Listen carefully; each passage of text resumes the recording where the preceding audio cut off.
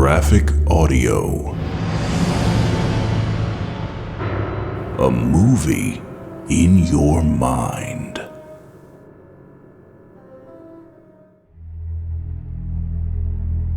Graphic Audio proudly presents R.A.Salvatore's The Demon War Saga. Book 3, The Demon Apostle, Part 1. Narrated by Richard Rowan, with performances by Eric Messner, Joe Brack, Elizabeth Jernigan, Michael John Casey, David Coyne, Terrence Aisselford, Andy Clements, Colleen Delaney, Mort Shelby, Michael Glenn, Stephen Carpenter, Ken Jackson, Dylan Lynch, Tim Getman, Christopher Graybill, Nathan Bennett, Corey James, Nanette Savard, and Chris Rowan.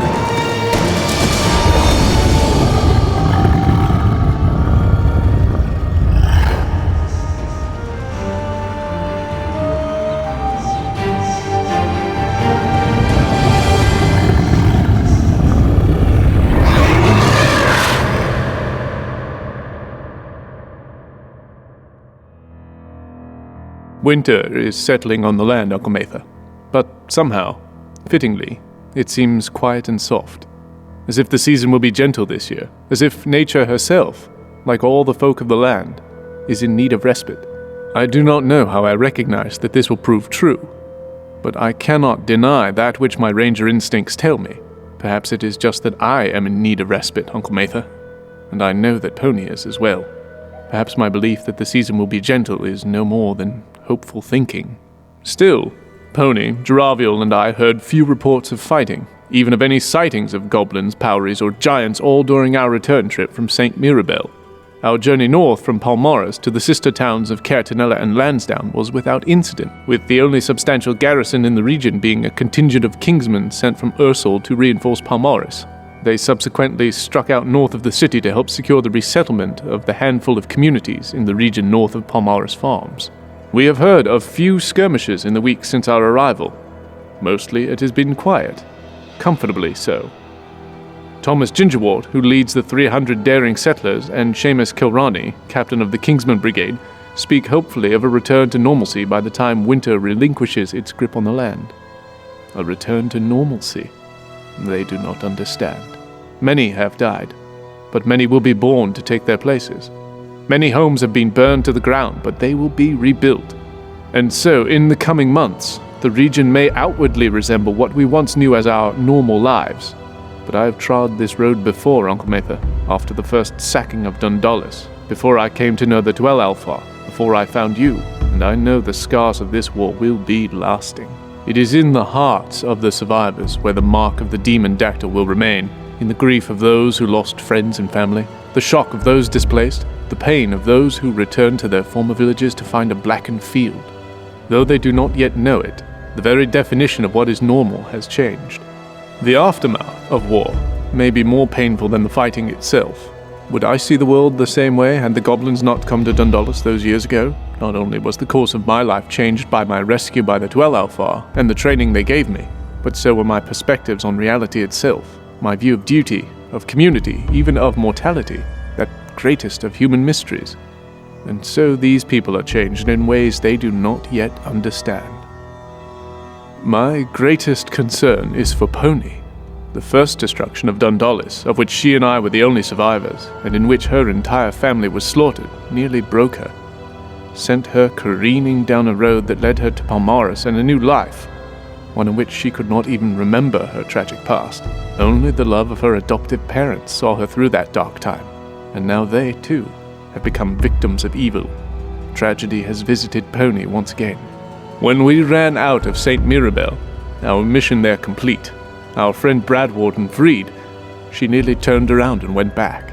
Had she re-entered that structure, gemstones in hand, she would have wreaked devastation before meeting her ultimate end.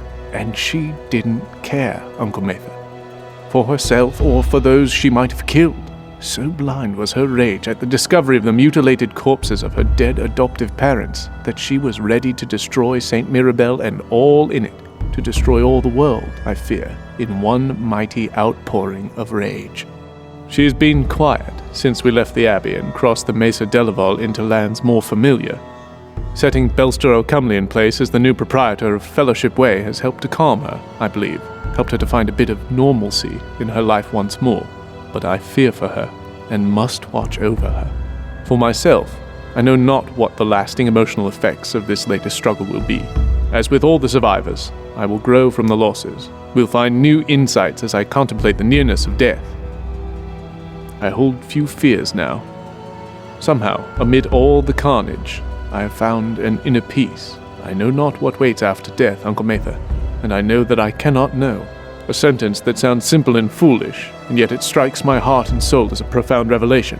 What I understand now is the inevitability of death, whether through battle, disease, or simply age.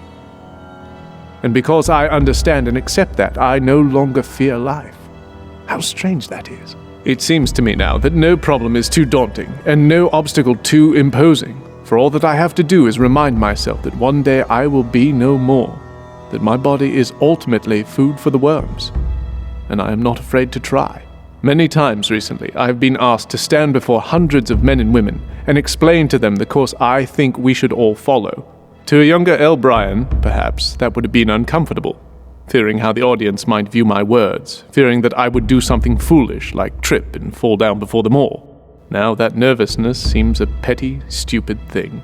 All I need do when so asked is to remind myself that one day it will not matter, that one day I will be gone from this world, that one day, centuries hence, someone might find my bones, and the embarrassing stumble, should it ever happen, seems like little to fear indeed. So the land is at peace, and L. Bryan is at peace, and greater indeed will that peace become if I can find a way to calm Pony's emotional turmoil.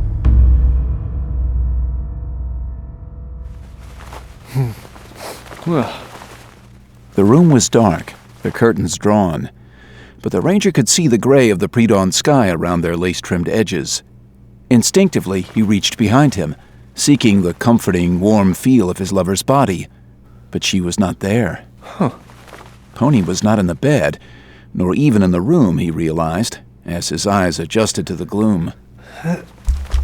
L. Bryan went to the window, noting that Pony's fine sword was not beside his own. That did not alarm him, though. As he came more fully awake, he could guess easily enough where she was. When L. Bryan pulled aside the curtains, he found that it was later than he had believed. The sky was thick with gray clouds, but he could tell that the top half of the sun was already peeking over the horizon.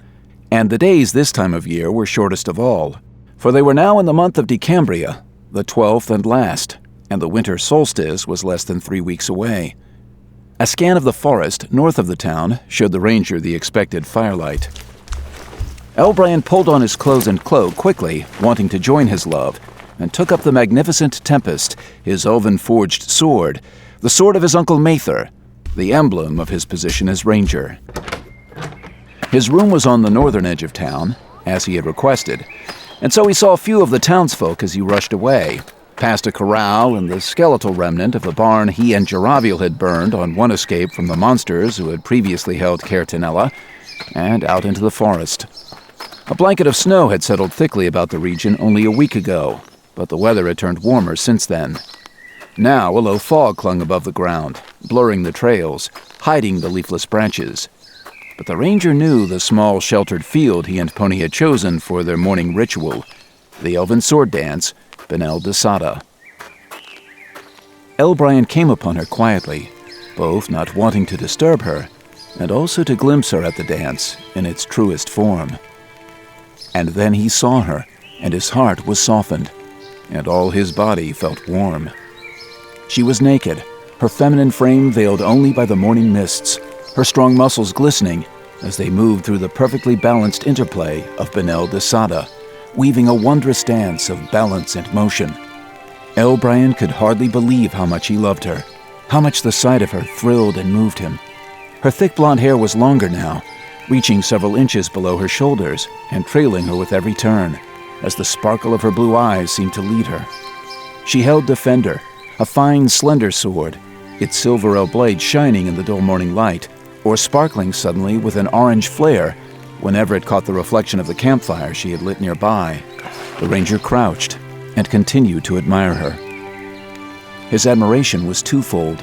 One part of him impressed by the beauty of her movements, the level of harmony she had achieved in so short a time, and the other based in simple lust. He and Pony had not been intimate in several weeks, not since before the end of summer on the road to St. Mirabel to rescue Bradwarden, when she had unexpectedly broken their vow of abstinence and seduced him. L. Bryan had tried to repeat that passionate scene several times since, but Pony had steadfastly refused. Looking at her now, he was nearly overwhelmed. Her allure was undeniable, the smoothness of her skin, the soft curves of her honed body, the movements of her hips, her legs, so shapely and strong. Embarrassed, feeling then that he was invading Pony's privacy, the ranger pushed the lustful thoughts from his mind and fell fully into the meditative calm afforded him by his years of discipline with the Tuel Elfar. Soon he left L. Bryan Wyndon behind, taking on the calm attitude of Nightbird, the warrior title given him by the elves. He untied his cloak and let it fall to the ground, then quietly pulled off the rest of his clothing. Taking Tempest in hand, he walked from the brush. So deep in concentration was Pony that she didn't notice his approach until he was within a stride of her. She turned to face him. When he moved suddenly, throwing her sword into the ground near his feet so forcefully that its tip dug inches into the hardened earth. I did not mean to disturb you. Pony did not reply, except to halve the distance between them, staring up at him, sweat glistening on her neck and shoulders. I will leave if you desire. Pony reached up suddenly, grabbing the hair on the back of his head, moving her body against his, and pulling his face down, while she came up on tiptoe, locking him in a hungry kiss. Tempest still in hand, the ranger's arms went around her, but loosely, unsure where this might be heading. Pony showed no signs of relenting, her kiss growing more passionate, hungrier with each passing second. L. Bryan pushed Pony back a bit to break the kiss and stare at her questioningly. For though they had proclaimed their love for each other openly, though they were, in the eyes of all who knew them, in their hearts, and truly they believed in the eyes of God, husband and wife, they had vowed to abstain from marital relations for fear that Pony, whose duties were no less demanding and dangerous than L. Bryan's, would become pregnant. What about our pact? Our promise. Pony reached over and pulled Tempest from his grasp and threw the sword to the ground, then went back at L. Bryan. L. Bryan hadn't the strength to protest. He wanted Pony so very badly, loved Pony so very deeply. Pony slid down to the ground, pulling her under atop her. Then she roughly pushed him over onto his back and chased him all the way, urgently, hungrily. The stunned L. Bryan fought hard to remove his thoughts from the tumult, trying to make some sense of it all. Always before, their lovemaking had been gentle and warm, full of words and teasing caresses. Now it was physical, even angry. L. Bryan knew and understood that she wasn't angry with him, but rather that she was releasing her anger at all the world through him. This was her release from, or denial of, all the horror and pain. And so L. Bryan allowed her to lead him in this most intimate of dances, tried to give her what she most needed from him, both physically and emotionally.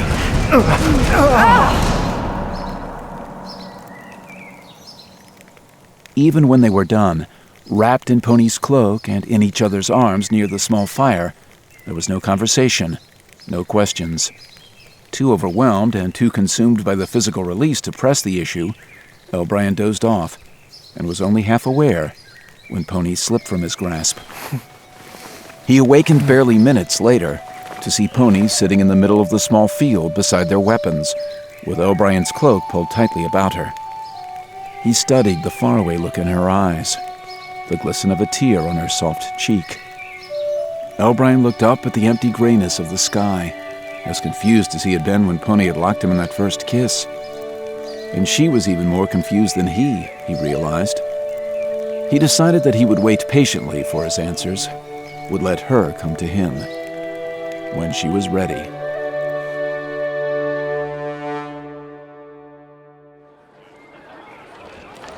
An hour later, when L. Bryan returned to Caer Tenella, the town was bustling with activity. The ranger came back alone, for Pony had left him on the field without a word. She had kissed him tenderly, though, perhaps an apology, perhaps merely to assure him that she was all right.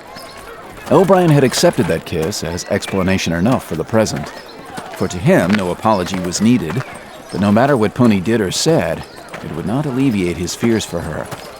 Their lovemaking that morning had been necessary for Pony, comforting and freeing, but the ranger knew that the demons within his lover had not been exorcised. He was worrying about her, wondering what more he could do to help her as he walked to his appointment with Thomas Gingerwort. Though O'Brien arrived early, Thomas was already waiting for him in the centrally located barn that served as the town's meeting hall. Thomas was a hardy man, not very tall, but stocky and hardened from farming. How fares Nightbird this fine day? O'Brien shrugged. Well, I would guess. Your beautiful companion came through town only a few minutes before you, and from the same direction, from the northern forest.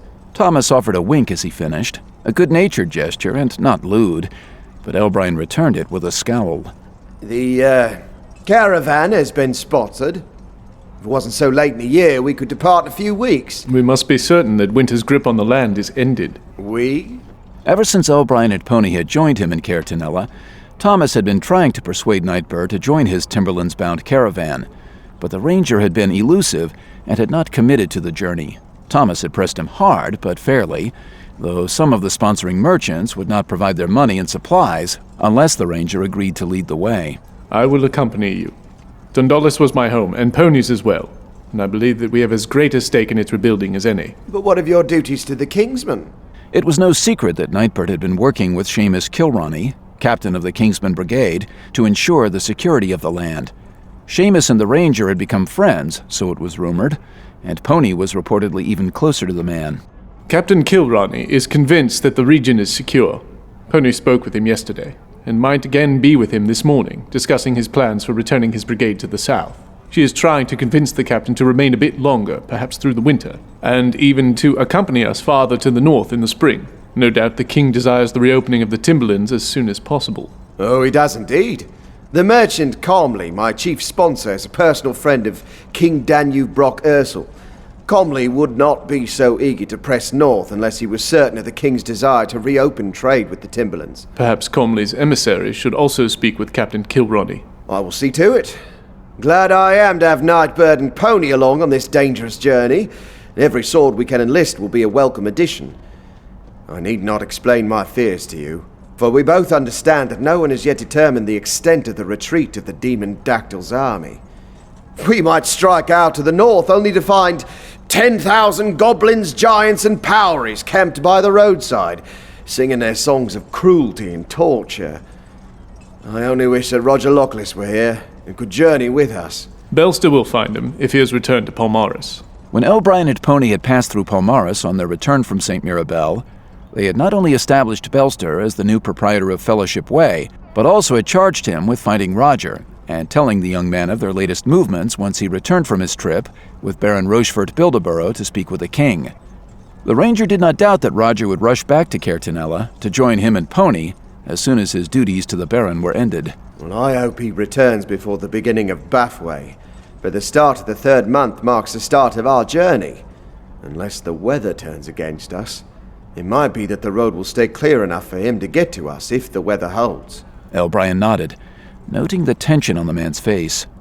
Thomas was eager to go north, as were many others, but they were all taking this unseasonable weather too much to heart. The end of Calember had brought a fall of snow, but that had been almost completely melted by many days of warmer weather. It was important to the King of Hans the Bear, to the Baron of Palmaris, to the merchants, and to men like Thomas, that once the Timberlands was free of monsters, men from Hans the Bear be the ones to resettle it and restore the timber trade. The Timberlands was the only area that could supply the needed logs for ships' masts. By treaty, the Timberlands was not ruled by any of the three kingdoms, Hans the Bear, Baron, or rugged Alpinador, but it had always served the king and merchants of Hans the Bear well to have the region populated predominantly by their own. Rumors had come to Caertenella recently that the Alpinadorans meant to settle the deserted Timberlands, and while none feared that such a development would stop the trade in the large trees, all realized that it would make the merchants of Hans the Bear pay more dearly. O'Brien had not been able to confirm those rumors, and in fact believed that they might be merely a plant by Comley or some other fearful merchant to spur the caravan northward sooner. But the ranger couldn't argue against the logic of getting back to the north. And aside from the practical considerations, there were personal ones. His father, Olwan Wyndon, had gone to Dundalis to live on the frontier, to tread places where no man had been, to view sights never seen by any man. Olwan Wyndon had taken great pride in his decision to go north, and had become the unofficial leader of Dundalis. Before the darkness awakened. Word has it that the new settlers of the northern land are to be well rewarded. We get ahead of practical thinking. Resettling Dundalis and the other towns depends upon whether or not the monsters have deserted the region. If they are still encamped, it will take more than the 80 you mean to bring north to unseat them. That is why we asked Nightbird to lead us, and Pony. And that is why Pony is trying to convince Captain Kilroney to stay in Caertanella through the winter, and then to come with us. Let us hope that he agrees. And let us hope that he and his soldiers will not be needed.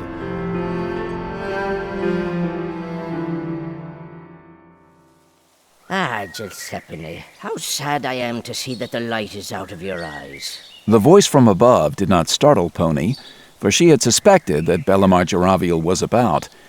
She had chosen to come to this forested area south of Caertanella because it afforded her a view of the distant Kingsman encampment, and also with some hope of finding the elf, for Jaraviel had been away for several days, scouting the southern roads. That morning, after Pony had crossed Caertanella, a group of Palmaris's garrison soldiers had ridden down the road past her as she moved quietly through the shadows under the trees. The riders had already come from the village, he realized, and they were headed straight for the Kingsman camp. How long will clouds fill your eyes? When will you let the sun sparkle in them again, that those around you might glory in the reflections? I was thinking about my family. When I lost my mother and father in Dundalis, I lost all memories and thoughts of them for years. I would not have that happen to my memories of Gravis and Pettibois. But you were young then, too young to comprehend such tragedy, and so you let the tragedy pass out of your thoughts. Too young. Perhaps I still am. But How sad for this young woman, who had lived for only a quarter of a century, to have lost 2 families. Looking at her now, Jaraviel feared that her beautiful face would never brighten again. Tell me of the soldiers who rode in this morn. Palmaris garrison, riding hard. I shadowed them and hoped to listen to their conversation, but they did not stop or slow, and I heard not a single exchange of words. Pony chewed her lip, staring at the distant encampment, and Jaraviel understood her concern. Had these soldiers come to tell the Kingsmen that she and Elbrian were outlaws? Baron Bildeborough is a friend. Your horse and sword are proof enough of that, even if you doubt Roger's judgment. I do not. Jaraviel's point hit home. Baron Bildeborough was no friend of the Abelican Church, certainly, and Bildeborough had shown great faith in Roger by giving him Greystone and Defender, the horse and sword Roger had passed on to Pony. These soldiers are for the Baron, not the Church. And with Baron Bildeborough now understanding that it was a man of the Church who murdered his beloved nephew, apparently with the blessings, even orders, of the Church hierarchy, he'll not take their side against you and Elbrian. No matter the promises of the Abelican Church leaders, or the pressures from the King of Hans the Bear. Agreed. But did you get a good look at the riders? Might Roger have been with them? Only soldiers. It is possible that Roger has not yet returned to Palmaris from Ursel. I only hoped. You fear for him? He is in the company of a powerful man. They had been informed that Roger had gone to Ursel with Baron Bildeborough to speak with King Danube Brock Ursel himself. Few on the western side of the Macer Delaval north of Ursel wield as much power and influence as Baron Rochefort Bildeborough. Except perhaps for the new abbot of St. Precious. But his power is just that, new. Baron Bildeborough holds the superior position, for he has been entrenched in Palmaris for many years, the heir to a long line of leaders. So Roger should be safe enough. The argument made sense to Pony, and her expression showed some relief. Yet, still you want Roger back with us. Pony nodded. You wish him to accompany the caravan to Dundalis. Roger is a valuable ally. I fear for his safety and prefer that he remains with Elbrian until he has learned more about the dangers of the wide world. With Elbrian? With both of you, you mean? Pony gave a non-committal shrug, and that half-hearted answer only reinforced the elf's belief that she did not mean to go north with the caravan. He let the silence linger for a long while, let Pony alone with her thoughts, as she stared at the distant encampment. I should go to Captain Kilronny. Perhaps he has been recalled to Palmaris. There are few monsters about. A force as strong as his might better serve the king in other regions. There is one troublesome group of Poweries to the west that he wishes to destroy before he turns south. And, for Elbrian, I will soon ask Captain Kilronny to spend the winter in Catanella, and then accompany the caravan to Dundalis. Indeed. And will Giuseppe also accompany the caravan? Of course, Elbrian thinks you will go, as does Thomas Gingerwort. I heard him say as much. Then why would you ask? Because I do not believe that you intend to make the journey. Your eyes are turned southward. Will you not return to your home? Of course I intend to return to Dundalis. If that is where Elbrian goes, then it is my place. And you have no say which place you two must share? Do not twist my words. If I choose to live elsewhere, then do not doubt that Elbrian will follow me. And what do you choose? I will return to Dundalis, but not with the caravan. I will return to Palmaris for a time. I wish to look in on Belsro Cumley and see how he fares with Fellowship Way. But you will have the time to go to Palmaris and see Belster, and then return before the caravan departs. I have had enough of the Northland and the fighting for now. That may be half true. You believe that your fight has just begun.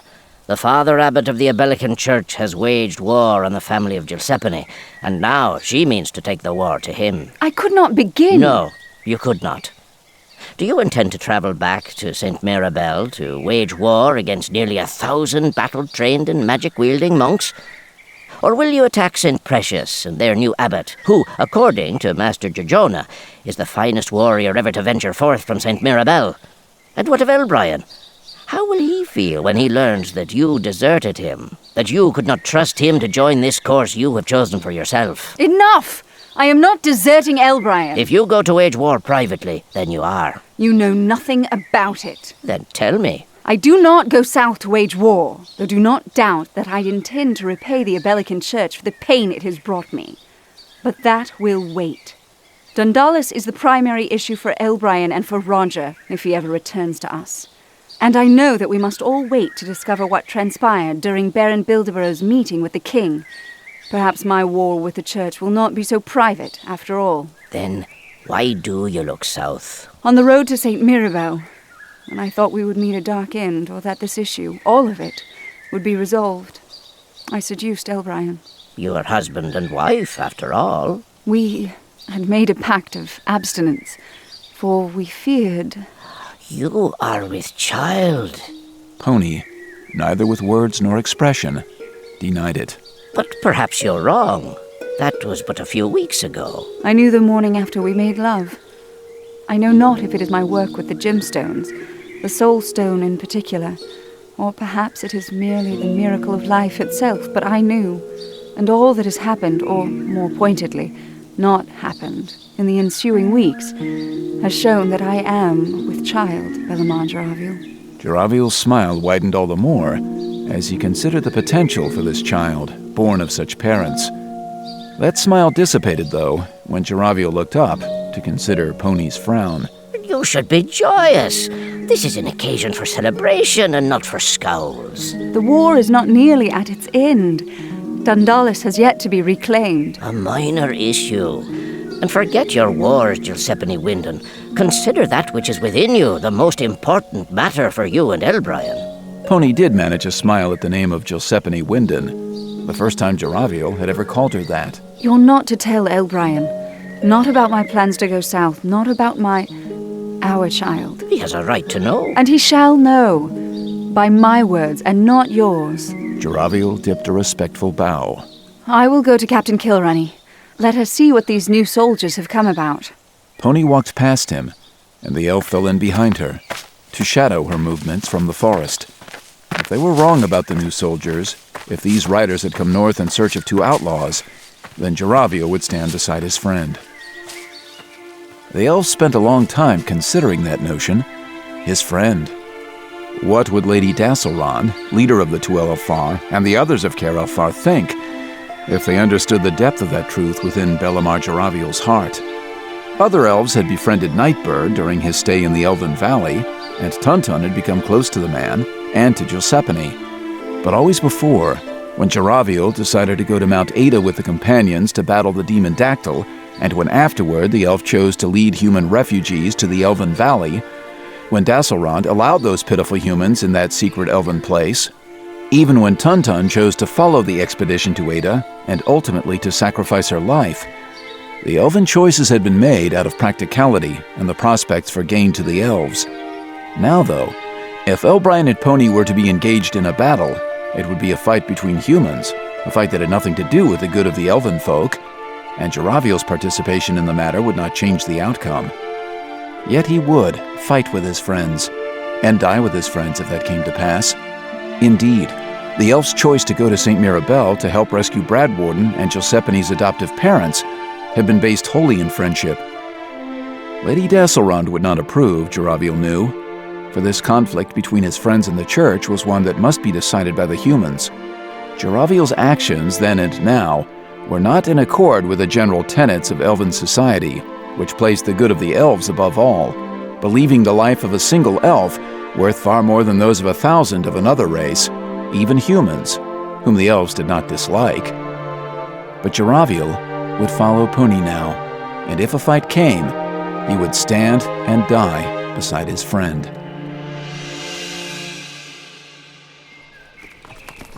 As soon as Elbrien left Thomas, the discussion ended by the tumult as the Palmaris soldiers rumbled through Caertenella on their way to find the Kingsman. He started straight off to find Symphony and ride for the camp. Like Pony, he feared that the arrival of these soldiers might have something to do with the gemstones and the escape of the imprisoned centaur from St. Mirabel. Also, he assumed Pony was already meeting with Captain Kilronny. The ranger breathed a bit easier as he neared the camp's perimeter and saw no scars of explosive magic. If Pony were there and the soldiers had tried to take her, her magical barrage would likely have leveled half the encampment. A soldier moved to meet Elbrien. Greetings, Nightbird. New arrivals? Palmaris garrison. They're in discussion with Captain Kilronny. And with Giuseppe? To be sure, she has not yet arrived. Elbrien directed Symphony into the encampment. The ranger was relieved. If the new arrivals had come with malicious intent in search of him and Pony, the word had not yet spread. The ranger's relief faded when he dismounted and entered Captain Kilronny's tent. So grave were the expressions of Kilronny and the others that Elbrien's hand went to the hilt of his sword. What news?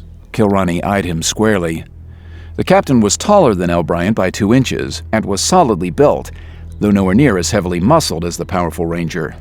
His neatly trimmed beard and mustache were strikingly red, as was his bushy hair, and all that added contrast to his intensely blue eyes. Eyes that now showed a profound sadness and anger to perceptive Elbrien.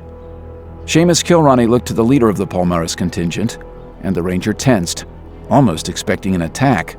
What news? Who is this man? The leader of the Palmaris garrison was a solidly built woman, nearer to 6 feet in height than to 5, with hair as fiery red as Kilronny's hanging in thick braids. Her eyes, like the captain's, were sparkling blue. He's an ally, serving as a scout for my garrison. A mere scout? His accomplishments are too many for me to even begin listing them. The woman nodded.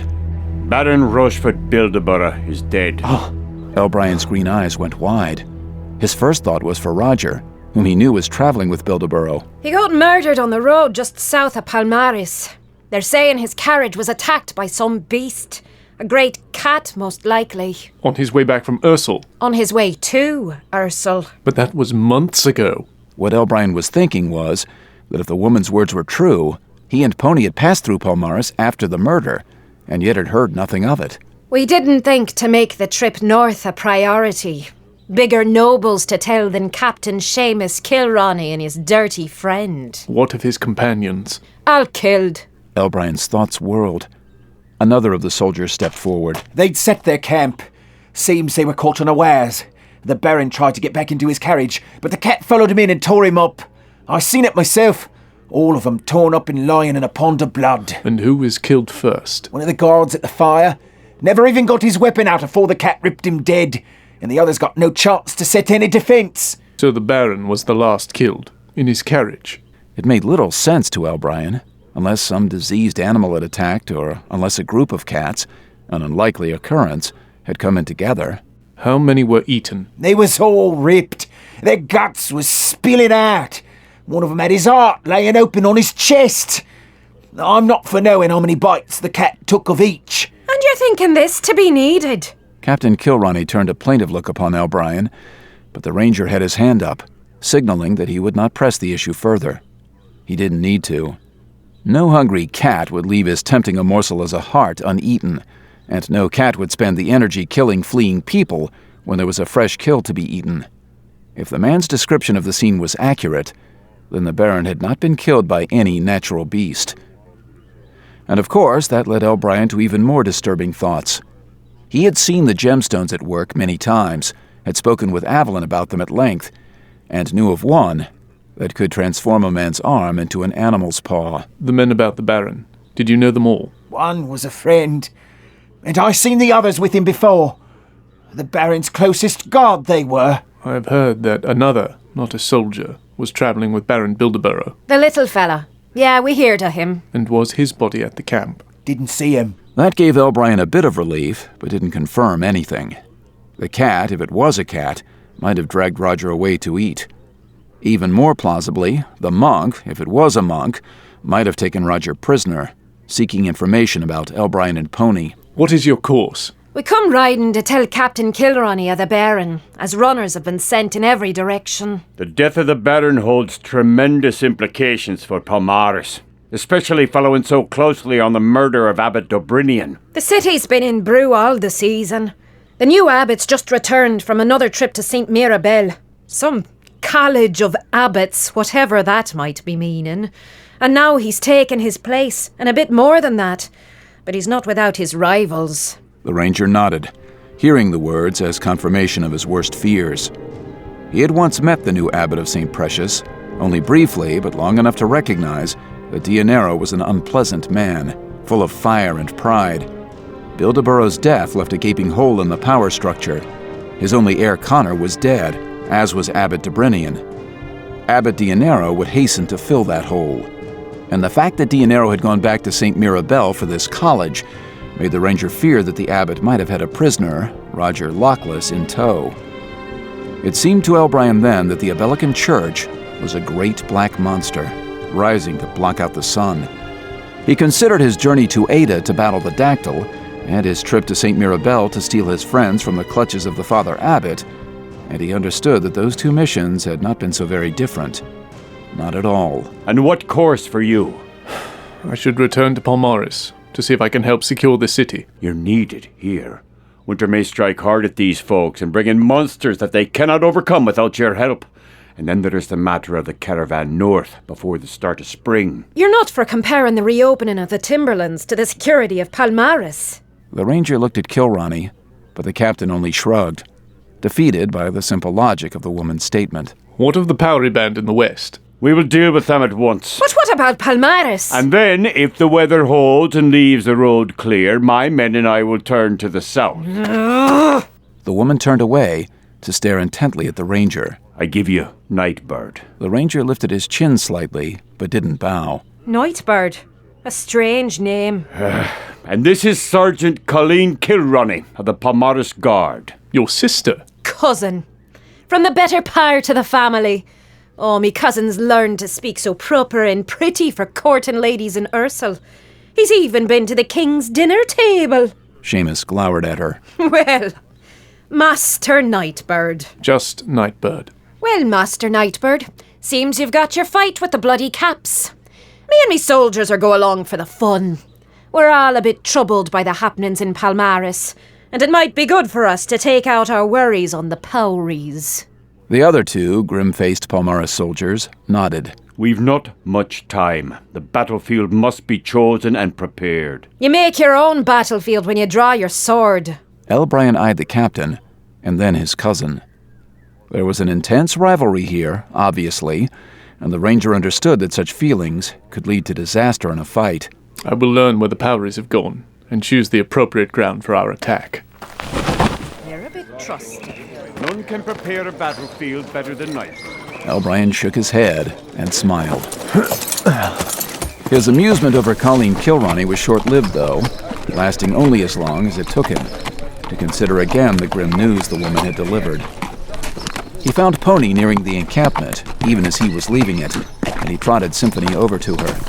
She eyed him suspiciously, and she knew even before he began to speak that something was wrong. Baron Bildeborough was murdered on the road, before he ever got near Ursel, along with all his guard, though no sign of Roger was discovered among the dead. Powries again. Same clan that killed Abbot Dobrinian, no doubt. That thought may hold more truth than you believe. Those who found the Baron say he was killed by a great cat, but while the wounds might prove consistent with such a creature, I doubt the motive will. Tiger's paw. Pony closed her eyes and put her head down. Every new encounter or word about the Abelican Church weighed heavily on Pony. Every action these monks engaged in that was so unholy, so against the principles that had guided dear Avalon, only reinforced her grief for her lost parents. Palmaris is in turmoil. Our time with Captain Kilronny and his soldiers grows short. We should dispatch that Powry band before we depart. And what of Roger? Are we to continue on duties here, even go further away, while he might be in terrible peril? There was no sign of Roger, among the dead or anywhere on the road. He may have been taken. If he has been sent to St. Mirabel, I will go back. And if he has been taken, then of course we will go for him.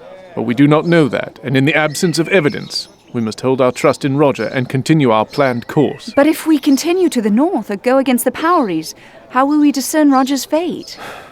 I have no answers. I know that I must trust Roger.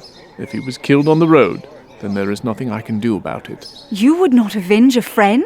Elbrian stared at her as if she were a stranger, some different person than the one he had come to love so dearly. Pony couldn't match that stare. Of course you would.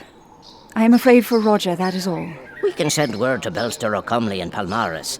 The city is too large for us to go wandering about in an attempt to locate Roger. But Belster, so centred in the town, might be able to glean some information. All gossip flows through Fellowship Way. I will go to Thomas Gingerwort and secure a trusted courier. None would prove more trustworthy than I. Elbrian closed his eyes. It took a long while for him to secure control of his anger.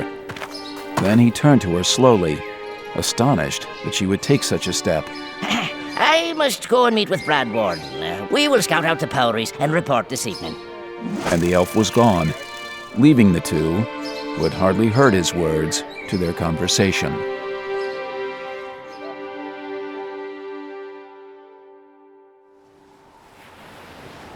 There are several promising brothers soon to attain the rank of Immaculate. Father Abbot Dalibert Markwort joined Brother Brauman Hurd on the seawall of the great monastery of St. Mirabel, high above the cold waters of All Saints Bay. Brauman turned to face the old man, then jumped back, startled. Markwort's hair had been thinning, but now it was gone, his head shaven clean. And that bald pate had changed Markwort's appearance considerably. His ears seemed longer and narrower, almost pointed, and his face seemed like chalky cloth laid over a skull.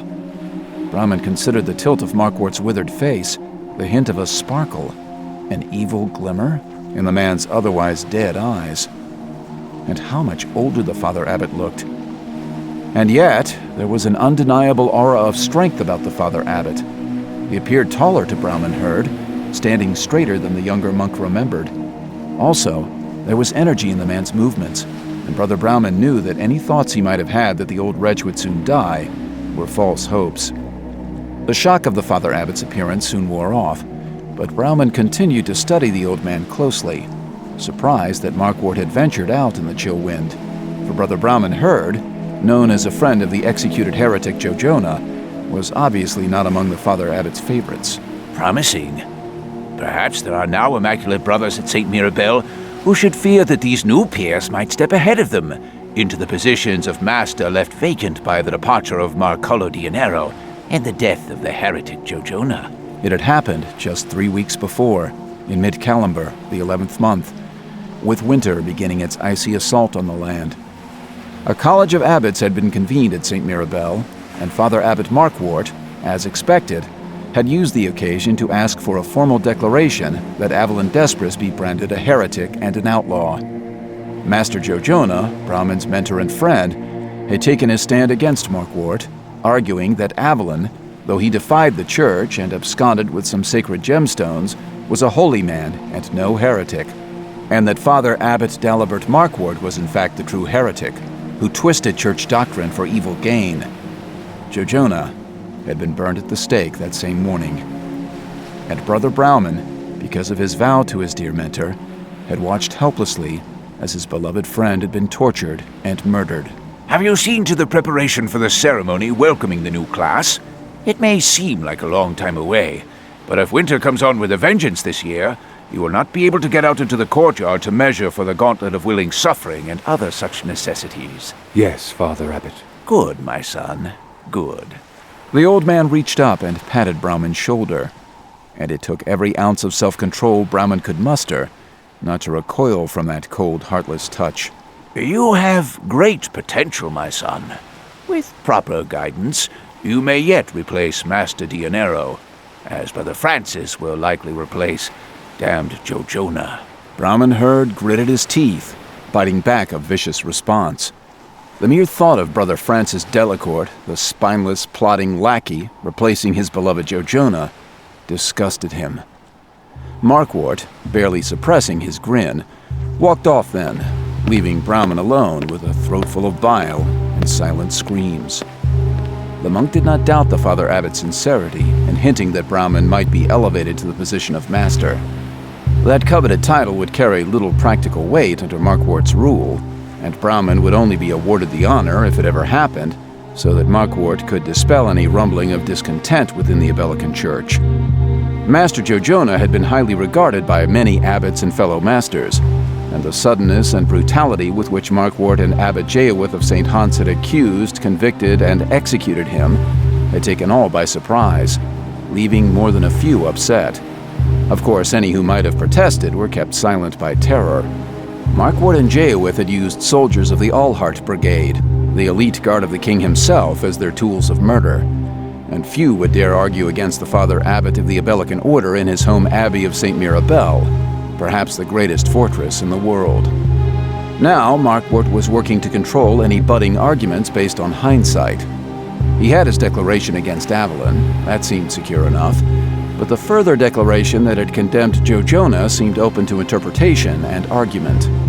By promoting Brother Brauman Hurd, widely known as the protege of Jojonah, to the rank of master, Markwort would quiet such talk. Still, even knowing that his appointment might strengthen Markwort, Brauman would have to accept, by the same vow that had kept him silent, as his dearest friend had been burned alive. The monk stared out over the seawall at the choppy water some 300 feet below him.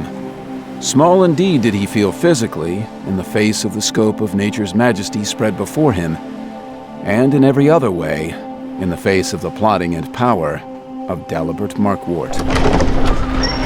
The Father Abbot rubbed his arms briskly when he entered the abbey, but even here the seawall corridor was full of open windows and offered only meager protection from the cold wind. The old man wasn't really bothered by it. He was in a generous mood this day.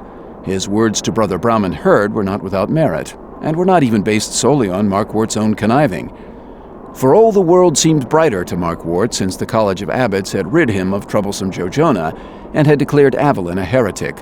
That declaration, along with the formal wording which hinted Avalon and Jojonah had conspired from before Avalon had gone to Pimeniniqua to gather the gemstones, had all but restored the Father Abbot's reputation concerning those stolen jewels. If Markwort could retrieve the stones, he would find a place of great respect in the annals of the Abelican Church, and even if he could not, the bulk of the blame had been diverted. His reputation had been secured. Between the defeat of the conspiracy within the church and the defeat of the demon Dactyl, Father Abbot Dalibert Markwort's name would surely be spoken in reverence by the future generations of Abelican monks. With a bounce in his step, the old man hurried along and pushed through a door, and nearly ran into Brother Francis Delacourt. Father Abbot. You have news. Markwort noted the rolled parchment Brother Francis clutched in his hand. Yes, Delacourt, too, was startled by the change in Markwort's appearance. Francis tried to hide his discomfort, but he blinked repeatedly, his mouth partly open. I consider it rather becoming. Francis began fumbling with the ribbon securing the parchment. Is that the list I asked you to compile? No, Father Abbot. It is from Abbot Dionero. The courier said it was of utmost importance. I suspect it might have something to do with the missing gemstones. Markwart snatched up the parchment. As he read, his expression showed confusion, but it quickly began to brighten, the corners of his mouth turning up in a wicked grin. The gemstones? No, my son. No mention of the stones.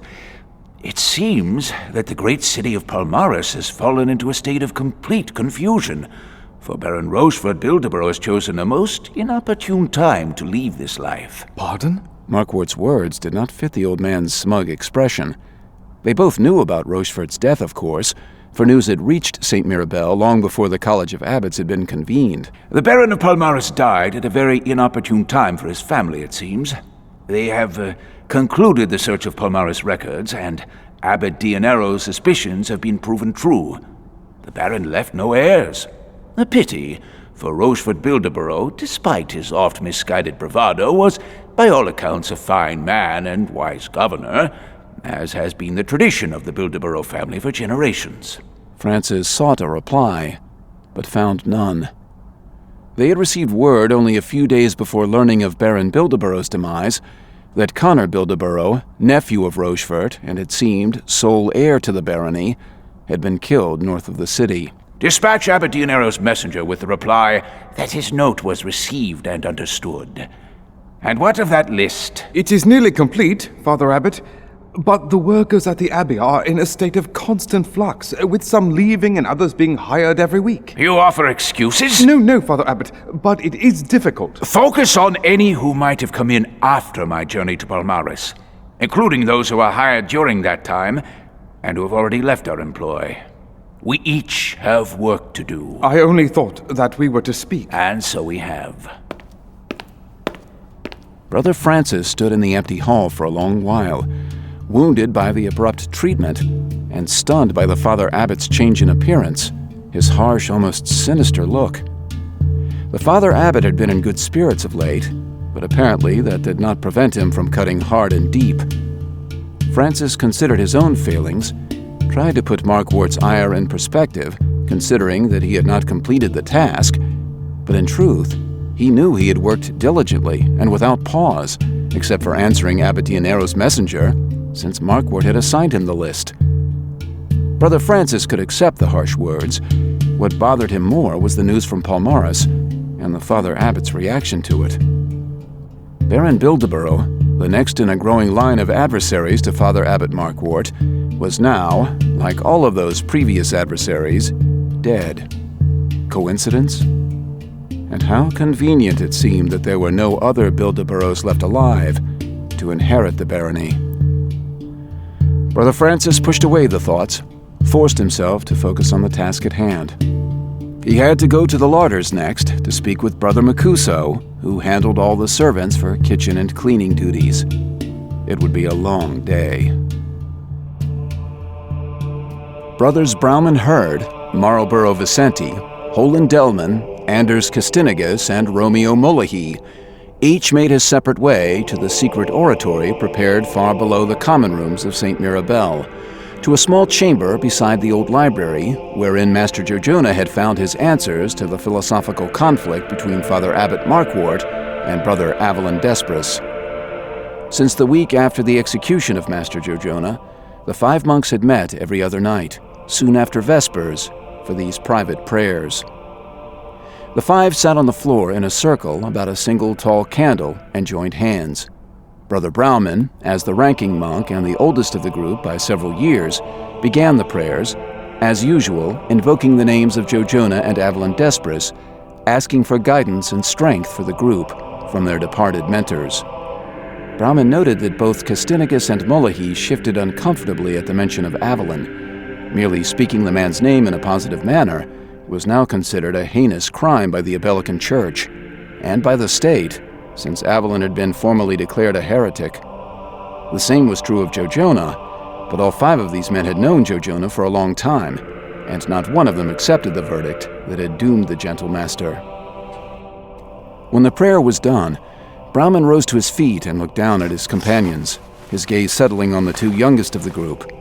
At first, their gatherings had been only 3 strong, Hurd, Vicenti, and Delman, but they were discovered during their fourth meeting by the other two, curious classmates of young Delman. Neither Castinagus nor Mullahy, who had both witnessed the horrible execution of their friend Jojona, had been hard to convince, not only to not tell of the meeting, but also to join in future gatherings. But while both young monks seemed sincere, neither had become overly enthusiastic. Do you understand why we have gathered here, Brother Mullahy? To pray. We spend hours each day in prayer at our daily duties. A man can never pray too often. Brother Castinagus was a very outspoken and forceful young monk. You refuse to admit the difference between our evening prayers and our daily prayers. This comment drew curious looks from all the others. Marlborough Vicenti, a skinny and nervous man with more than one tic, began shifting uncomfortably. That admission of philosophical difference, the open recognition that only our prayers to Master Jojona and Brother Avalyn are in the true spirit of the Abelican Order, is the whole point of our gathering. Is not the mere act of joining your private group such an admission? To the others of the group, perhaps. But such a show of loyalty does nothing to admit the truth within your own heart. Again, the two in question looked at Brother Brauman with puzzled expressions.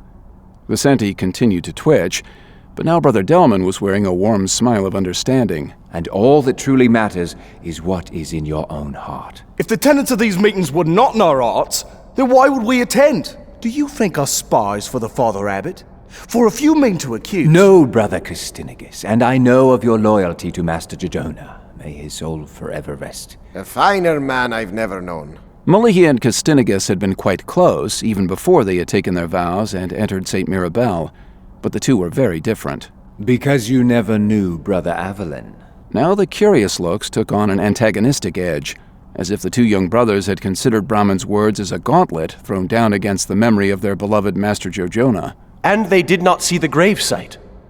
They were not beside us at Mount Ada when we viewed the extended mummified arm of Brother Avalyn Despris, when we felt that aura so powerful and beautiful. Nor did either of them or you, Brother Delman, get the opportunity to speak with Master Jojona about Brother Avalyn Despris. If you had, then you would know that my words are no assault against the memory of Jojona, but rather an expression of the principles that must guide us in our struggles. The principles shown to Master Jojona, to us all, by Avalyn Despris. The words diffused the anger, and Castinagus too bowed his head reverently. Brahman Herd moved across the small room to a chest in the corner, the same one where the secretive brothers kept pillows and the candle, and produced an old and weathered book. The crime that split Brother Avalyn from the Abelican Order was one condemned by our church standards. What? The murder of Master Sayatin? No. There was no murder of Master Sayatin. The man was killed while trying to prevent Brother Avalyn's lawful escape. Brother Avalyn acted only in defense of his own life. No, I speak of the church's actions, particularly those of Master Sayatin against the Windrunner, the ship commissioned by Father Abbot Markward to take the four chosen brothers to the Isle of Pimeniniquit in God's year 821. Now all three of the youngest brothers were curious, for the story of the collection of the gemstones was not a public matter in St. Mirabel. Indeed, none below the level of Immaculate was formally told anything of the equatorial island where the chosen preparers would collect the sacred gemstones, and most of the Immaculate brothers didn't even know much about the place. All the Abelican monks knew that the stones fell from heaven, a gift of God, but the particulars were not a matter of open discourse in the abbey. Master Jojona had told Brahman Herd, and he in turn had relayed the story to Brother Vicenti. Now he decided it was time to tell the others, to trust them with what was perhaps the deepest secret of all. Pimeniniquit is the name given to the island far out in the great Mirianic, where the sacred gemstones are sent from heaven. This most blessed event occurs only once every 7 generations, 173 years. We are blessed that this occurred during our lifetime, but more blessed was Brother Avalyn, for he was one of the 4 monks chosen to voyage to the island, one of the 2 preparers allowed to go on to Pimeniniquit and witness the stone shower. His companion was Brother Thagrain, who faltered in his faith on the island and did not seek proper shelter from the glory of God. Thus, Thagrain was killed that day, by the same gemstone Brother Avalon eventually used to destroy our greatest enemy, the demon dactyl. Brother Brahmin paused to study his companions. He was overwhelming them, he recognized, but they had to hear it, had to understand the significance and the danger. For a younger brother, even to utter the name of Pimeniniquit violated Abelican rules and was cause for harsh punishment, possibly excommunication, or even execution. What you need to understand about that mission is the truth of the voyage back to St. Mirabel. A glorious return it was, despite the death of Brother Thagrain. For Brother Avalon, so close to God, delivered unto mankind the greatest harvest of gemstones ever taken from the island, the greatest gift of gemstones ever delivered by God. But then, glory turned to horror. God's gift became demon's sin. The Windrunner's crew sailed away from St. Mirabel into All Saints' Bay, their job complete, thinking their reward in hand. But that reward was false, a trick, an illusion caused by the sacred stones. The Windrunner never got out of All Saints' Bay. The ship was assaulted by ballistae and catapult, and by magic from the walls of this very abbey, was torn asunder by the wrath of Saint Mirabel, and every man aboard murdered. 3 blood-rained and wide-eyed faces stared up helplessly at Brother Brahmin, as Brother Vicente, who had heard all this before, nodded enthusiastically. Brother Castinigus shook his head, though, as if he did not believe the story, and it seemed as if Brother Mullahy could not draw breath. It was not always like this. Brother Brahmin held up the ancient text. He looked at the candle, which was much shorter now than when they had begun. But our time now has run out. Let us end with a final prayer for the souls of those lost on the Windrunner. But Brother Brahmin... Enough. And know that if any of us is caught speaking of such things, he will surely be tortured and killed. For your proof, look only to the charred corpse of Master Jejona, whose crimes, in the eyes of Father Abbot Markwart, were far less than these words. With that, Brahmin knelt and began the prayer. That image of Jejona, a sight that had burned in the hearts of all the brothers in this room, would hold them quiet, he knew. And he understood, too, that not one of them would be a moment late for their next gathering 2 nights hence.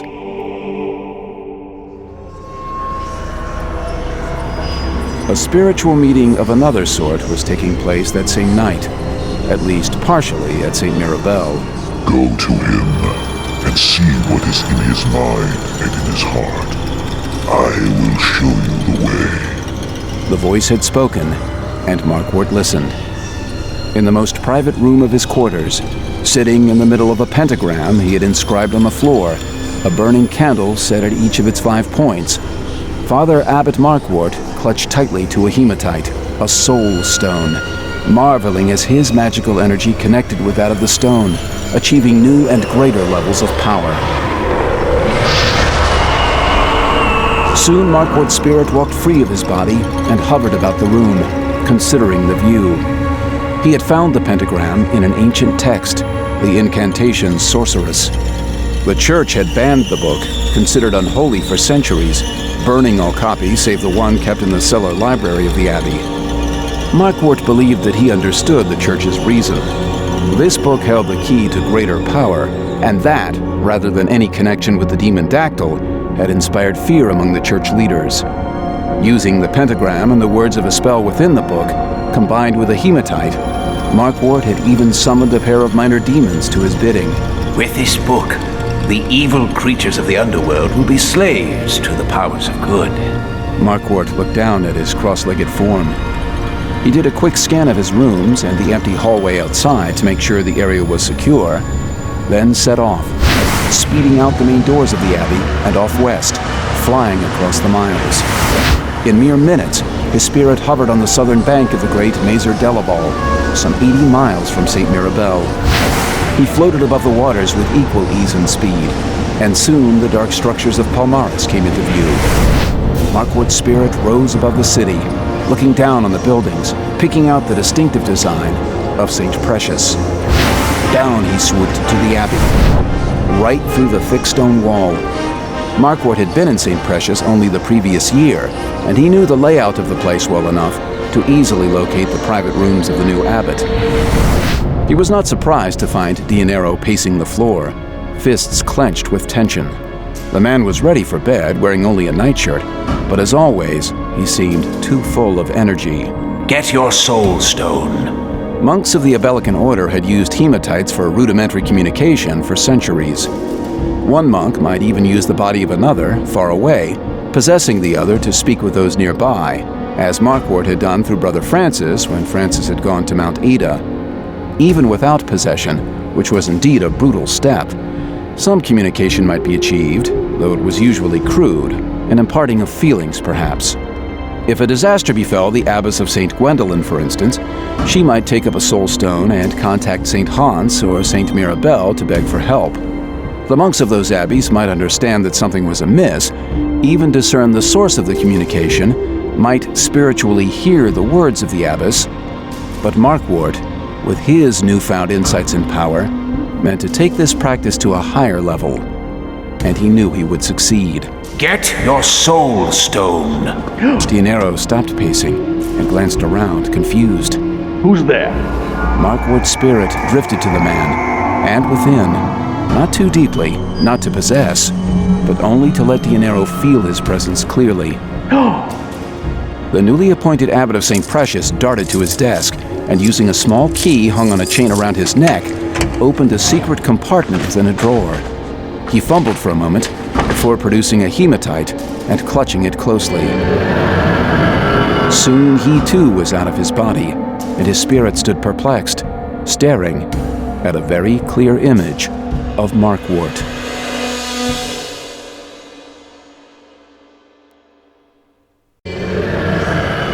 What manner of meeting is this? You took a great chance. I feared no spirit, and I knew it was you. Not in coming to meet me, in going out to meet Baron Bilderborough's carriage. Why do we speak of this now? The Baron has been dead for months, and you knew from the beginning, you had to know, that I was involved. Yet you spoke no word of his demise to me at the College of Habits. Perhaps I had other, more pressing duties to attend. And Rochefort Bilderborough's death has taken on a greater meaning now. You have spoken with my messenger, then? I have read between the plain words Marcalo Dionero offered. The Baron of Palmaris was killed on the road, airless. What a fortunate turn for the new abbot of St. Precious. And for the Father Abbot, who called Rochefort Bildeborough an enemy. How did he die? A smile came over Dionero's spirit face, but he made no move to answer. You did it with the tiger's paw?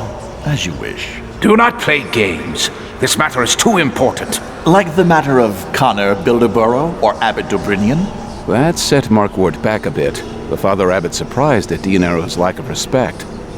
Markwart had set the young man up as Abbot of St. Precious, no easy task, because he considered Dionero a powerful thorn to stick in Bilderborough's side, and more important, a loyal underling. Now it seemed Dionero was taking his new position to mean that he was more Markwart's peer than his subject, an attitude Markwart liked not at all. You killed them both, or had them killed by the hands of the men I trained as Brothers Justice. You presume much. I am no fool, Father Abbot, and I survived through observation. No Powery killed Abbot Dobrinian.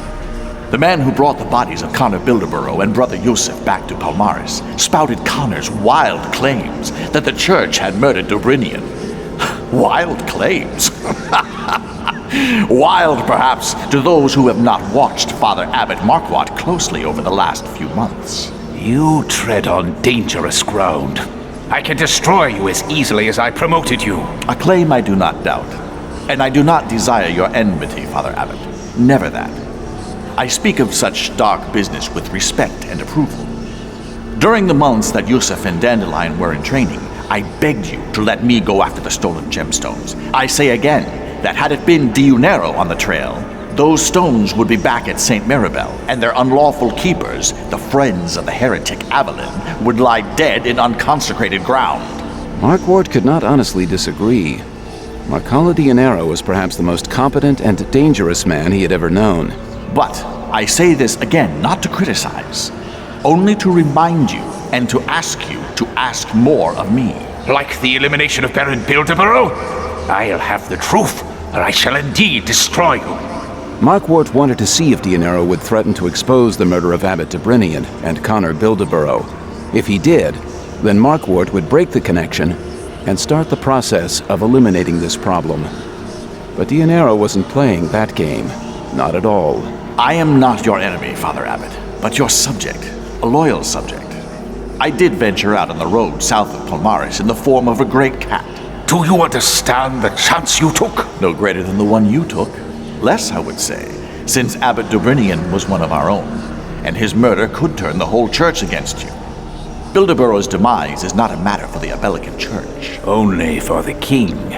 In truth, Markwart agreed with the man's assessment, fearing the power of the church far more than that of the state. The killing was clean. There is nothing to connect the death of Baron Bildeborough with me, and certainly not with you.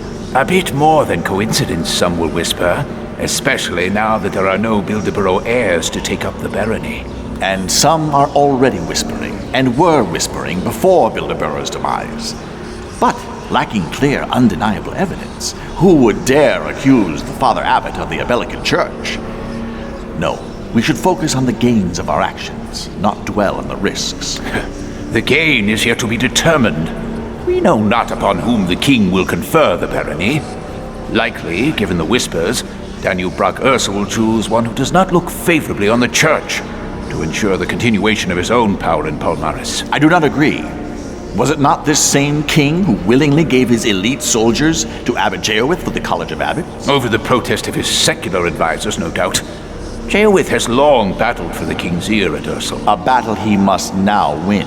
For now, with the absence of state power in Palmaris, it might be time for the church to heighten its role in governing the masses. It is not without precedent. Palmaris has no baron, and few with credentials to hold such a title would desire to leave Ursel for the less luxurious existence in Palmaris, especially considering the whispers of conspiracies and the potential danger. Markwart could not believe the man's nerve. Dionero was trying to make gains from every possible pitfall, turning the suspicions about church involvement in the deaths into a positive thing. Go to Jeowith as you have come to me. Let us force the king into an alliance that will expand church power. That will expand your power. And I serve you, Father Abbot. The king will not choose to go against us now. Not when the easier course is to let us help him through this chaotic aftermath of a war. It made sense, Markwart had to admit. I will go to Jeowith this very night. You are to take no decisive actions on any matter without my permission. The times are too dangerous, and our positions too tentative for me to trust the judgment of one as inexperienced as Marcalo Dionero. But concerning Baron Bildeborough, am I to assume that you approve? Markwart broke the connection immediately, his spirit flying from that place. He came back into his body in a few minutes, wearing a wide smile. He should have gone to bed then, for such a long use of the Soul Stone was terribly draining. But strangely, the Father Abbot felt rejuvenated, hungry for more information. Instead, he sent his spirit west and south to the one city in all Hans the Bear that was larger than Palmaris. St. Hans in Ursel was the second largest Abelican abbey, smaller only than St. Mirabel. It was joined to the palace of the king by a long narrow hall known as the Bridge. The abbot of St. Hans traditionally served as spiritual advisor to the king and his court. Markwart knew the place well. Here he had been anointed as Father Abbot of the Order by Abbot Sherman, who had been succeeded by Abbot Delahunt, who had been succeeded by Jeowith. The ceremony had been formalized by King Danube Cole Ursel, the father of the present king. Markwart had little trouble finding the private rooms of the abbot. Jeowith's response to the spiritual intrusion, once he had gathered up his soul stone and gone out of body, was absolute delight. What wonder such quick communication might bring to the world! Think of the gains to warfare if captains could so communicate with their field commanders. Think of— Enough! Markwart knew the man's hopes to be nothing more than illusions. None but he could so powerfully spirit walk. No abbot, no master, and surely no secular soldier. I have a task for you. You have heard of the death of Baron Bildeborough, and that he was without heir? His word reached us just this day. Truth, Father Abbot, I have barely found a moment's rest. I only returned to Ursel this week, and now... They do know of the vacancy in Palmaris. A problem that King Danube considers wearily. The poor man is near to breaking, I fear, though the war is finally won. He has faced so many problems these last few months after years of peace. Then let us lessen his troubles. Convince him to give the barony to Abbot Dionero, and let the church handle the troubles of Palmaris. King Danube does not even know this Carlo Dionero. Nor do I, if the truth be told. Except we met once at the College of Abbots. Take my word as recommendation of his character and his ability to rule Palmaris. And understand that even in the combined position of Baron and Abbot, called Bishop in past days, Carlo Dionero will answer to me, and to you if you do not fail me in this. You do remember that the church once ruled beside the king? Jeowith's spirit was nodding and smiling. Convince the king. Perhaps I could go and meet Abbot Dionero through the Soul Stone, much as you... You could not attain this level of clarity. This is my magic, and mine alone. It is not to be discussed, nor initiated by you, though I may come to you often in the future. The humility and submission that came back from Jeowith satisfied the Father Abbot, and so he soared back across the miles to St. Mirabel.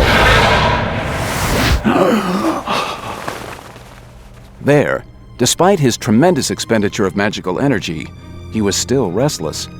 He paced for more than an hour, trying to gain perspective on the new routes of power that suddenly seemed open to him.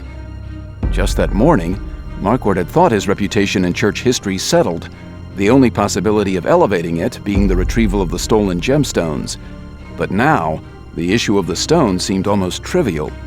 Dionero's claim that the church had once played a more active role in governing was true enough. A king of Hans the Bear in ages long past had actually been anointed as Father Abbot of the Abelican Order. But for hundreds of years, the balance of power in the kingdom had held relatively stable between church and state, separate but powerful entities.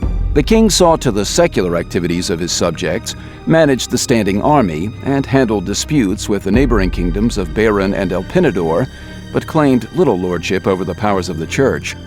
In many reaches of the kingdom, particularly the smaller villages, the church was far more influential than the distant king, whose full name many of the subjects did not even know. But now, because of Markward's wise and prudent actions in Palmaris, the elimination of Connor Bildeborough and Abbot Debrinian, and because of the subsequent death of the Baron, the balance of power in the kingdom might be shifted in favor of the church. Danube Brock Ursel is weary, by Jeowith's own words. If Jeowith manages to wrest Palmaris from him... Obviously, neither Markward nor Jeowith had many years left to live.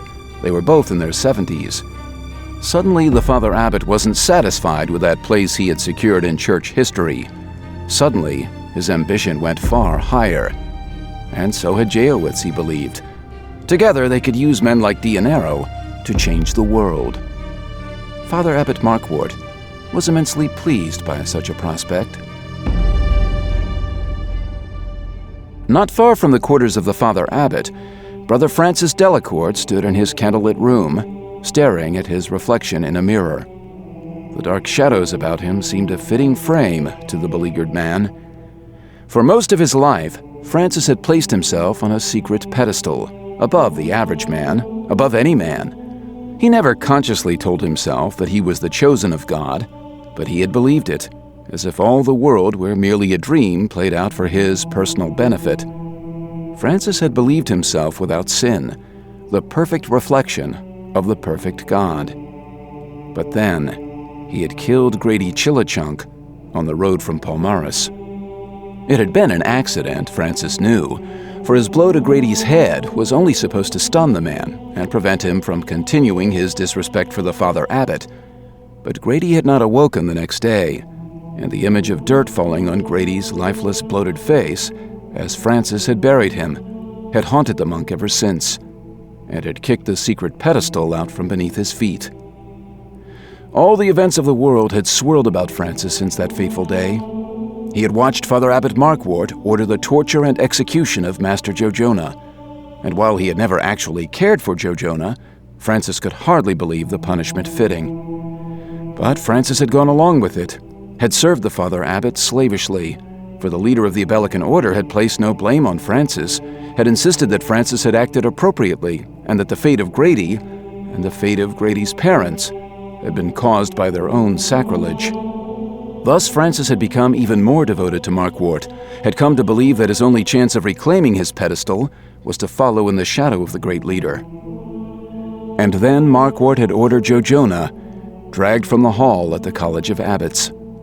The soldiers pulling the master had taken him right by Francis, and Francis had looked into Jojonah's doomed eyes. And the doomed master, who had learned the truth about Grady's death and who understood that Francis had been responsible, had forgiven Francis. Now the young monk could only stare at the dark shadows surrounding his mortal form, like stains on his eternal soul, and battle futilely with the confusing jumble of remorse and guilt that swirled in his thoughts. His pedestal was gone, his innocence lost.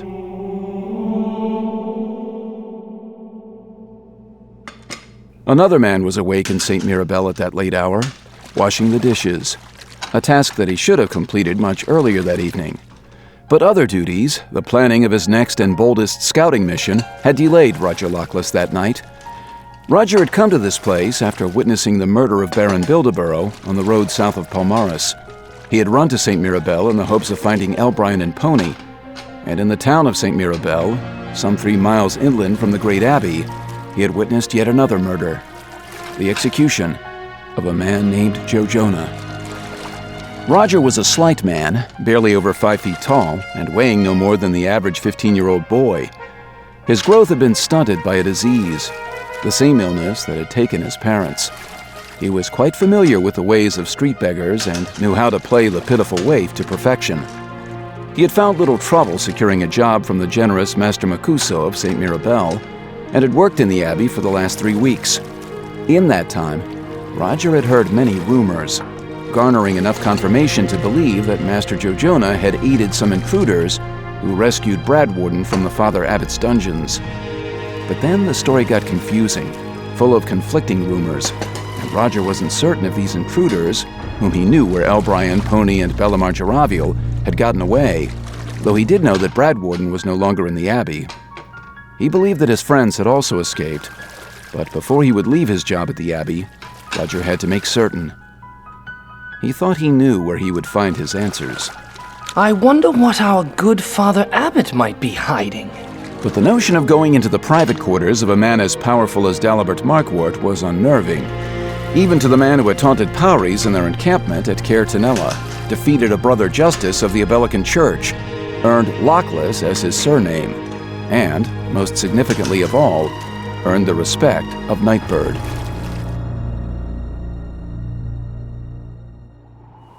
You did not tell him. There is a time and place, and I do not think the eve of battle is it.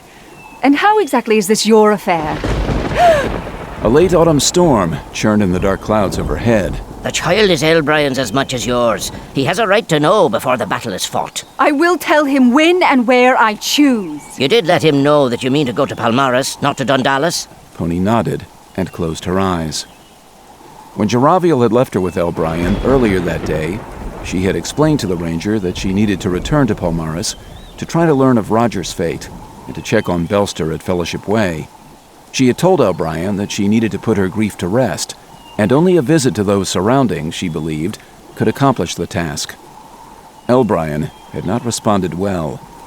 Conjuring his image now, his eyes so full of confusion, hurt, and fear for her, pained her greatly. And you will tell him about the child before you leave? And then he will abandon the caravan to Dundalis.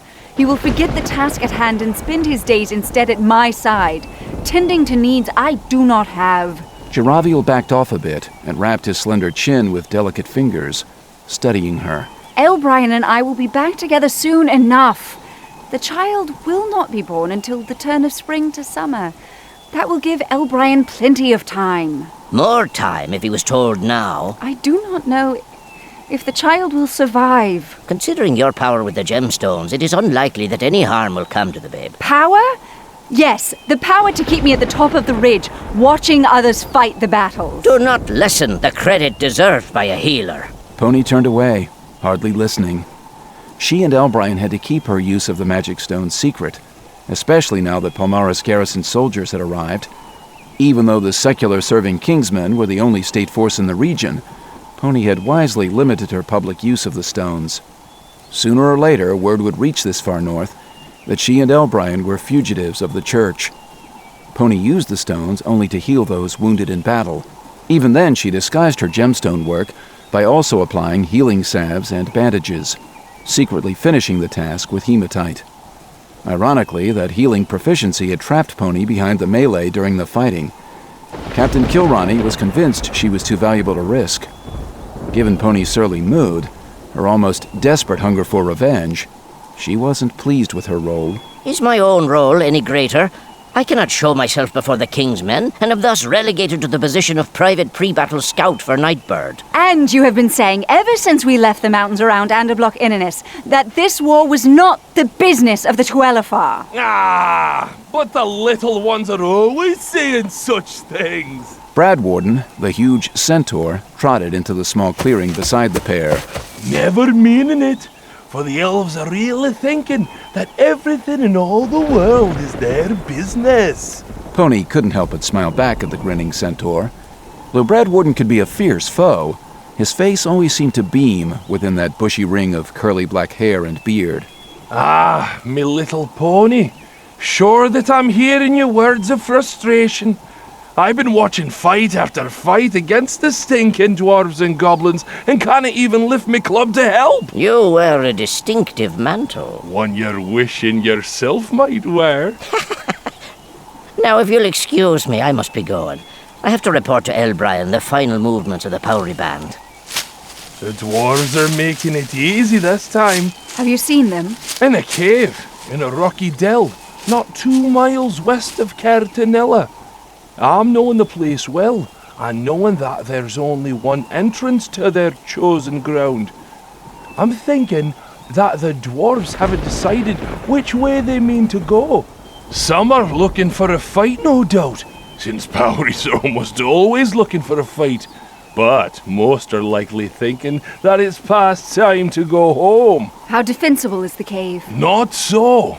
If Nightbird catches them in there, the dwarves would hold out for some time against the siege, depending on how much food they brought with them. But they'd not be getting out of there if Nightbird and the soldiers set themselves in front of the damn hole. I'm thinking that the dwarves are not planning to stay in there for long and have no idea that they've been seen.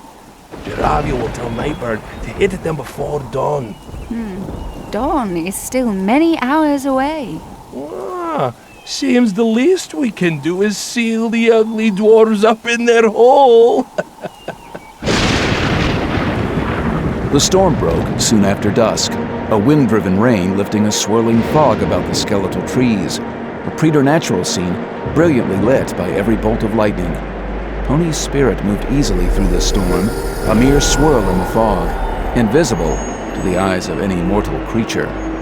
She did several circuits of the dell that Bradwarden had indicated, even went inside the cave to count 43 Powries, a larger group than the scouts had indicated, and to confirm Bradwarden's claim that there was indeed only one way out of the place. That single entrance intrigued her, and she lingered beneath the arch for quite a while, studying the heavy outcropping of loose-fitting stones above. Then she went back into the forest. She found only 5 Powries outside, but was not surprised at the meager guard. The dwarves could not have expected that any army would come against them in this wild storm. Her spirit drifted back to her waiting body, seated in another cave some miles distant. Bradwarden stood patient sentry in the doorway, while Greystone, Pony's beautiful, well-muscled horse, stood very still inside the cave, ears flattened. We can get right to the cave entrance with only minimal resistance. Bradwarden turned at the sound of her voice. A bolt of lightning hit in the distance behind him, momentarily outlining his large, powerful frame. You might want to be leaving your horse. He's finding the night a bit too fitful for his liking. Pony rose and went to the stallion, stroking his muscled neck and trying to calm him. Not so long a walk? But I'll let you ride on my back instead. And then now, tell me what you see. 2 groups of 2 guards each, looking more for shelter than for enemies.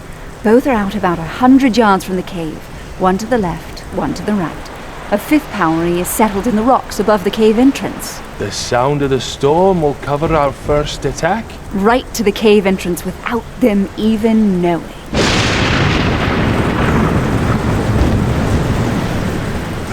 What is that? The two Poweries, up to now more concerned with hiding from the driving rain than with sentry duty, tightly clutched their weapons, a small crossbow and a warhammer, and came around the cluster of trees, peering through the rain. They made out the hindquarters of a large horse, and breathed a bit easier when they noted that the animal had no rider and no saddle. Just a wild one. The other raised his crossbow. No, don't be shooting it. He'll just wing the thing, and then it'll give us a long chase. I'll give it a thunk on the head, and then we'll be eating horsey tonight. The two Poweries crept up side by side, their smiles widening as they neared the apparently unsuspecting creature. They could not make out the horse's neck and head, for it was bent forward into some brush. The centaur backed out of the brush suddenly, throwing off the blanket he had used to cover his upper torso.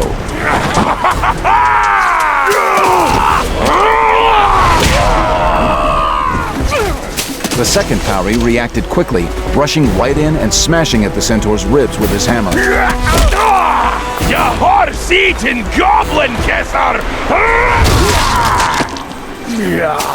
The centaur started for the second Powery at once, but had to stop and stretch. The muscles on the side of his chest where the Powery had hit him were tightening as the bruise swelled, and Brad Warden feared that the blow might have broken a rib or two. Only then, looking down, did Brad Warden realize he had a rather serious gash as well, blood dripping down his side. The sight angered him all the more. His respect for the tough Poweries increased as he neared his first victim, for the little wretch had struggled to his feet and was trying hard to find some defensive posture.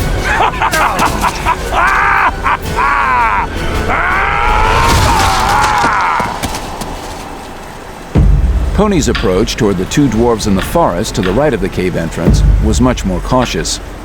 Each Powery was perched on a low branch, in trees about 10 yards apart, just as they had been in her first scouting mission.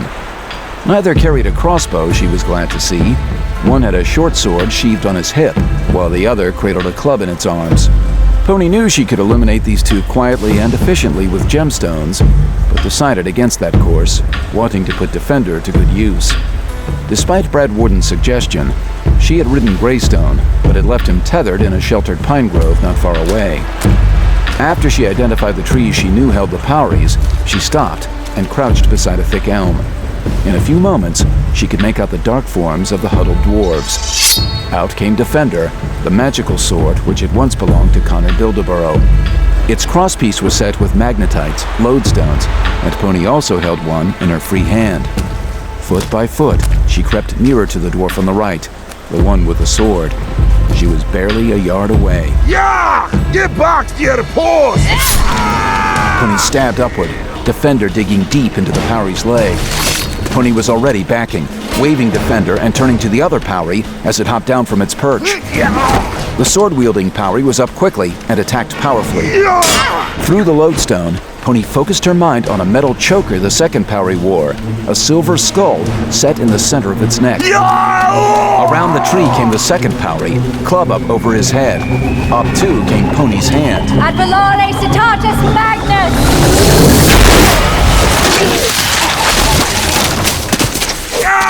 You witch! Pony flipped the feather to her left hand and brought it up fast, stopping the dwarf's sword short. She lunged, stabbing the dwarf's shoulder.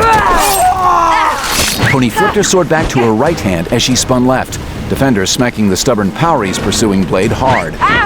Pony stopped in mid-turn, stepping ahead suddenly with her right foot, sliding her sword into the dwarf's belly. Pony had complete control now, and she could have finished the fight quickly with a stab to the dwarf's throat or heart. But she was enjoying this moment, was playing out her rage, inch by painful inch. Just then, Brad Warden arrived, leading Greystone by the reins. Be done with it then! I think I'm needing a bit of your magic! Pony glanced at her friend, and she saw the red stain along the side of Brad Warden's human-like torso. Pony put the Soul Stone to its healing work on Brad Warden immediately, and found to her relief that the centaur was not badly injured. On we go then. Brad Warden took up his huge bow and a bolt that more resembled a spear than an arrow. Pony held up a hand and moved to the club-wielding Powry lying at the base of the nearby tree. She bent low to inspect the hole, neatly blasted through the silver skull pendant and the lodestone's exit hole at the back of the creature's neck. Standing straight, she then examined the tree and found that her flying gemstone had driven itself deep into the trunk. I'll lose this one someday. But tell me, can you use the stone for repelling metal as well as you use it for attracting? Pony looked at her friend curiously and nodded. The magnetite gemstones along the hilt of Defender were enchanted, and Pony had used their magic both ways, to attract an opponent's blade that she might powerfully parry, and to repel any of her foe's defensive maneuvers. I might help you in finding a better use for the stone then. But that's talk for another day. Pony flipped the blanket back over Brad Warden's broad shoulders, and the centaur dipped his telltale human torso low and led on. Pony mounted Greystone and followed, moving from tree to tree, scouting in case any Powries had heard the commotion. She thought to slip back into the hematite and scout out of body again, but decided to save her remaining magical energies to use on the cave entrance with a piece of graphite she now held in hand. When a flash of lightning lit up the area near the cave entrance, Pony and Brad Warden spotted the remaining Powry sentry, and the dwarf spotted them too.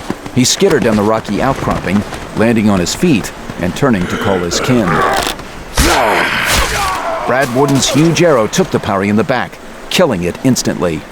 The centaur had his bow leveled again right away, aimed at that dark hole in the hill, waiting for any other enemies to show their ugly faces. Pony calmly walked by him, her arm extended. Look! What's your boat out there?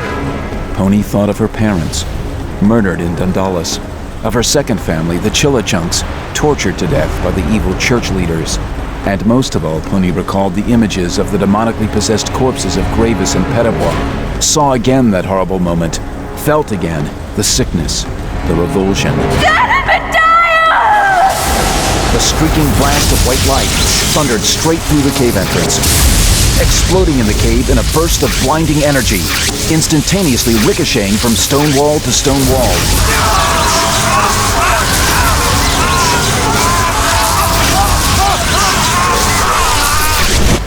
A single Powry staggered out the entrance.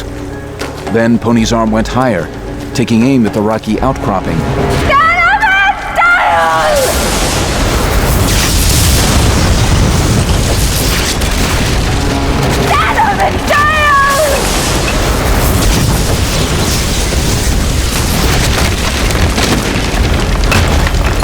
A few steps behind Pony, Brad Warden lowered his bow and studied his friend closely.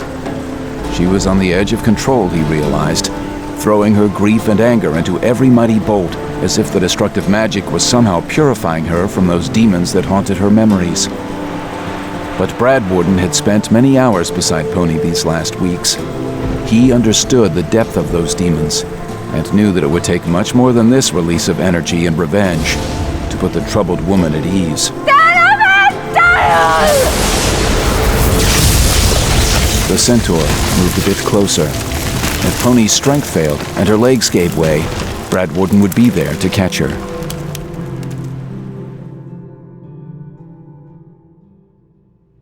It is too early in the morning for such important talk. King Danube Brock Ursel settled behind an enormous plate of toasted bread, smothered in sauced beans and topped with poached eggs. Danube was a handsome man, though he had packed an extra 30 pounds onto his already stocky frame over the last 3 years. His hair and beard were light brown, cut short and neatly trimmed, with just a hint of gray about the sideburns, and his eyes were light gray. My king, many of the children in Palmaris will not find the luxury of a morning meal this day. King Danube dropped his silverware roughly to the metal plate, and the others in the room, the secular advisors, shuffled nervously. The situation in Palmaris is dire, no doubt, Abbot Jeowyth, but I fear that you exaggerate. Constance Pemblebury was a woman of 35 years, the youngest of the advisors, and often the most reasonable. I fear that you underestimate... Good Abbot, you act as if Baron Rochefort Bildeborough fed the waifs personally. And how many have starved in the 3 months since the man's death? This voice belonged to Duke Targan Bree Callis. Jeowyth wasn't surprised in the least that Callis had come at him so forcefully. He and the man, once the leader of the famed Allheart Brigade, were often at odds, and their shaky relationship had become even more strained since King Danube, over Callis's vehement protests, had allowed Jeowyth to take a contingent of Allheart soldiers with him to the College of Abbots at St. Mirabel. It was no secret that Jeowyth had involved the soldiers in the church's power struggle, something that Callis, a man of the king, did not like at all. The city lost its baron, his nephew, and its abbot, all in the space of a few weeks. Jeowyth looked directly at the king as he spoke, for the opinion that would matter in the end was that of the king. And now they have learned, or soon shall, that there is no heir to the barony, no one to carry on the name and legacy of Bildeborough. And understand that Bildeborough is a beloved name indeed in Palmaris. And all of this on the heels of a war that hit the region quite hard. By all accounts, there is great turmoil in Palmaris, which will likely worsen as winter comes on, and that may threaten the loyalty of the folk there. What accounts? Word of the Baron's death was followed by nothing other than silence, and word that there is no obvious heir arrived only a few days ago. I have heard of no subsequent messengers from Palmaris. The Abelican Order has its ways of communication. The city is in trouble, and every day we delay in setting order there, the danger of anarchy grows. Already there is talk of looting in the merchant district, and the Baronese Yatolls who make their pagan temples on the docks will use this time to their advantage. Do not doubt. Ah, so therein lies the truth of your concerns, Abbot Jeowyth. You fear that the Yatoll priests of the southern religion will steal some of your flock. I do fear such a thing, and so should the king of Haunts the Bear. Are not the church and the state separate entities? The king eyed the duke, but made no protest. He pushed his plate away, resigned that he would get no quiet morning meal, and folded his hands before him, letting the two rivals debate. They are brothers hand in Haunts the Bear, but not so in Baron. Yatol priests rule the kingdom and dominate every aspect of the lives of the common folk. Let the Yatolls gain a foothold in Palmaris, Duke Callis, and see if your king benefits. Foolish priest, what do you know of these things? Duke Callis turned away. What do you suggest we do? Appoint an interim leader at once. It has been too long already, but now that the matter of blood heir is settled, you must act decisively. King Danube glanced around at the others. Suggestions? There are many nobles here suitable for such a position. But few, if any, who would willingly rush to Palmaris at any time of the year, and even less with the solstice fast approaching. All in the room knew that Constance Pemblebury's words were true. Palmaris was a rough city, with a harsher climate and many more problems than Ursel, the city of King Danube's court, where the nobles who attended the king lived in absolute luxury. Even the dukes, like Callis, let their barons rule the distant cities, while they hunted and fished, dined fabulously, and chased the ladies here. There is one possible choice. A man of great charisma already holding command over much of the city. Oh, do not even speak the name. Any semblance of order remaining in Palmaris is due to the tireless work of Marcalo Dionaro, the new abbot of St. Precious. You want me to bestow the title of Baron on an abbot? The church will give Dionaro an equivalent title, Bishop of Palmaris. Bishop? A little-used title in these times, but surely not without precedent. In the early days of the kingdom, bishops were as common as barons and dukes. And the distinction between a bishop and an abbot? The title of bishop confers power equal to that of a secular ruler. But with the bishop answering to the father abbot, and not the king. Danube's expression darkened at the notion. The others in the room, even cool Constance Pemblebury, bristled. No, bishops answer to the father abbot on matters of the church, but to the king alone. And I recommend Marcalo Dionaro highly, King Danube. He is young and full of energy, and perhaps the finest warrior ever to come out of St. Mirabel. No small boast indeed. Methinks the abbot has overstepped his bounds.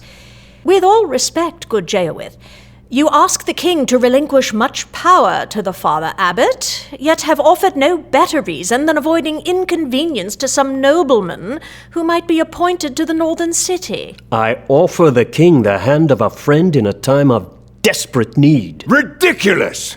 I will secure for you a proper replacement for Baron Bildeborough. A man of the All-Heart Brigade, perhaps, or one of the lesser but deserving nobles. Why, we have a contingent of soldiers in the region already led by an able-bodied warrior. King Danube looked from Jeowith to Callus, seeming unsure. And which is more dangerous, I wonder? Allowing the partner to aid in a time of great need, or strengthening the position of an ambitious underling? One who, perhaps, holds designs on a higher station. Callus's stunned face turned bright red, and he clenched his jaw tight, seemingly on the verge of an explosion. I ask you to consider the benefits of a single new ruler in such a time of distress. If you replace Baron Bildeborough with yet another unknown leader, then the people of Palmaris shall not know what to expect from church or state. Let them warm to Dionero first.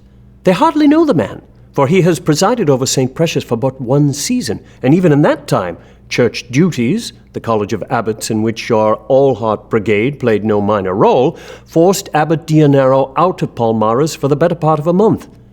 Yet the city has remained relatively calm, considering the tragedies the folk have suffered. You propose the Abbot of St. Precious as only an interim leader, then? Yes.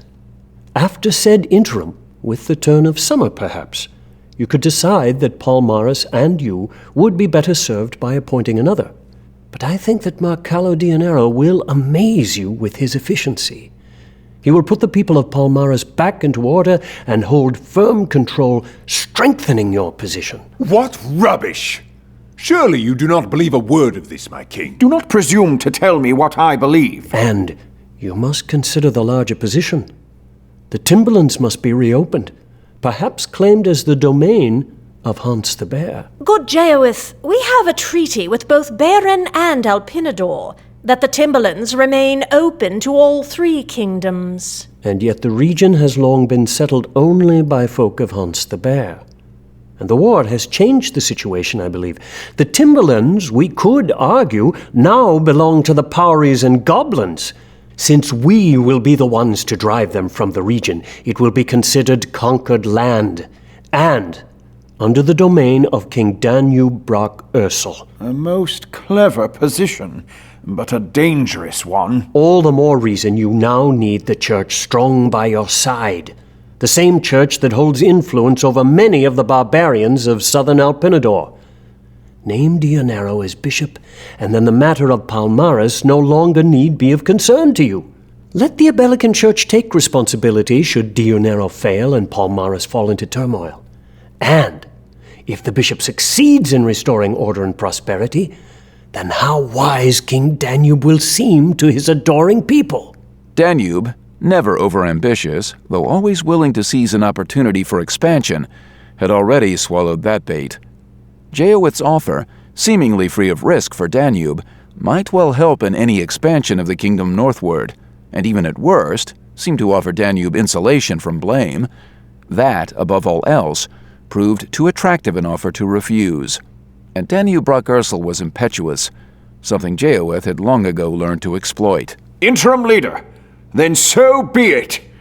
Let word go forth from Ursel this day that Abbot Marcalo Dionero has been named Bishop of Palmaris.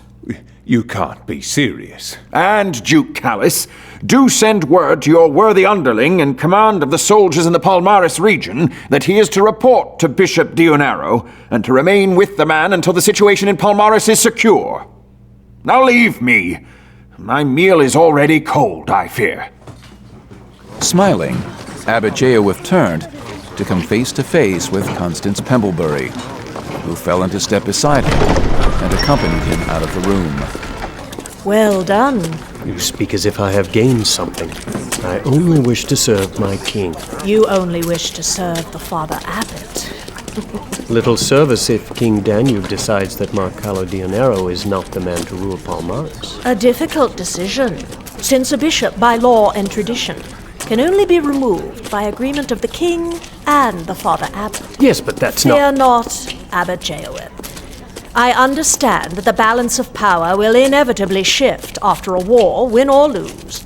And I am pragmatic enough to recognize the power of the Abelican Church over people battered by war. Is there a family in all the northern reaches of Hans the Bear which has not lost one of its own? And grieving people, alas, are more drawn toward empty promises of eternal life than to practical material gains. Empty promises? Saint Mirabel will dominate Palmares and all the Northland. And that will not be a bad thing for King Danube through the difficult process of reopening the Timberlands and designing a new, if there indeed is to be a new, agreement with our neighboring kingdoms. And after the Timberlands are secured? I choose not to go against the Church. And in return for your assistance? There are enough spoils from the backs of common laborers to secure a luxurious existence for all of us. There is an old saying about the buttering of bread. I am wise enough to understand that the Father Abbot might now have a hand on that knife. Now Abbot Jeowith was smiling widely. He didn't have an ally here, he understood, but neither did he have a foe. That was the way it would be with many of the nobles, he believed, for they were men and women who had never engaged in any serious matters before the dactyl had awakened. He left Constance then, needing privacy while he prepared himself for the next spiritual visit of the Father Abbot. Markwort would be pleased, but Jeowith knew that the situation remained tentative, that there remained a few, like Duke Callus, who would never accept any gains the Church made at King Danube's expense. It would be an interesting year.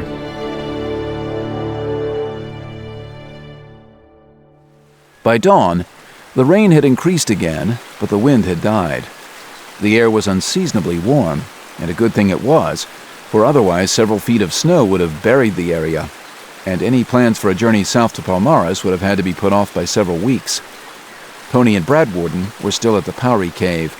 They had no idea how many dwarves might still be alive, but every now and then a rock shifted as a dwarf tried to dig out.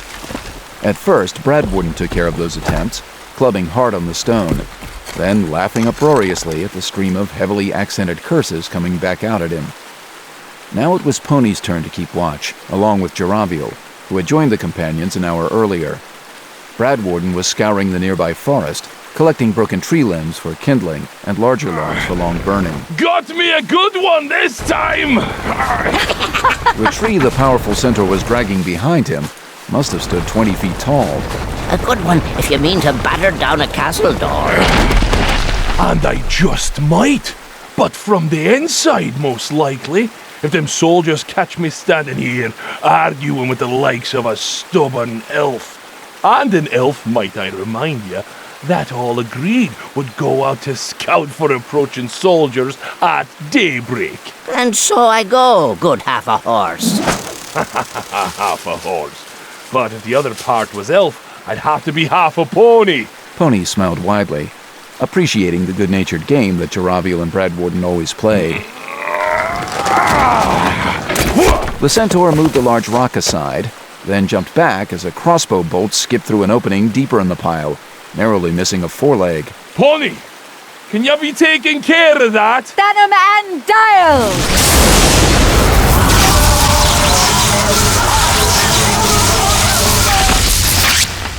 Bradwarden stuffed the hole with wood. Then the centaur shifted to the side and removed some more rubble, building the cairn. You're sure you can light the stuff? Pony's look sent a shiver coursing through Bradwarden, and so he went back to his work. Nightbird will arrive soon. He has found 2 of the slain Powries. The soldiers are behind him, but at a distance.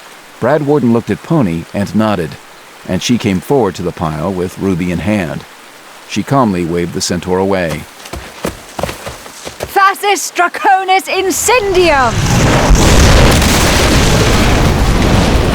The wood was wet, but because of the intensity of the blast, most of it caught and burned. Pony stepped back as plumes of gray smoke billowed into the air, and into the cave, she knew. Pony put the gem away, taking out the graphite once more, for she expected that Powries might be pounding at the barricade at any moment. The ranger approaches. I suppose that all the remaining Powries are caught in that hole. What else? Do you think we'd sit all night and wait for yourself and your lazy soldier friends? Nightbird looked at the smoking rubble pile, at the lightning-blasted stones, then turned to stare at Pony, who was soaking wet, her blonde hair dripping. His first reaction was one of anger. How could his friends have come out here without telling him? But then Elbrian focused on Pony, and recognized that despite the drenching rain and the long, sleepless night she had obviously endured, she seemed more at peace than at any time since they had left St. Mirabel. Any anger Elbrian felt over this private war Pony and Brad Warden had waged could not measure up against that reality. Well, it seems that you have had all the fun this time. Ah, you'll get your chance to stick a few afore the day's done, by my thinking. And be sure that you'll find more when we go to the Northland. Soldiers arriving. Geravio motioned to Brad Warden, and as the centaur trotted beneath the tree, the elf dropped down atop his broad back. Pony mounted Greystone, even as Elbrian slid off Symphony, the ranger drawing his elven bow, Hawkwing, and fitting an arrow as he moved to keep watch for any possible escapes through the rock pile. The smoke was thicker now, billowing gray, and a fair amount of it was going into the cave. What got this one? Colleen Kilroney examined the Powry lying at the base of the tree. A hole blasted right through its neck. Then she stood up to examine the hole in the tree and shook her head in disbelief that anything could have been so deeply embedded in the hard wood of an old oak. A crossbow, I assume. Powries off-carried them, and someone may have picked one from a body. Colleen shrugged. The fellow soldier had to be right, but she had never seen any crossbow that could hit this hard. Smoke! Smoke in the forest!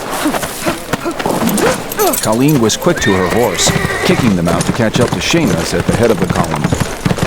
They soon came into the clearing before the cave and found Nightbird bending low to line up another shot through a smoking pile of wood and rock, a woman sitting calmly on her mount, 20 feet to the side. Colleen's gaze measured the woman. After Colleen had met Nightbird in her cousin's tent, she had learned that he was betrothed, or at least promised to, a woman called Pony. This had to be that woman. Colleen knew from the description the soldier had given her. A lengthy and detailed description, for the man had rambled on and on about how helpful and wonderful Pony had been after their battles. Looking at Pony now, Colleen was hardly surprised by that soldier's attitude. Pony was undeniably beautiful, with thick hair and huge sparkling eyes. And now she was just sitting to the side watching, like some waiting plaything for the heroic ranger. Ornament. How did you ever start a fire in this rain? Captain Kilroney dropped from his saddle and moved beside the ranger. I did not. A lucky lightning strike, it would seem. Took down both rock and wood from above the cave entrance, trapping most of the Powries within. God is with us this day, lending us his thundering sword. I've seen no recent lightning strikes. And did your god then pile the brush neatly in all the cracks? Or have you been that busy in the 10 minutes you came in ahead of us? No, and no. Trapper friends. They saw the lightning more than an hour ago, I guess, and took the opportunity to stack the brush and feed the flames. And killed the bloody cap guards in the forest. Pony gave a non-committal shrug. We found the trappers here and heard a quick tale. When we told them you were approaching, they bade us keep the Powries in the hole. Us? Colleen looked at Nightbird, then back to the woman. Pony let the insult pass. 2 score of the wretches, they said, though we know not how many still survive. And they'll not stay in the hole for long, no matter the odds. Form your archers in a line before the rocks, and we can pick them off as they exit. Seamus Kilroney motioned his archers to take their positions. This is all too easy. And is that not the preferred way? Both Nightbird and Seamus glanced at Colleen as he said it, and neither was surprised to find the angry woman frowning. And indeed, Colleen Kilroney was not pleased by this unexpected turn of events. When at last the leaders of Palmaris had decided to send someone north with news of the Baron's death, Colleen had volunteered, had insisted on being a part of that team. She had come out for battle, eager to avenge Abbot Debrinian, a personal friend whom she believed had been murdered by one of the bloody-capped dwarves. She jumped down from her horse and stormed past the two men, studying the rock pile. Might be that they found another way out. Might already be gone, circled back and looking at us from behind for all we're knowing. No other way out. They are trapped within the cave, where the air grows fouler by the second. Unless the place is vented. Easy enough to find and plug if that were the case. Though even if there were air holes, they would not clear enough of the heavy smoke in time. The dwarves are caught and choking. Some will try to come out, and we will shoot them down.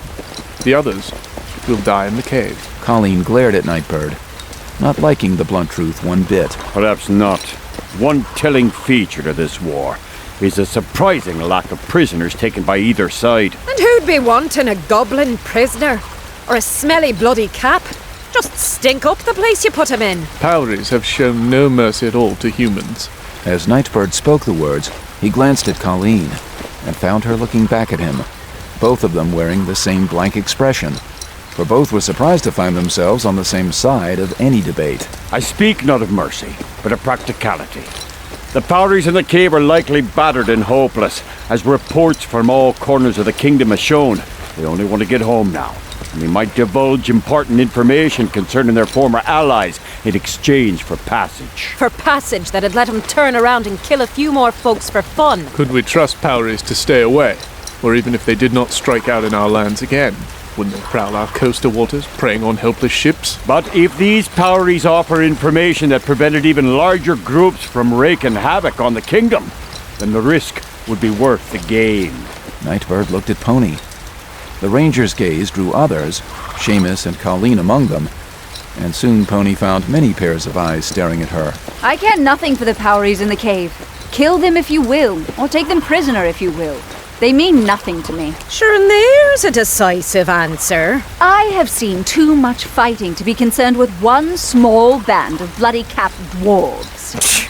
Pony looked at Elbrian and gave a weak but comforting smile, and he understood that she had sated her anger with this band already. Well, Nightbird, are we in agreement? You agreed to help me rid the region of this band before you turned south. However you choose to do that is your own affair. This fight was over before you or I arrived here. Seamus took that as the ranger's blessing. He moved to the rock pile and found what seemed to be the most open route to the darkness beyond. I would speak to any Powrie who would listen. I'm Captain Kilronny of the Kingsman's Guard. I give my word that we shall spare any Powrie who willingly throws down their weapons and comes out of this cave. For a while there came no answer, and Seamus set some of his men to the task of adding kindling to the smoky fire, while others stood behind the blaze, waving saddle blankets to fan the smoke more directly into the cave. Suddenly, the Powries charged the barricade, going at the stones furiously. Some opened passages too small for their stout bodies, but perfectly suited to the archers' arrows.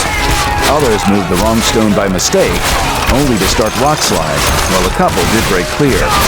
Arrow after arrow slammed into those freed Powries, jolting them, slowing, and then stopping their stubborn charge. Several of the wounded Powries crawled back into the cave.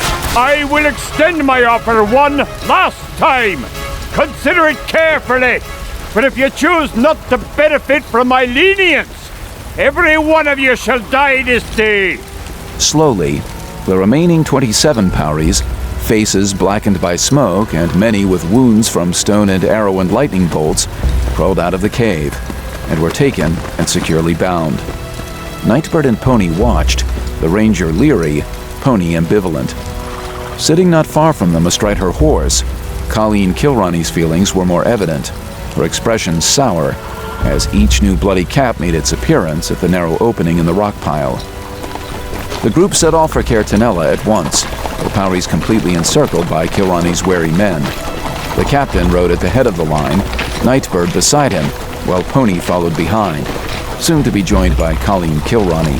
Well, seems your healing arts won't be needed at all. I am always grateful when that is the case.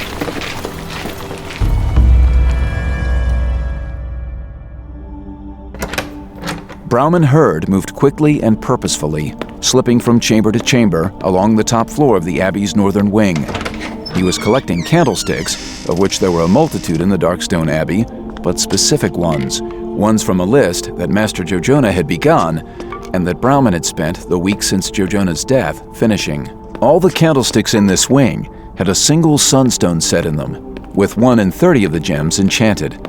This was the testing area for young students, and the masters had devised the sunstone system to prevent any cheating with clear quartz, the stone of distant sight, or even hematite. Master Engris, a gentle and calm elderly man, had shown Brother Brauman how to determine which candlesticks were enchanted. No easy task with sunstone. Brother Brauman had gone to Engris with a story about some students swapping candlesticks. The master had not questioned him and had gladly given Brauman the task of rearranging them each night after studies. Master Engris had no idea of the extent of Brother Brauman's shuffling. With 10 candlesticks in hand, the young monk descended to the area of the next meeting of the disciples of Avalon, strategically placing the candlesticks in adjoining rooms to discourage any spiritually prying eyes. The only hope for his group was in secrecy, Brauman knew, for if the always suspicious Markwart ever realized how subversive their rhetoric had become, they would likely share the fiery fate of Master Jojonah. This night, Brauman collected the candlesticks in a hurry, rearranged the others to make it less obvious that some had been taken, then rushed away. To Brother Francis, though, the altered count of candlesticks was obvious. He slipped through the study rooms, even as Brother Brauman moved down the little used back stairway and along the empty, dusty corridors 4 levels down. Francis did not immediately follow, but moved south along the top level to the private quarters of Father Abbot Markwart. Enter! Delacourt entered to find Markwart at his desk, a jumble of papers before him, and the remnants of his dinner off to the side. You should take more leisure time with your evening meal, Father Abbot.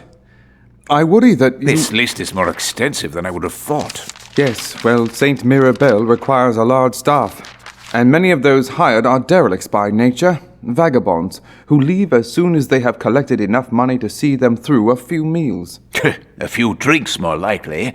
If that is the case, then why did you not separate the various groups represented in this list in a more orderly fashion? Those who left before the invasion and escaped on one page, perhaps those who left soon after on another, and those who remain on the third. You insisted that I hurry, Father Abbot, and many of those who left before the intrusion returned soon after it. I found it almost impossible to categorize the workers unless I used many categories. Then work on it! We must ensure that Jojonah and those others who invaded the Abbey did not leave a spy behind. Discern likely suspects and watch them closely. If you decide that anyone is possibly a spy, then arrest him secretly and bring him to me. Delacourt realized that his sour expression betrayed his feelings when Markwart's glare intensified. Have you been watching Brother Brauman closely? Francis nodded. I do not trust him, though neither do I fear him. His sympathies remain with Jojonah, but that will change with time, particularly when he goes through the intensive training needed for the rank of Master. You will promote him? Francis believed that he would be promoted because of loyalty to the Father Abbot. By that same reasoning, it seemed impossible that Brother Brauman Hurd, friend of the heretic Jojonah, would also rate a promotion. It is the best course. In Dionero and Jeowith I have strong allies, but many of the other abbots, and more than a few masters and immaculates, are watching closely to ensure that my actions against Jojonah were not personal. And were they? The Father Abbot turned his wrinkled old head slowly, his eyes flaring with an intensity that frightened Francis and made him think that Markwart would strike him dead where he stood. And the old man's shaved head and pointed ears only accentuated that frightening visage. There are those who quietly question. Quietly, because they are cowards, you see. They wonder if the sudden turn against the heretic Jojonah was in the best interest of the Church, if the evidence of conspiracy was strong enough to so quickly convict and condemn. I have heard more than one who murmured that it would have been better if we had extracted a full confession from the man before we burned him.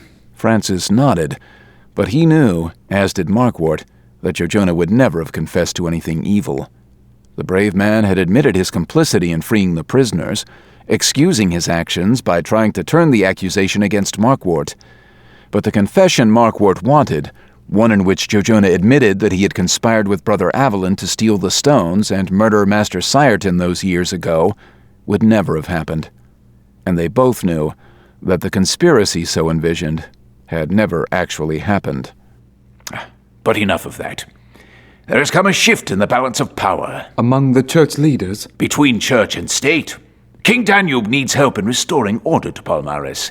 With the Baron and his sole heir dead, the city is in turmoil. And they are without their beloved Abbot Obrinian. You do test me this night, do you not? The people of Palmaris have a stronger leader in Abbot Dionero than ever they realized in Obrinian. They will come to love him. They will come to respect him, to fear him, to understand that the church and not the king is the true power in their lives.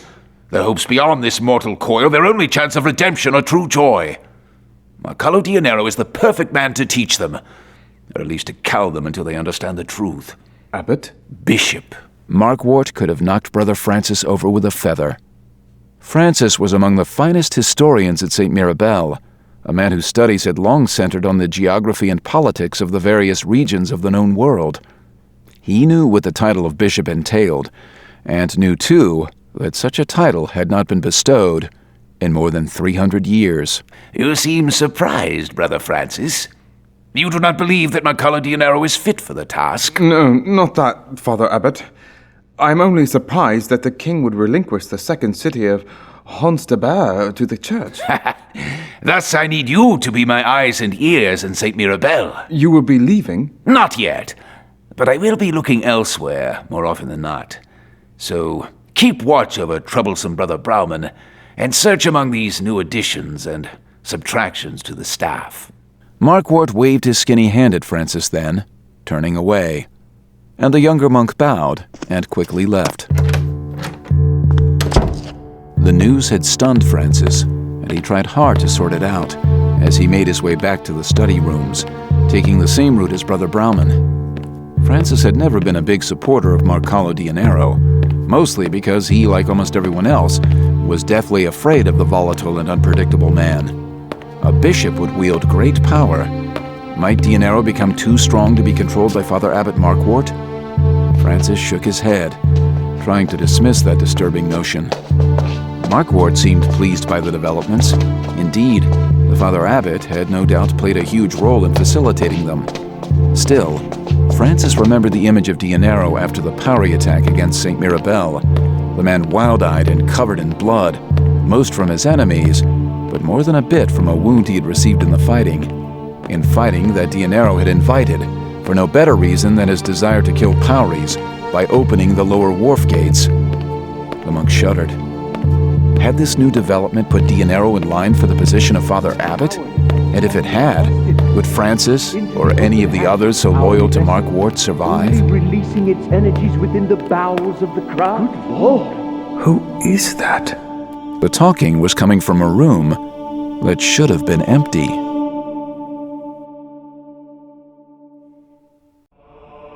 It began, as always, with a prayer to Jojonah and one to Avalon. The group went unusually quiet after that, 4 monks sitting nervously, attentively, waiting for Brother Brauman to begin again his detailing of the story of Windrunner and the voyage to Pimeniniquet. Brauman understood their excitement and their fear. To speak openly of Pimeniniquet, even in terms favorable to the presiding Father Abbot, was a serious crime, an often fatal error. After the voyage to the island to collect the stones, Pelamar, one of the remaining 3 brothers, had rambled on about his adventures. He had not survived the winter. And now Brauman was telling these 4 of the voyage, was in effect placing upon them a writ of execution. Brauman thought of Jojonah, viewing his stand against Markwart in much the same light as Avalon's stand against the demon Dactyl. Brauman conjured that memory of Mount Ada, of Avalon's arm reaching heavenward through the devastation, as if in defiance of death itself. Then he began his tale, recounting the story in vivid detail, as Jojonah had told it to him. He started at the beginning of the voyage, elaborating on the teasing story he had given them at their last meeting. Brauman had prepared himself well for this most important speech, and he spoke with pride of the battle the crew, particularly the 4 men of St. Mirabel, had waged against a Pauri barrel boat, focusing on Avalon's heroics in that fight. The man took a ruby in hand, empowered it, and tossed it, I say, into the open hatch of the Powery vessel, only releasing its energies within the bowels of the craft. Good Lord! There were accounts of a stone user separating himself from the gem at the time of magical release, but it was considered an almost impossible feat, particularly with a stone as powerful and demanding as a ruby. And Brother Avelin did not even understand the significance of his action. When he recounted the tale to Master Jejona upon his return to St. Mirabel, the Master bade him keep it quiet, for Jejona knew, as we do, that the usage clearly illustrates Avelin Despris' powers. And why would Master Jejona want that to remain a secret? Because, Brother Delman, such a variation of stone use might also be construed as heretical, a demon-inspired burst of power. Master Jejona was wise enough to understand that inertia guides the Abelican Church, that anything beyond the ordinary might be construed as a threat to those insecure in their power. Brother Brahmin let the words settle in their thoughts, then went on to the rest of the journey. He told them of the murder of a young man. His name had been lost over the years by Brother Thagrain at the behest of Brother Quintal, because that young man, beyond all reason, leapt from the Windrunner and swam to the sacred island. He told again of Thagrain's falling from faith on the island, a disastrous lapse that left him out in the open when the stone showers commenced, to be battered and finally killed by a blow to the head, hit by the same stone that would eventually destroy the demon Dactyl. And then Brother Brahmin recounted the journey home, the near mutiny that ended with Brother Quintal tearing apart the leader of the mutineers. Then, his voice rising in anger, he told of the phony payment to the Windrunner, an illusion of gold crafted through use of the sacred gemstones, and of the final insult to everything holy, detailing graphically the ultimate destruction of the Windrunner and her crew. When it was over, the 5 men sat in stunned, exhausted silence for a long while. In the hallway beyond the room's door, Brother Francis could hardly keep still. You fool! You arrogant fool! He wanted to kick in the door, run up to Brauman, and scream in the man's face, to shake the man and tell him that he would be tortured and executed for his foolish words, and that he would bring about the horrible deaths of the other 4 as well. And Francis wanted to argue the truth of the story, to reveal it as a complete distortion of the real events of which he admittedly had very little knowledge.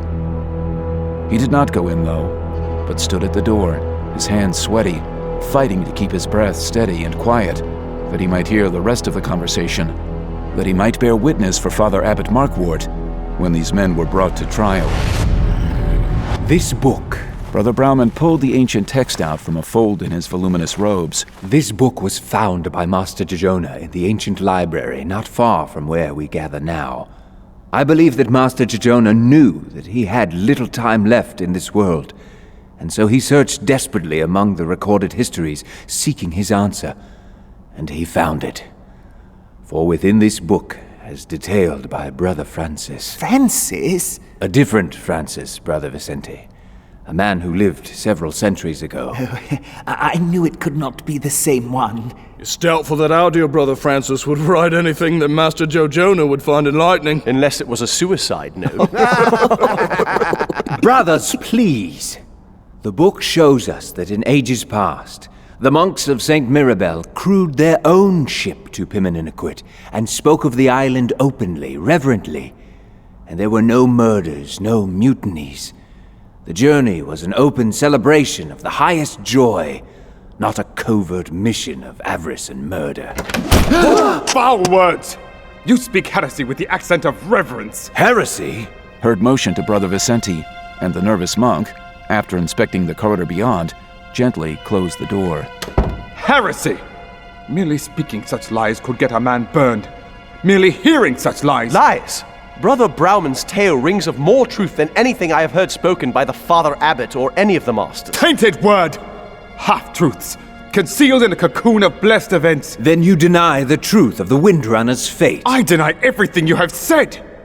You are a fool, Brother Brauman, as are your lackeys. And you play games more dangerous than anything you could ever imagine. It would surprise you to learn that which we might imagine. We who witnessed the execution of Master Jejona.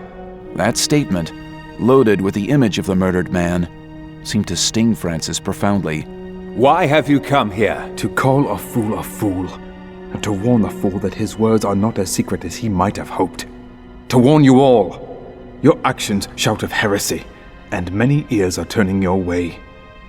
And Brother Castinigus, remember well that image of the heretic Jojonah, and replace his defeated visage with your own. Francis turned back for the door, but he hesitated, the others freezing in place, wondering if Brother Browman would let him leave the room. On a nod from Browman, the others parted, leaving the way open to the door, and Francis calmly departed. Well, I would assume that our meeting is at its end. Brother Browman looked at the man, then at all the others. He wanted to comfort them, to reassure them that their beliefs in him and in this cause that Master Jojonah had passed along to him were not misplaced. He could not, though. He had nothing to tell them that would cleanse the image of Jojonah's last moments from their minds. Nothing to assure them that they would not soon find a similar fate. Brahman honestly wondered then, for a moment, if he should have allowed Brother Francis to walk away. But what might they have done? Killed the man? Or captured him and held him prisoner in the lower levels of St. Mirabel? Brother Browman closed his eyes and shook his head. Their secret was discovered, and the only way they might have preserved it would have been to murder Brother Francis. And that, the gentle monk knew in his heart, they could not have done.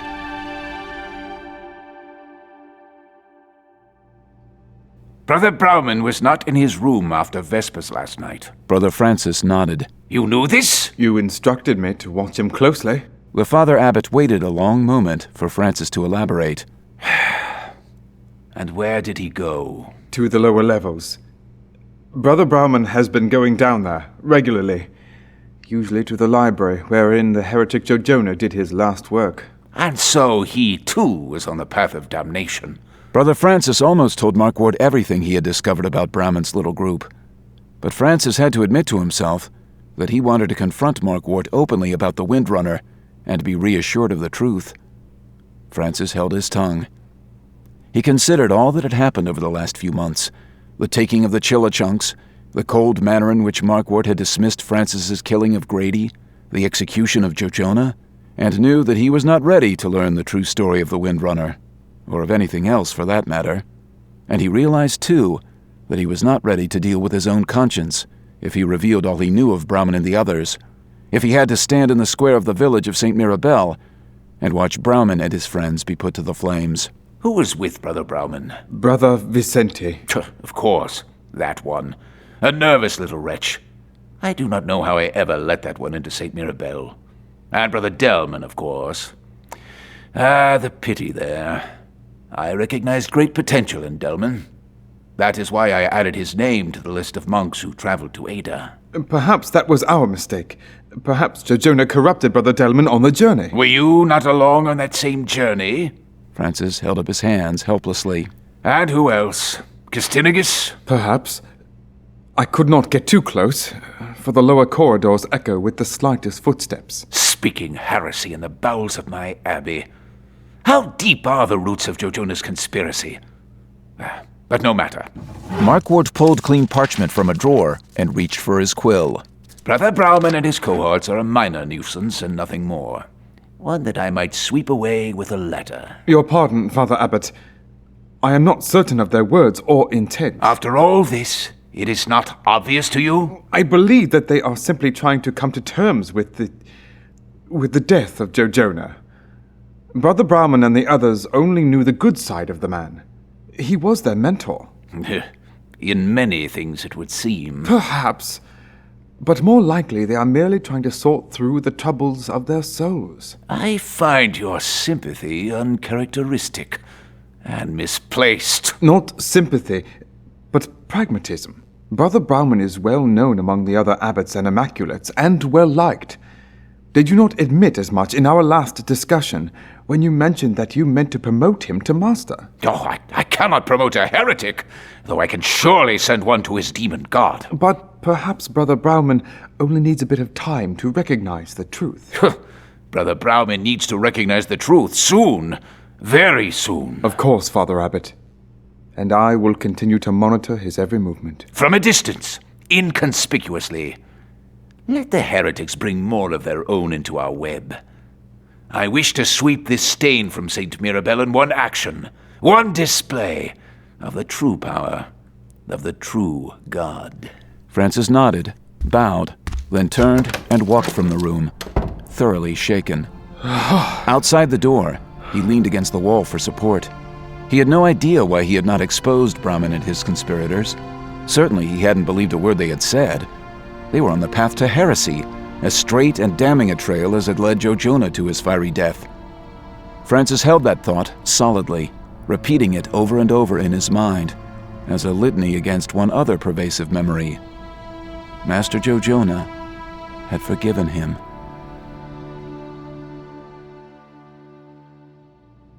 L. Bryant Pony helped Captain Kilroney secure his prisoners in a barn in Cairtenella. Though it didn't seem as if any of the Poweries would try to escape, the captain set a score of guards in the place and separated the dangerous dwarves into groups of 3. Satisfied that there would be no trouble, the ranger took Greystone and Symphony away, while his exhausted companion went back to their lodging. Elbrine expected to find Pony asleep when he returned half an hour later, but she was standing at a window, staring into the forest, still wearing her drenched clothing. "You'll rot the wood under your feet." Pony looked at him long enough to show him her own smile, then turned back to the forest. "We should speak about last night." Bradwarden and I eliminated a problem, nothing more. A problem that would have been eliminated anyway, with less risk. To whom? You could not have had a cleaner fight if all the Polmaris garrison had come north to join you. Not a single man or woman was scratched, and the threat is ended. I only fear that I might have been injured or killed? Do not presume to protect me. Never that. No more than you presume to protect me. But I fear the wisdom of your actions. Elbrine hesitated, expecting Pony to strike back, but she stared at him, even cocked her head to the side, her look pensive. Obviously, it was no random lightning strike that took down the front of the cave. You think that only because you know of my power with the gemstones. But still, the magical energy was considerable. I fear that there might be monks in the area once more, searching for us, and for Bradwarden. They might have detected the stone use. Pony's admission that the reasoning might be sound came in the form of a nod. And what of the Powery prisoners? What strange tales of your powers might they tell? Most who saw anything worth reporting are dead. But I understand. It has been difficult for you, and for Bradwarden. Both of you are full of justifiable anger, and yet you too, above all others, have been relegated to a passive role. At that moment, Pony almost told him that she was carrying his child. She wanted to explain that this one outburst against the Poweries was the only revenge she would allow herself during her pregnancy, that she meant to move far from danger for the sake of the unborn babe. She moved toward him slowly. She moved her hand to brush his cheek, rising on tiptoe to kiss him gently. She felt O'Brien go tense. He was remembering their frantic encounter in the woods, she realized. She held the kiss for a long while, keeping it soft and tender, then stepped back, her hand still gently brushing his cheek. They looked into each other's eyes, remembering the experiences they had shared, remembering why they had fallen in love. Then she stepped back and unclasped her cloak, letting it drop to the floor. Without a word, she unlaced her tunic and pulled it over her head, and stood bare to the waist. He wasn't sure, she realized. She had shaken him with her aggressive, even angry approach in the forest, and now her demeanor had him off balance. She went back to him again, smiling wistfully, then kissed him, and his arms came about her, roaming softly over her wet body. They made love, but it was not like the frantic encounter in the forest. It was warm and gentle, full of tender words and tender caresses.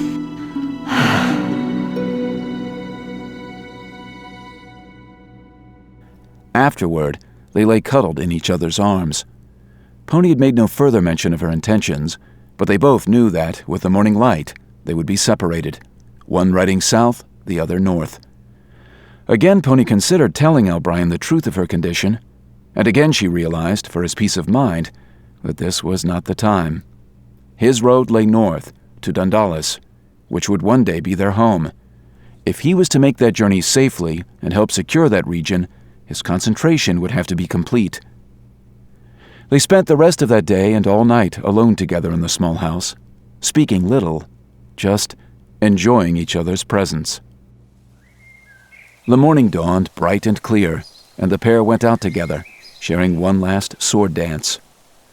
All too soon after that, Pony had Greystone saddled and packed with supplies. We will meet back here at the spring equinox. Just over 3 months.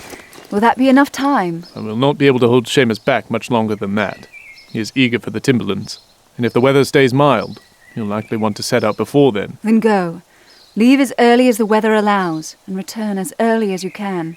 I will be here, waiting for you. Mid-Spring's Day, then.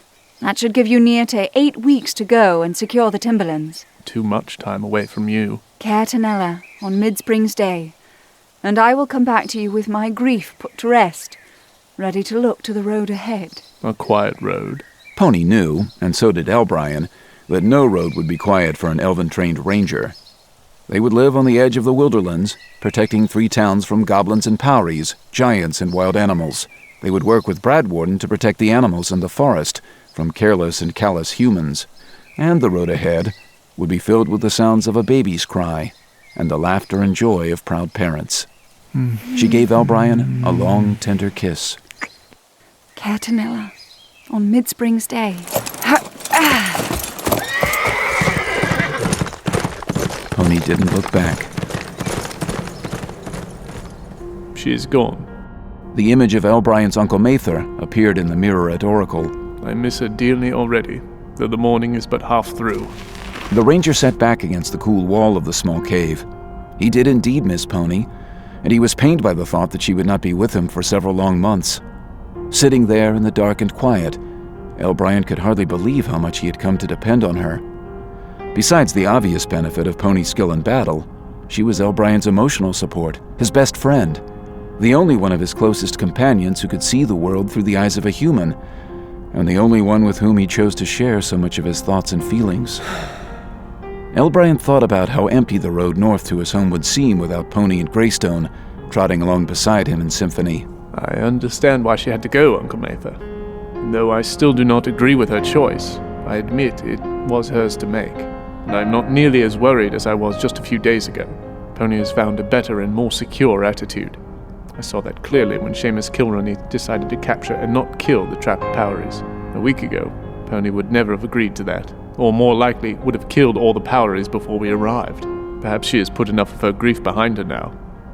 Or if not, then perhaps this trip back to Palmaris to see Fellowship Way, which I am confident Belster O'Cumley has brought back to its previous reputation, will grant her peace of mind. I miss her, and it will be a long few months waiting to see her again.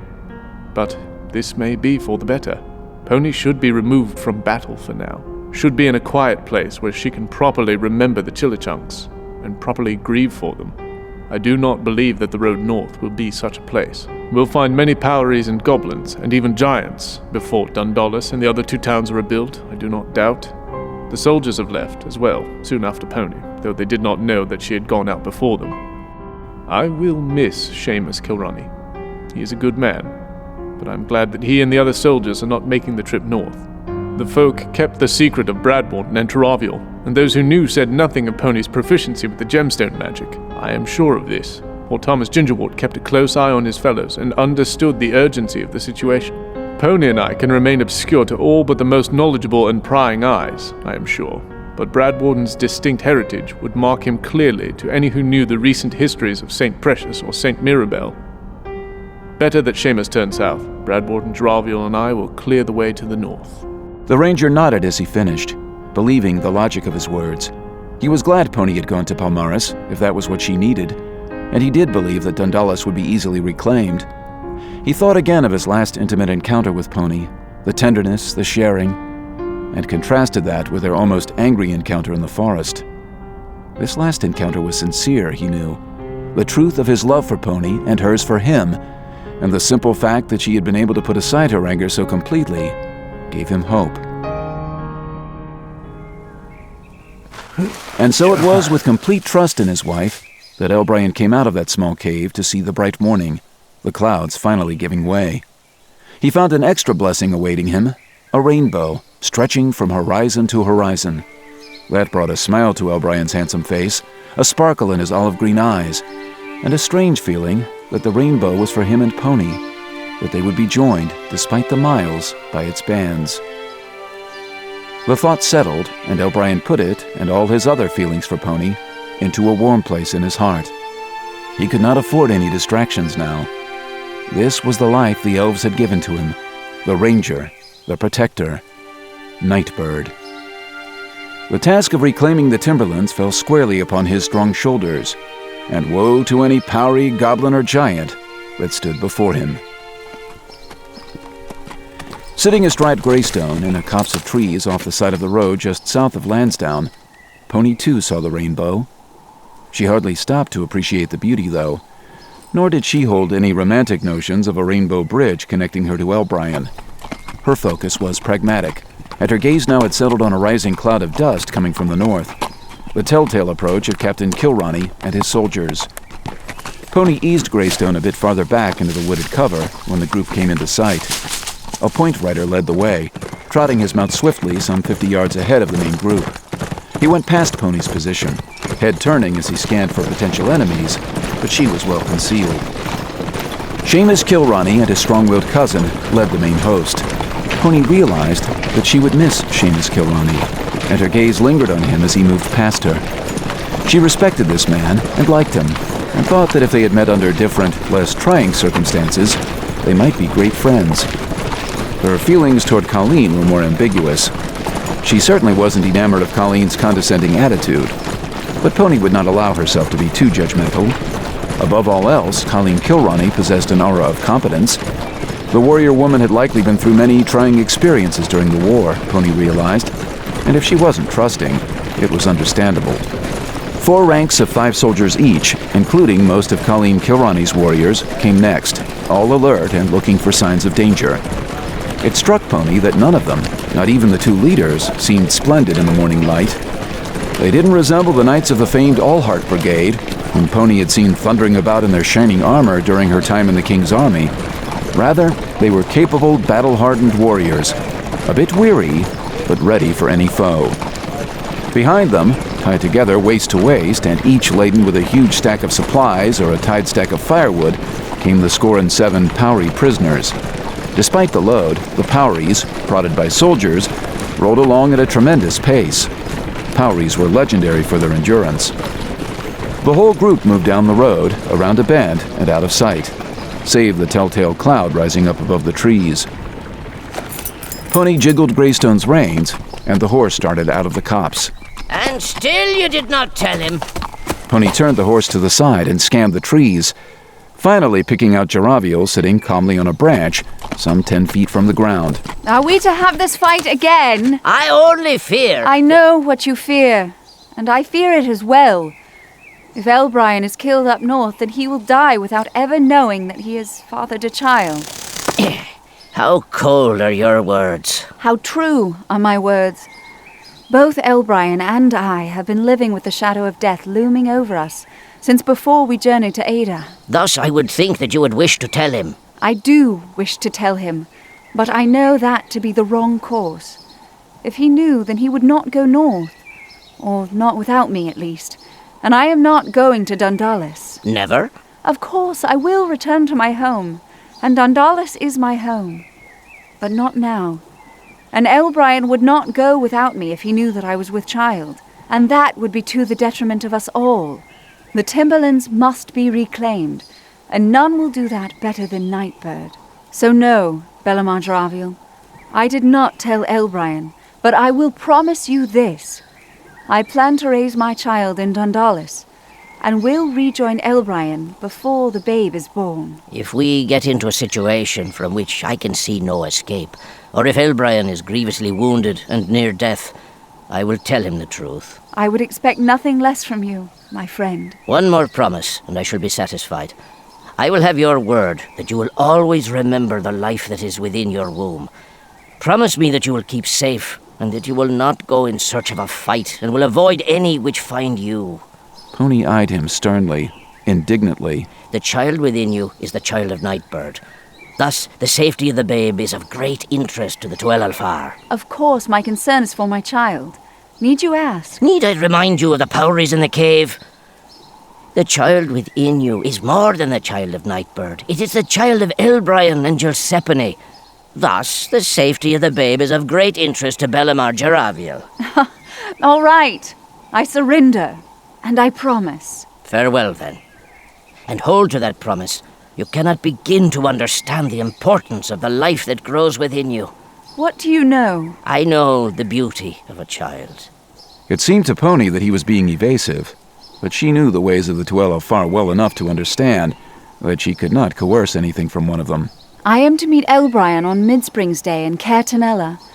I expect that Bellamar Jaraviel will see him there safely. Jaraviel did a silent count of the months. He knew from Pony's words that the child had been conceived on the road to St. Mirabel in late summer. Jaraviel thought to comment that Pony would meet Elbrian only if she was still fit to travel then, but he kept quiet. She knew the timing better than he assured himself. Pony paused and reached into her pouch, producing a smooth gray stone, the Soul Stone. Perhaps you should take this. It is the Stone of Healing, and you may well find use for it. No, we have the magical armband Bradwarden wears. You keep the gemstone. His gaze drifted down to her belly, and she understood that he feared that she might need it even more. Pony pocketed the gem. Midsprings Day. Fare you well, Giuseppe Winden. Pony offered a last smile. Jaraviel watched her right out of sight, honestly wondering if he would ever see her again. He hoped that she would hold to that last all-important promise to keep out of harm's way, but he recognized the pain and rage within her and understood her need for action. The Powry fight had sated that need, had brought a measure of calm, but only temporarily, Jaraviel knew. Like the smiles Pony had shown him in this meeting, they were not lasting things, not signals of true contentment. Pony's mood had shifted dramatically in the course of seconds, at the prompting of only a few words. Watching her go, Jaraviel could only hope that no trouble found her among the dangerous streets of Palmaris. And even if Pony did get to Caertanella for Midsprings Day, Jaraviel doubted that he would be there to greet her. It was nearing time for him to go home, back to Anderblock Inniness. Lady Dasselrant needed to know about the babe, the child of Nightbird, who was in effect the child of Caer Elfar.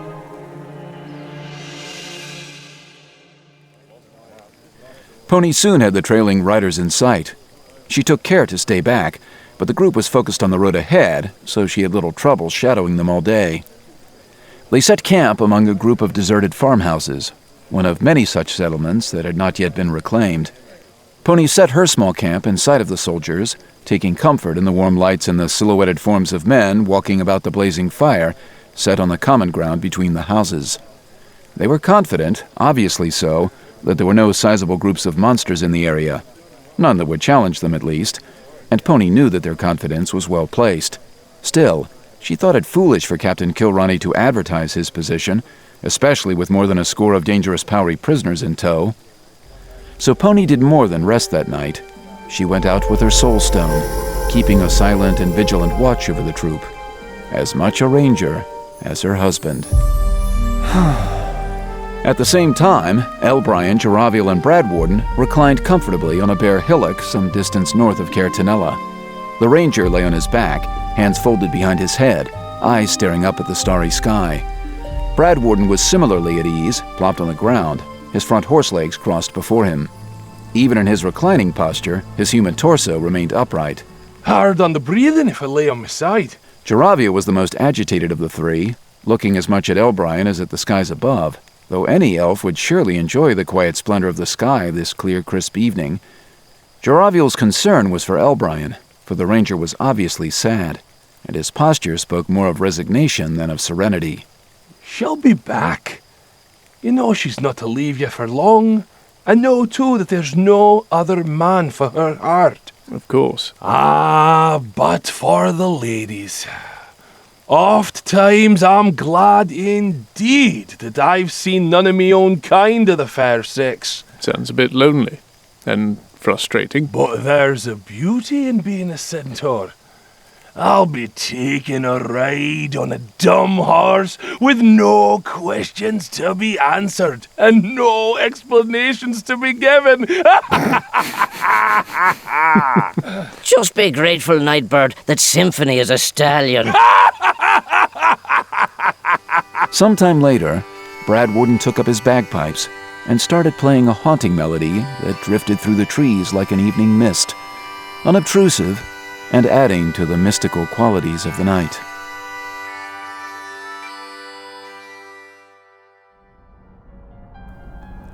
At St. Mirabel, Roger Lockless moved along the corridor outside Father Abbot Markwort's quarters, broom in hand, trying very hard, too hard, to look if he was on some cleaning duty. This is stupid, Roger. Stupid and foolish. He paused outside the Father Abbot's door, looking both ways along the quiet corridor, even sweeping a bit. An hour. The monks were gathering for Vespers, and none would likely come this way for at least that amount of time. Roger had studied the routine carefully night after night, for he knew that one mistake now would get him tortured to death. He thought of Elbrine and Pony and the heroic centaur he had never met, and found his resolve. With a final glance each way, he went right to the door, falling to one knee.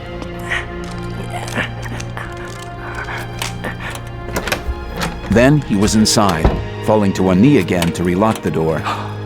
Roger scanned the suite. Markwort's quarters consisted of 4 rooms. This office, the largest, was the hub, with a door, closed, to the left. Another across the room behind the great desk, partly open to reveal a corner of the Father Abbot's bed.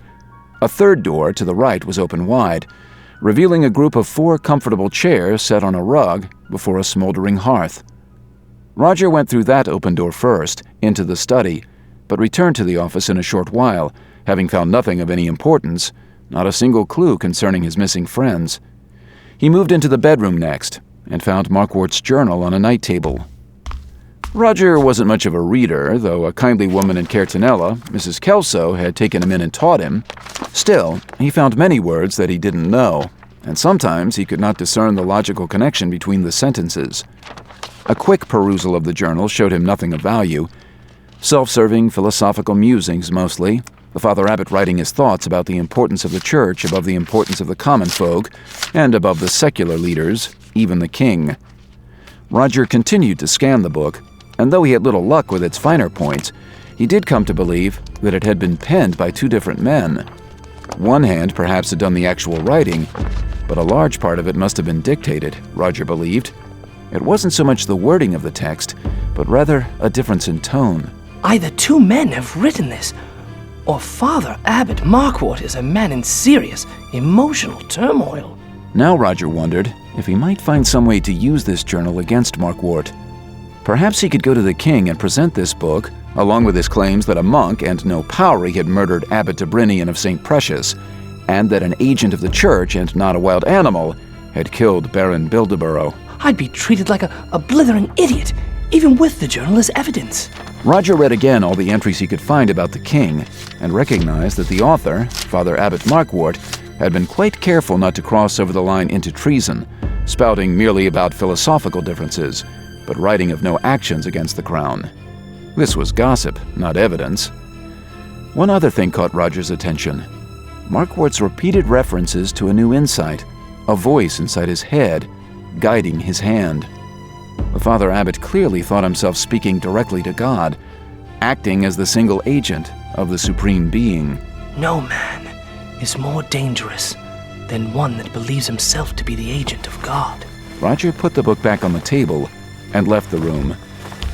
Thinking to leave the office for the last and most thorough inspection, Roger went to the closed door next. What's this? He found the door secured with not 1, but 3 separate locks. Even more intriguing, the young thief found an even greater protection, a needle and spring trap on 2 of the locks. Roger spent a long time studying those traps, then went to work with nimble fingers and delicate picks, disabling them, but in a manner that would allow him to easily rearm them upon his exit. Oh, come on. Minutes slipped by, and he realized how much time he was losing at this door. Aha! The room was empty, except for a few candlesticks, a large book lying open, and a curious design cut into the floor. Roger's heart started beating quickly, his blood racing. A A tangible aura, a coldness that seeped right into his spine assailed him, a darkness of spirit, a sense of profound hopelessness. He stayed only long enough to glance at the title of the great tome, The Incantation Sorceress, and then he left the room in a hurry. Roger leaned again against the closed door for several long minutes, while he steadied his trembling hands enough to reset the locks and traps. All that remained was the office and the great desk, with many drawers showing, and likely many more concealed. He should be here, brother.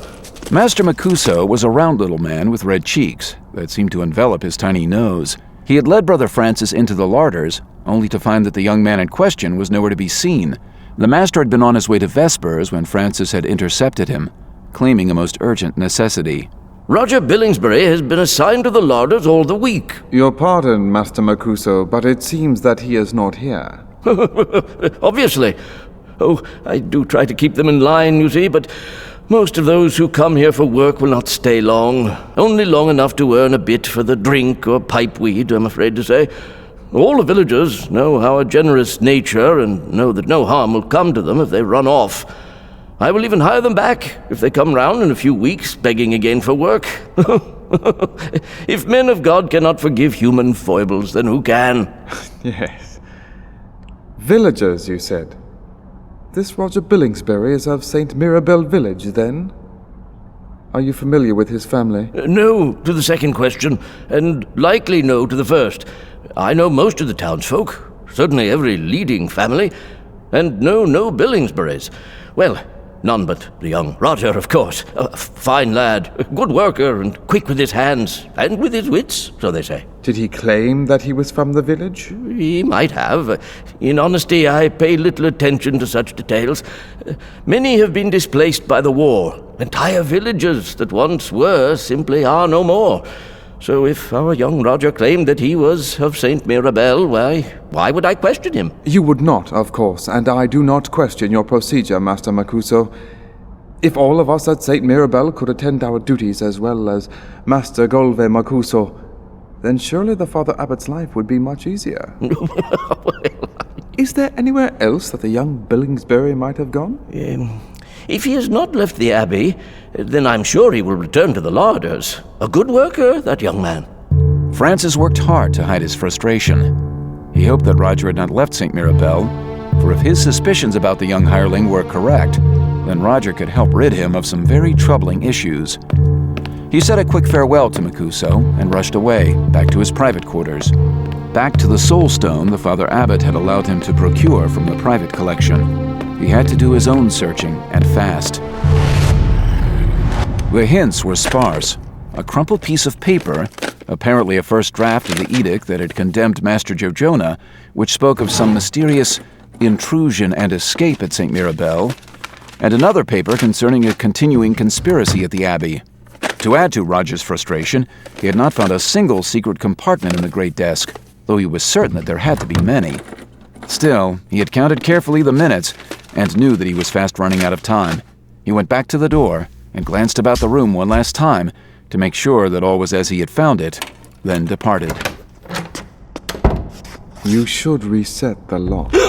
The young man froze in place, as if turned to stone. Only his eyes moved, darting to and fro, looking for some way out. Waves of panic rushed through him, and he tried to concoct some believable story. Roger caught a movement out of the corner of his eye, turned, and straightened suddenly to face the man, broomstick in hand. An odd tool for the larders, Roger Billingsbury. Roger recognized from the white rope binding the dark robes that this was a higher-ranking monk, an immaculate brother perhaps. I was told to come up here and clean. You were told to work in the larders. With his soul stone, Francis's spirit had soared about the corridors of the Abbey, and chance alone had brought him to the office of his superior, only to find, to his absolute amazement, the young kitchen helper bending over the great desk. Yes, but... Enough! You are Roger Billingsbury? Roger nodded slightly as he considered his options. He might strike the monk with his broom and dart away, he thought, for though the monk was larger than he, the man did not appear strong. And where are you from? St. Mirabel. You are not from St. Mirabel. The village, not the abbey. No. There are no Billingsburys in St. Mirabel village. New to the region. Our homes were burned. And where were those homes? A small village. Where? What was its name? How many people lived there? What other family names? To the south. You are from a village somewhere north of Palmaris. I recognize your accent. You are a friend of those who knew Evelyn Despris. Perhaps a friend of the heretic yourself. Roger's jaw hung slack. But no matter. You are a friend of the woman, Pony by name, and of her companion, the one called Nightbird. Roger's knuckles whitened, so tight was his grip on the broom. Desperate, he started to move to strike, but Francis came against him hard, grabbing the broom handle with one hand, slapping Roger back with the other. The monk pulled the broom free with a subtle twisting maneuver. I am not your enemy. If I were, you would be in chains already and on your knees before the Father Abbot. Then what? Come along, and quickly. Vespers is at its end, and you would not be wise to let the Father Abbot find you loitering here. What are we to do? Brother Brahmin offered no direct response to Brother Vicente. When will Delman join us? Vicente glanced at the door of Brahmin's room, as if he expected Delman to burst through it at any second. Then he twitched and turned his head quickly, his eyes darting. He will be here. He said he would. Brahmin patted a hand in the air to try to calm the man. In truth, though, Brahmin understood the gravity of their situation. Brother Francis, perhaps the closest counsel of Father Abbot Markwart, had walked right in on their meeting. We should go and beg the Father Abbot for forgiveness. Brahmin turned a cold stare on the nervous man, angered that Vicente would consider such a notion. Even if he were tied to the stake, the fires burning beneath his feet, Brother Brahmin heard would not beg for Markwart's forgiveness. And how, if he truly believed in the holiness of Avalon and Jojona, could Vicente say such a thing? But Brahmin calmed quickly, sympathizing with the man's fear. Vicente was scared, and with good reason. Better that we admit to wrongdoing against the Abelican Church. We met for prayer, nothing more. Better that we craft our story. Brother Delman. Or Brother Castinagis. Brahmin moved slowly to the door, putting his ear up close, trying to get some hint of who it might be. Oh. Brahmin looked back at Vicente. The man was nearly chewing his bottom lip off. Let me in. I am busy, Brother Delacourt. And whatever you might be doing, I assure you that this takes precedence. And I assure you that we have nothing to discuss, good brother. Hurd started to close the door, but Francis stuck his foot in the opening. Good brother, I am terribly busy. Preparing your next meeting? A prayer meeting, yes? Blasphemy, you mean? If you prefer to air this argument with me in the corridor, then so be it. You are the one in need of secrecy, not I. Brother Brahmin swung wide the door and stepped aside. Francis and Vicente stared hard at each other. A wild look was in Vicente's eye, the look of a timid animal caught in a corner. For a moment, Brahmin thought the skinny man might pounce upon Francis. Vicente couldn't hold the stare, though. He turned away, hands twitching at his side. You seem to be walking in on my every conversation. Someone less trusting than I might believe that you were watching me. Someone wiser than you would understand that you need watching. And you are that wiser man? I am wiser than to speak heresy in the cellars of St. Mirabel. Only truth. Only lies.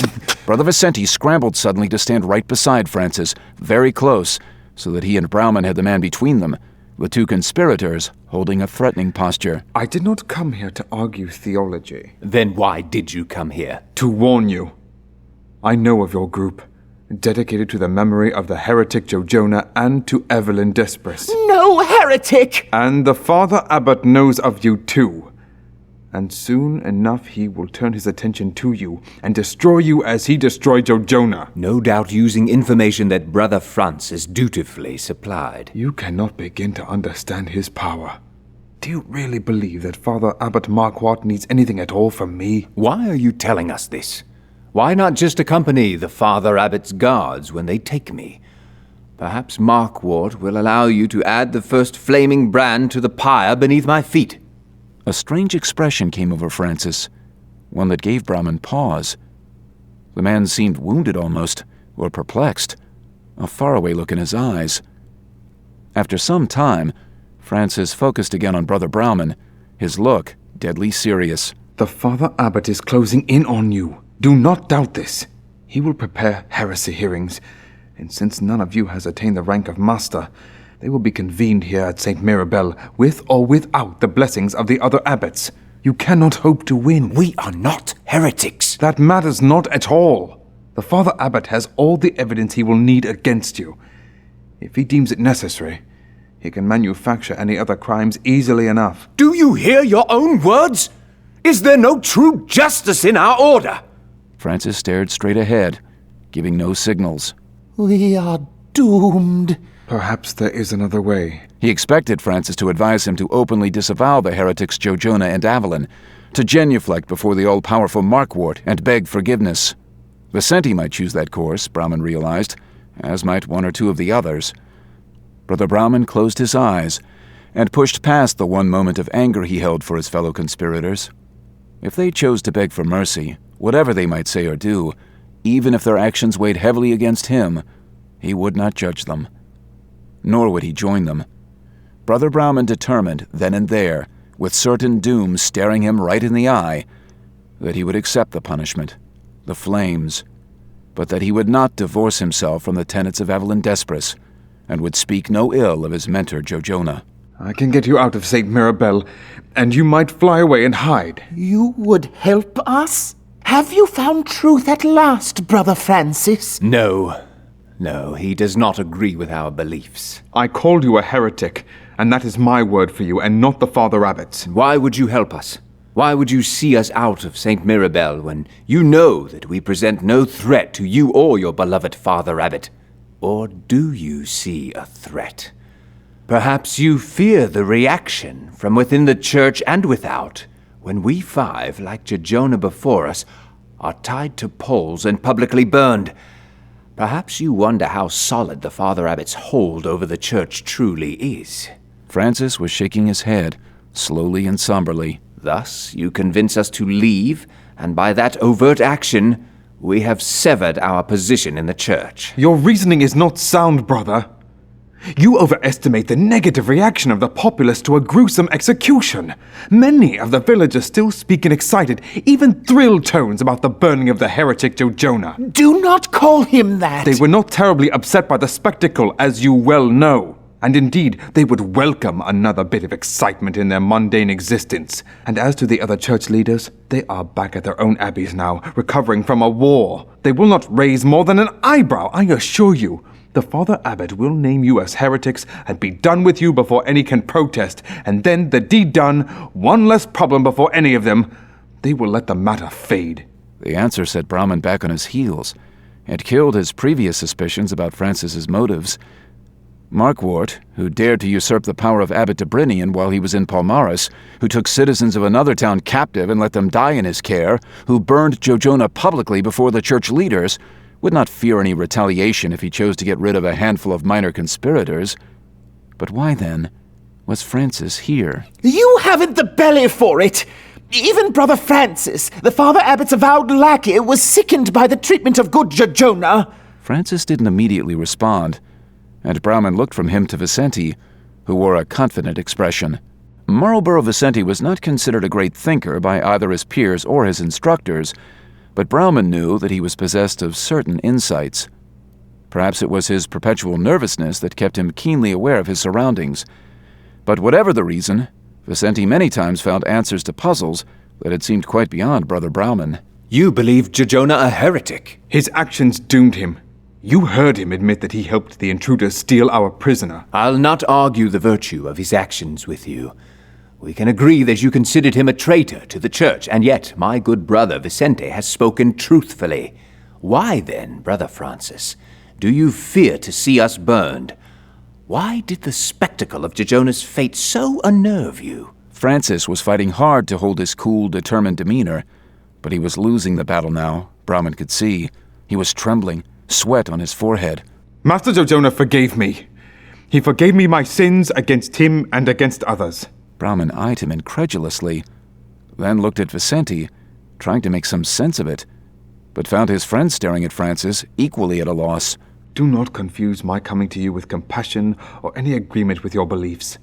I offer you a chance to save your miserable lives, to get out of St. Mirabel, out of my life and the life of the Father Abbot, to go hide in a hole and bury your foolish beliefs with you. How do you plan to do that? And where are we to go? You know that Joe Jonah aided the escape of the Centaur Bread Warden, and with him, we believe, were 2 former friends of Evelyn Despres. Yet there remains at St. Mirabel another of those conspirators, a man who came in afterward, and only recently learned that the Centaur and his other friends had escaped. He will be returning to them, I believe, and I believe also that you might persuade him to take you along. How convenient for you and the Father Abbot. I'll not guarantee your safety. Once you are out of the Abbey, you must fend for yourselves, and do not doubt that powerful foes may come against you. And do not doubt that the Father Abbot will recapture the Centaur and take the other conspirators as well. No, your fate beyond St. Mirabel is your own to decide. I'll only do this one thing alone, to repay Joe Jonah. I'll not spend the rest of my life in the debt of a heretic. If he was a heretic... Brother Brauman held up his hand, indicating that Vicente should be quiet. Brauman understood if Vicente did not. If even Francis did not. All that I ask in return is that you do not name me if you are captured. And the book. What book? The book you read from at your ridiculous meeting. The book of lies about our past by which you measure the rumors of our present. You will not leave St. Mirabel unless I have that book. Why? So that you might put it on a shelf of forbidden tomes. So that you might bury it away with all the other truths that would tumble down the walls of your sacred institution. There is no compromise here, brother. I will have the book, or I will take it from your room while you are burning. Jonah gave me that book. He bade me to keep it safe. It will be safe, and back where it rightfully belongs. Brother Brauman closed his eyes, understanding that Francis would hold fast. He prayed to Master Joe Jonah for guidance then, to help him through this dilemma. Was it now his time to stand up for the truth? Was his fight to end so soon? Joe Jonah had wanted him to ascend the ranks of the Abelican Order, but if he left now, that would be impossible. Even if he managed to elude Marquardt's executioners, he and his friends would be outside the church, unable to bring about any positive change. But if they stayed, Brauman believed, they would die, and soon. His answer came in the form of an image, a memory of a faraway place, once the home of evil incarnate, but now the tomb of a true saint. Brauman saw again the arm of Avalon sticking from the ground, uplifted, the final act of defiance against the demon Dactyl, the final act of reaching for God. Brother Brauman had his answer. Whatever God had in mind for him, he wanted to see that place again before he died. He moved to the side of his bed, bent down to the floor, and reached under it, then moved back to stand in front of Francis, locking the man's gaze with his own.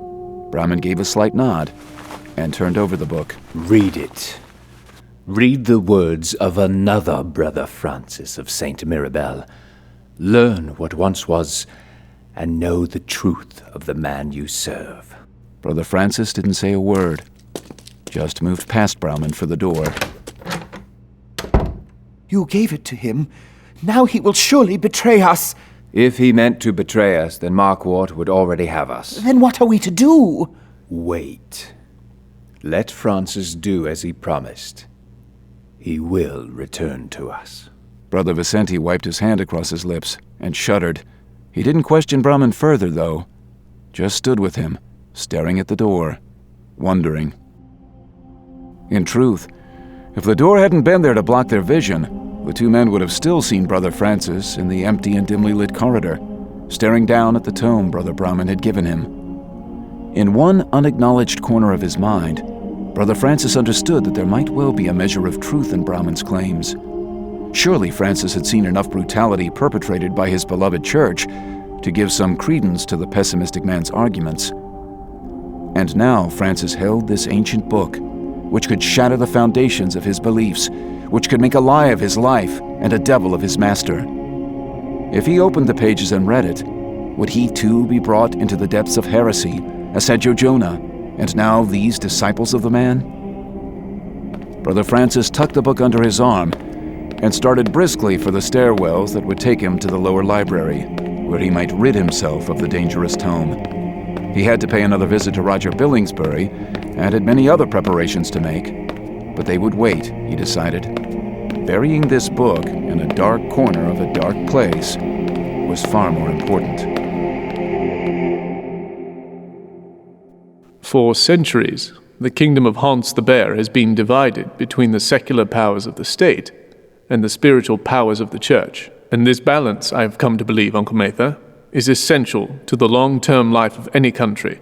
This is not the case in Corona, as I learned during my time with Tuel Alfar. How wise are the elves about so many subjects? In Alpinador, religion is a day-to-day practice, an important aspect of every man's every action. This, I believe, is because of the rigors of the Alpinadoran environment, where the possibility of death is ever present. A barbarian slays a deer, then prays over its carcass, giving thanks that he and his family will not starve. He finds himself far from home and prays to the god of storms, and then, if the weather grows more ominous, to the god of home to help him quickly find his way. Few matters of such a man's daily routine do not involve spirituality, but to the barbarians, religion is a private matter, for there is no organized church in Alpinador other than the small missions set up by the Abelicans. That is true, too, of the state, for the villages of Alpinador are, in effect, independent states, too isolated by landscape and climate to hear the edicts of any central government. My homeland, the towns of the Timberlands, were much like that, except that we acknowledged the king of Hans the Bear. We did not hear much from the man, or from any of his emissaries. In the southern kingdom of Bayron, church and state are much the same. The Chesru chieftain of Bayron is also the highest-ranking Yetol priest, a dangerous situation lacking the balance of power necessary to hold tyrants in check. The Chesru chieftain is all-powerful, and can, and often does, kill at a whim without fear of consequence. Could King Ursel of Hans the Bear make the same claim? I think not. For in Hans the Bear, the actions of the king are monitored by the abbots of the church, if only for selfish reasons, so they could expose any crimes of the state and weaken the king considerably in the eyes of his subjects. But what of the crimes of the church, Uncle Mather? Logically, the king should be their counterweight, yet I have heard of no complaints from King Danube about the treatment of the Chilachunks by the church. Perhaps it is a matter of practicality, with King Danube and his nobles weighing the value of the Chilachunks' lives against the trouble that exposing the church might bring. For that matter, would King Danube strike hard against the Father Abbot if he knew the actual cause of Baron Bilderborough's death? Or, perhaps, has the balance of power dangerously shifted? This is my fear, Uncle Mather, and I do not think I am simply overreacting to personal loss. I believe the Abelican Church has always held the upper hand in this struggle. The daily routines of the subjects of Hans the Bear are no doubt more greatly influenced by the state than the church. Taxes, the military, construction of roads and tolls to pay for them are all the domain of King Danube.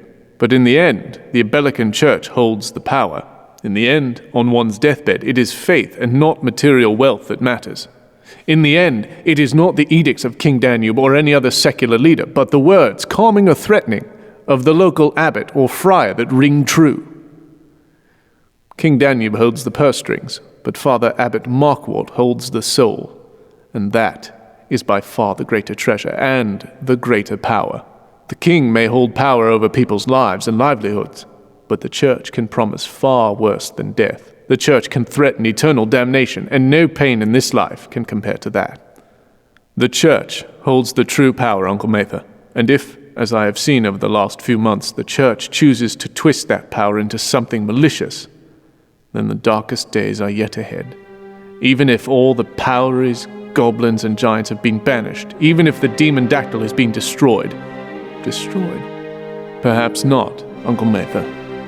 Perhaps the dactyl's spirit is alive and well and living in an even more dangerous host.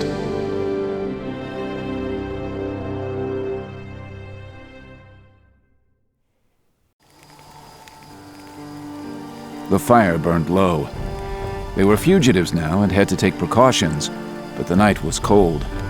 Brother Brahman had allowed Delman to light the small fire. Brahman took some comfort as he considered his 4 companions. It was no small matter that they had all agreed to flee St. Mirabel, and thus leave the Abelican Order. Even the youngest of them had been a member of the Order for a decade. not to mention the 8 years of preparation required to be allowed entry into St. Mirabel, and now to throw all of that work away.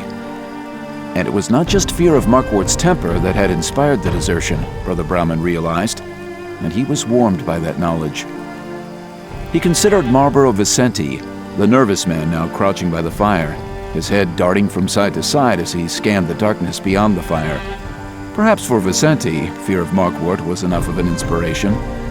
Brauman recalled the reactions of the others when he told them that they were to run away from St. Mirabel with this kitchen hand, who had some unknown tie to those who had once befriended Avalon Desprez and Master Joe Jonah. His 4 friends were even more incredulous when Brauman had disclosed the source of his contact with the man. To think that Brother Francis had put them on this course. And yet, in trusting in Brauman's decision, in leaving St. Mirabel with him, these 4 young monks had passed the most important and difficult test thus far. Long before this last crisis, they had joined Brauman to carry on the work of Avalon and Joe Jonah, but until this morning the work had been naught but talk, secret meetings full of complaints, even hiding the feelings they'd had as they'd watched Joe Jonah burned.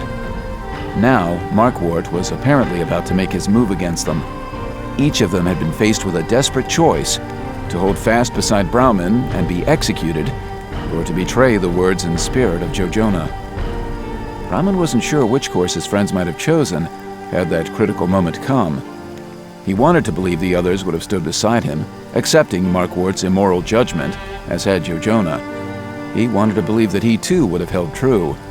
But fortunately, Brother Francis had offered them a third option, and at least postponed that supreme test of faith. For Markwart would come after them, Brauman Herd did not doubt, and if the Father Abbot caught them, their lives would surely be forfeit. Now, Brauman decided, his thoughts had to turn instead to the road ahead, to hopes of meeting the mysterious friends of Avalon Desprez, and finding confirmation of all he held dear. He sought out Roger Billingsbury, who was sitting alone on the other side of the camp, drawing in the dirt with a stick. He was not surprised to find that Roger had drawn a rough map of the region, with pebbles representing St. Mirabel, the Mazer Delaval, Palmares, and some points far to the north. Your home? Caetanella and Lansdowne, 2 towns on the north edge of Hants the Bear. It was in Caetanella that I first met Helbrian, the one known as Nightbird. Friend to Bradwarden. I never met the centaur, though I saw him once, tied up at the back of a fast-traveling caravan, heading south to Palmares. And is this Nightbird a disciple of Avalon Desprez? He was a friend of Avalon's, but in truth his companion, Giuseppe, he calls her Pony, is the true disciple of the monk. No one in all the world can bring forth more powerful magics. Brauman looked at him skeptically. I understand the doubts of one who has spent the bulk of his life in an abbey, but you will learn better. Brauman was eager for that. He could hardly wait to meet this woman, Avalon's student. Brother Delman, looking relaxed compared to the others, wandered over then and crouched low to examine Roger's map. How far from Palmares are these towns? A week of hard marching. Is this where we will find the friends of Joe Jonah? With the weather holding mild, they may have already left for their original home of Dundalis in the Timberlands. Another week, then? At least. Dundalis is about the same distance north of Caetanella as Palmares is south. There's only one road north from Caetanella. Not a very good road, and I do not know if it is clear.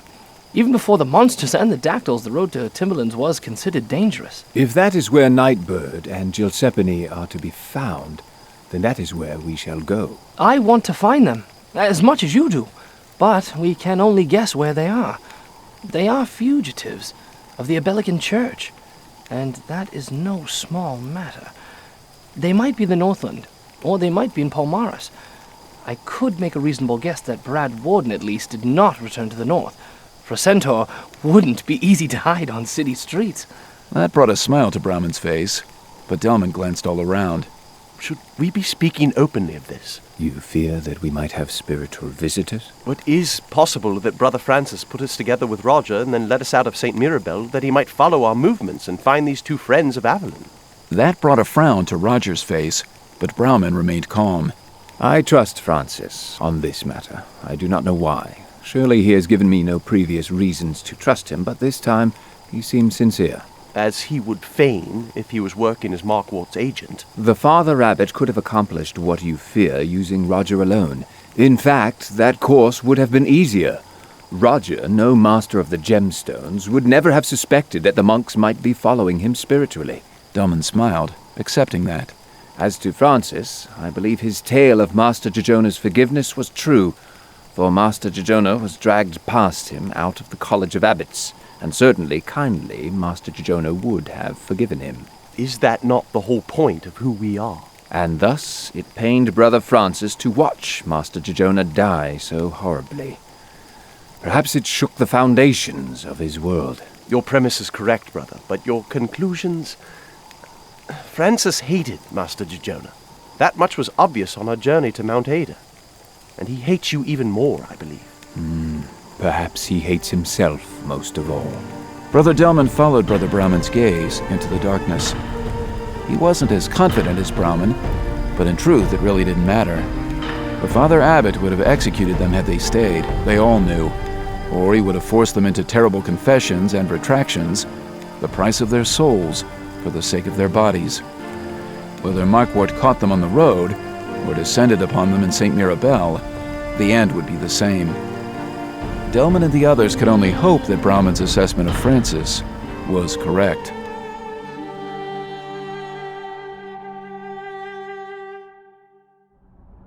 Master Theorel Engris was probably the most benign and gentle monk Brother Francis had ever known.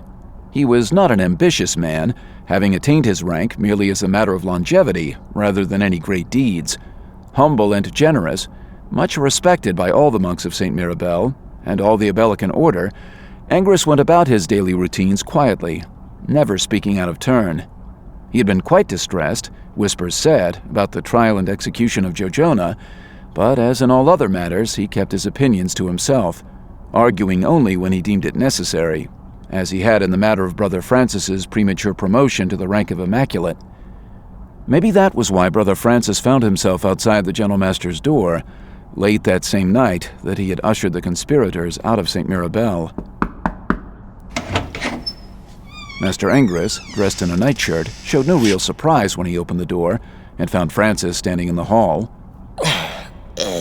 Yes, brother? Francis looked at the man numbly. Is there trouble afoot? The Father Abbot, perhaps. Does he wish to see me? Not him, Master. Me. Engris spent a long moment studying Francis.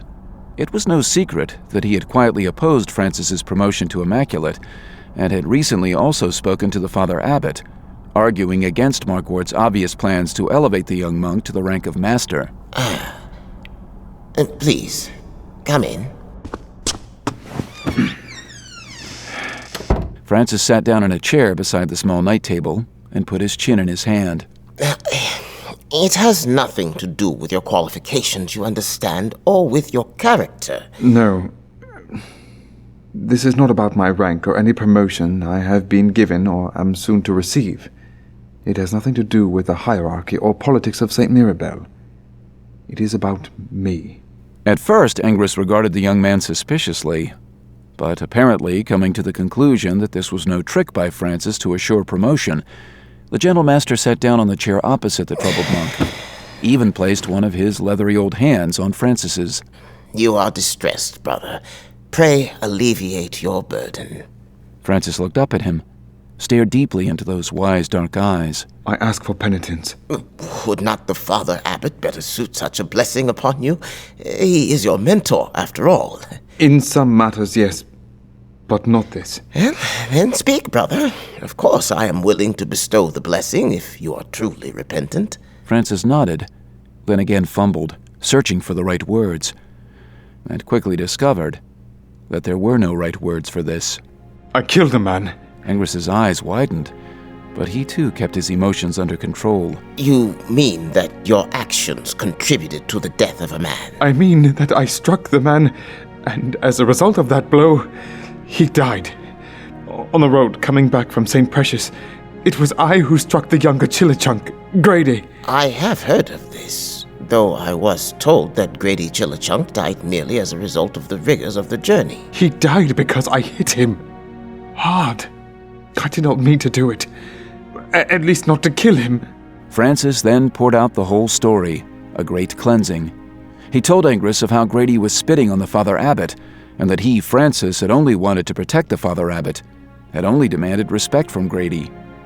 Angrus remained calm, even reassured Francis at several points that crimes against God are made with the heart and not the body, and thus if it was truly an accident, then Francis could put his conscience at rest. But the troubled Francis did not stop there. He told of Jojonah and the College of Abbots, of how Jojonah had forgiven him before being dragged to his death. Again, Master Angrus was calm and forgiving, but still Francis was not finished. He told Angrus of Brahmin Herd and the other heretics. Let them go, Master. I have gone against the wishes of Father Abbot Marquardt and shown Brother Browman the way out. And why would you do such a thing? Francis shook his head, for he had not answered that question, even to himself. I did not want them killed. It seems so brutal, too brutal. Punishment for their errors of judgment. The Father Abbot will tolerate no heresy. There is a long tradition of tolerance in the Abelican Order, but rarely does it extend to those who threaten the very fabric of the Order. And that is my pain. For I understand the importance of keeping the Order secure and united. I agree with the Father Abbot, and even if I did not, I would not oppose him. Never that. But you could not bear to watch any more executions of your fellow monks. Francis had no response to that. Do you believe what you have done is evil? Which act do you mean? That is for you to decide. You came here asking for the blessing of penitence, and perhaps I can bestow that upon you, but only if you tell me that for which you are asking penitence. Francis held up his hands, completely at a loss. I have told you my tale in full. Indeed you have, but your tale shows a pendulum swing of actions. For the Father Abbot, against the Father Abbot. And is he to be the measure of godly crime? Again, my brother, that is for you to decide. If you came here asking for forgiveness of your actions against Father Abbot Marquardt, then I am afraid you are speaking to the wrong man. Unless those actions in your heart are also crimes against God, you will have to plead with the Father Abbot for his forgiveness, for I cannot speak for him. If you came seeking forgiveness of your actions on the road, then I, like Jojonah, will bestow the blessing, because it is obvious that you are truly sorry for those actions, and because you are not wholly to blame.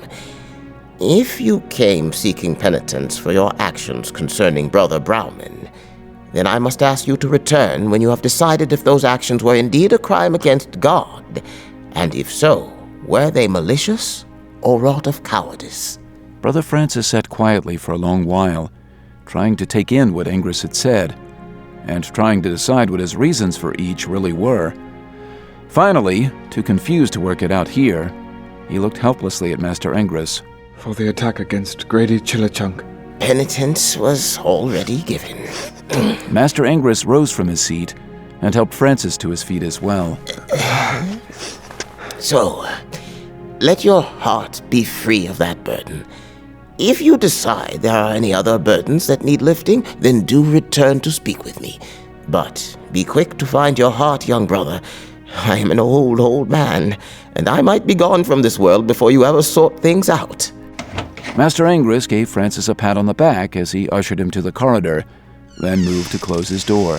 I trust that this will remain confidential. It is a sacred blessing, a pact between you and God. I cannot speak of it, because I, the mortal Master Angrus, was not even present at your confession. Francis nodded and walked away. Angrus stood in the doorway and watched him until he turned a bend in the corridor. The old man lingered there, overwhelmed by the information Francis had given him. He had played his part in the blessing perfectly, detached and calm, the eyes and ears of God. Well, almost perfectly. Angrus thought that acts of amends, a method of contrition and repayment to society, were needed for the death of Grady Chilichunk.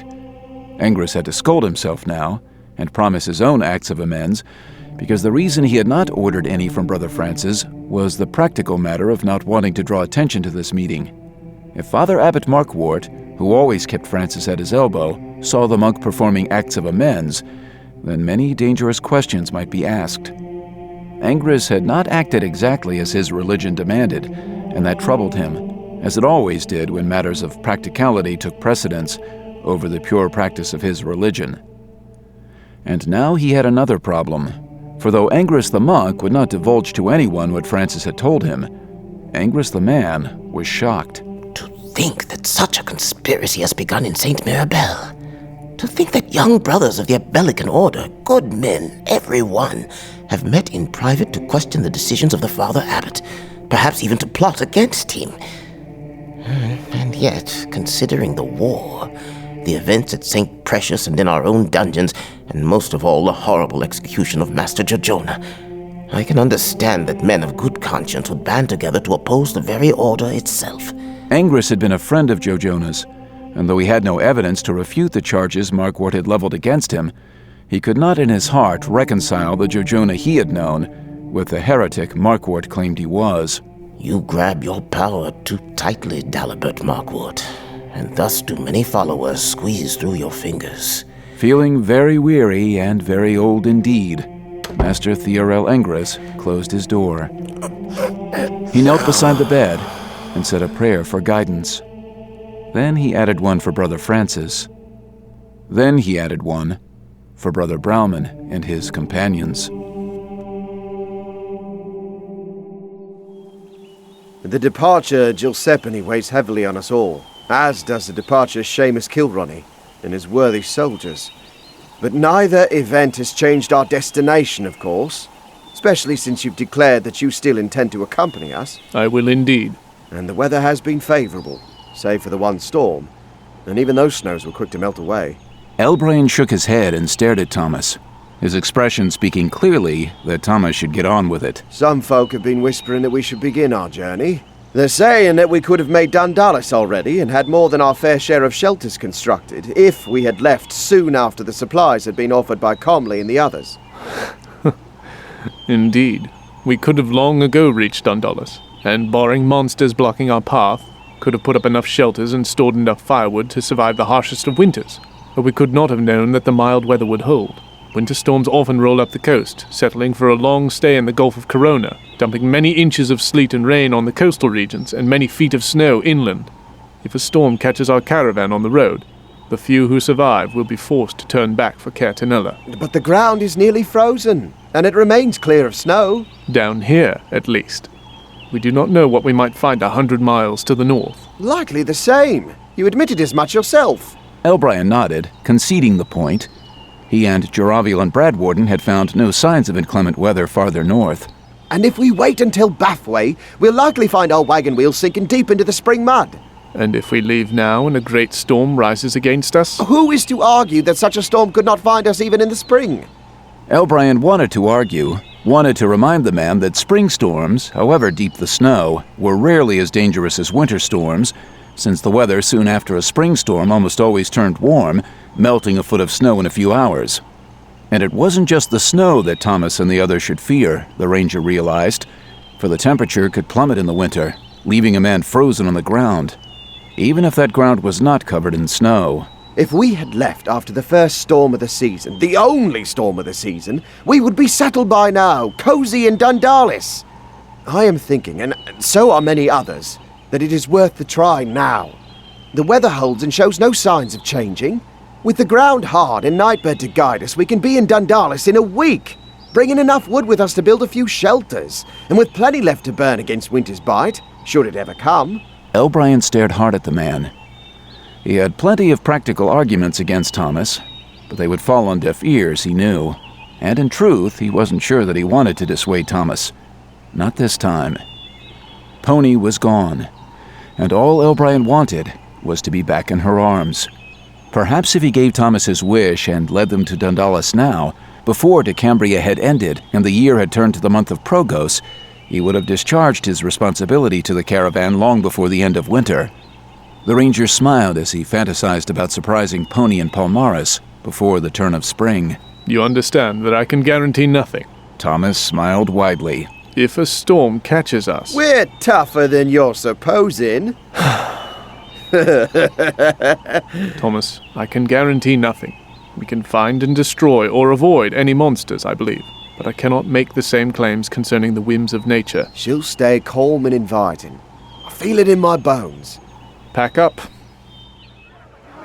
Pony crouched at the corner of the gatehouse, watching the spectacle at the Palmaris docks. The ferry had just come in, crowded with folk from the town of Amvoy across the Mazer Delaval. And now the Palmaris city soldiers and a pair of monks from St. Precious jostled the newcomers, inspecting their goods, questioning them. Every day it got worse. Pony had been in the city for more than a week. After she'd seen similar problems at the North Gate when she'd arrived, she entered the city secretly at night, using malachite to boost her and Greystone right over a little guarded position along the city wall. What a thrilling ride that had been, cantering Greystone into a great leap and using the levitational powers of the gemstone to let them soar far above and beyond the 10-foot wall.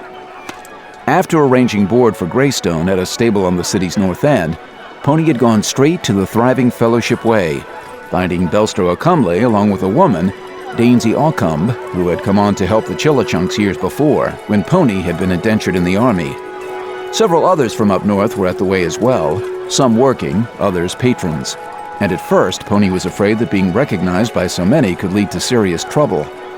Belster had taken care of that, though, calling a quick meeting and helping Pony to change her identity.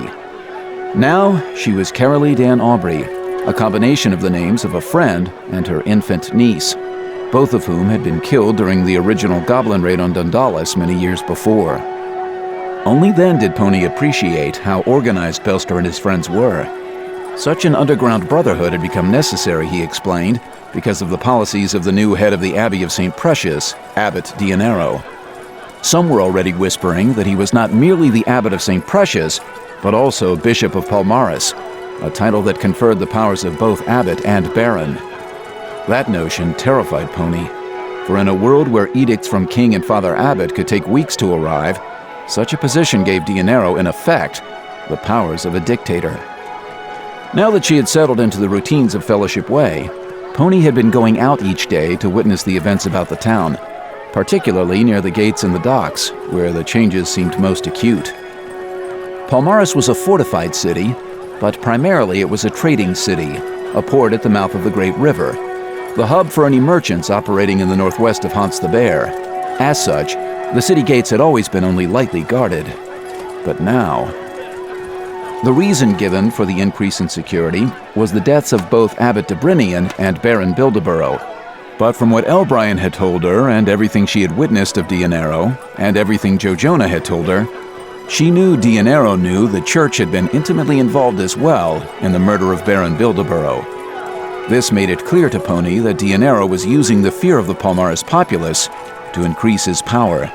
He was using the murders as an excuse to solidify his own position. Pony thought about the implications of Dionero's new title for a long while.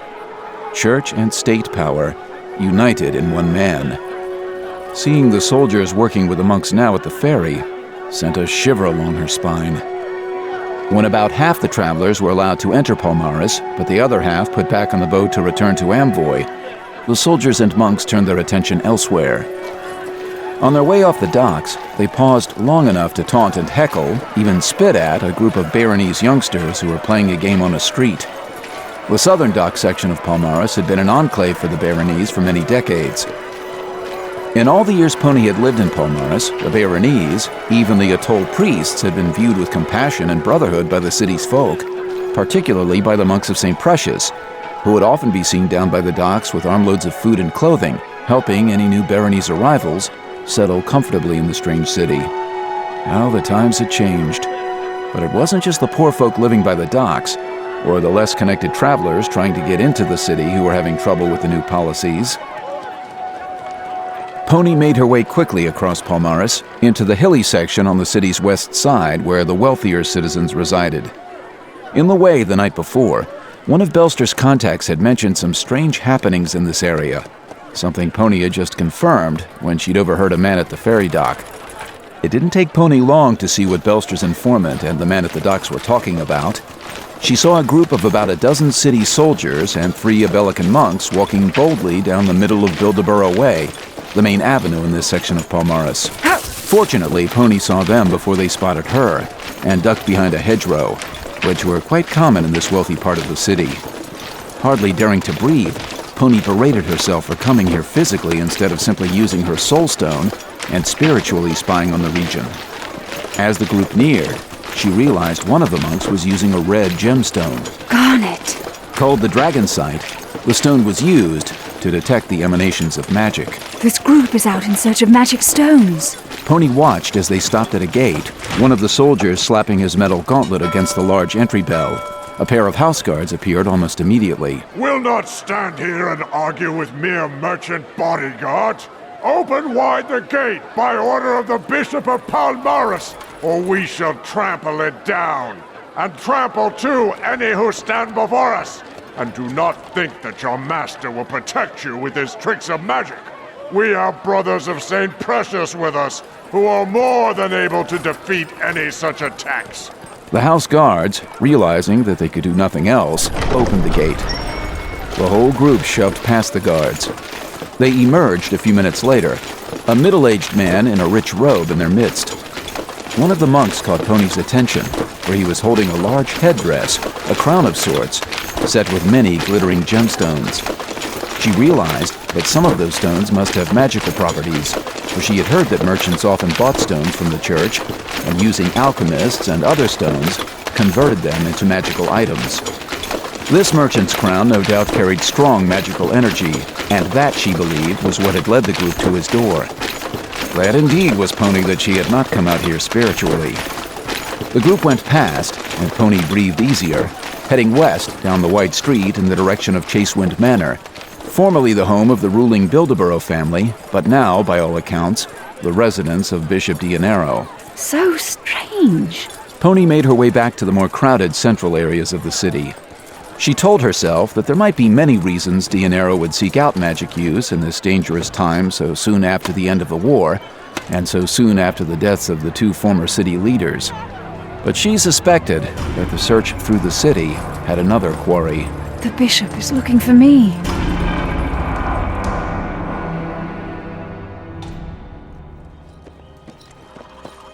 Cousin, if you are wise, though I know that you are not, you will dismiss your anger before speaking with the new bishop.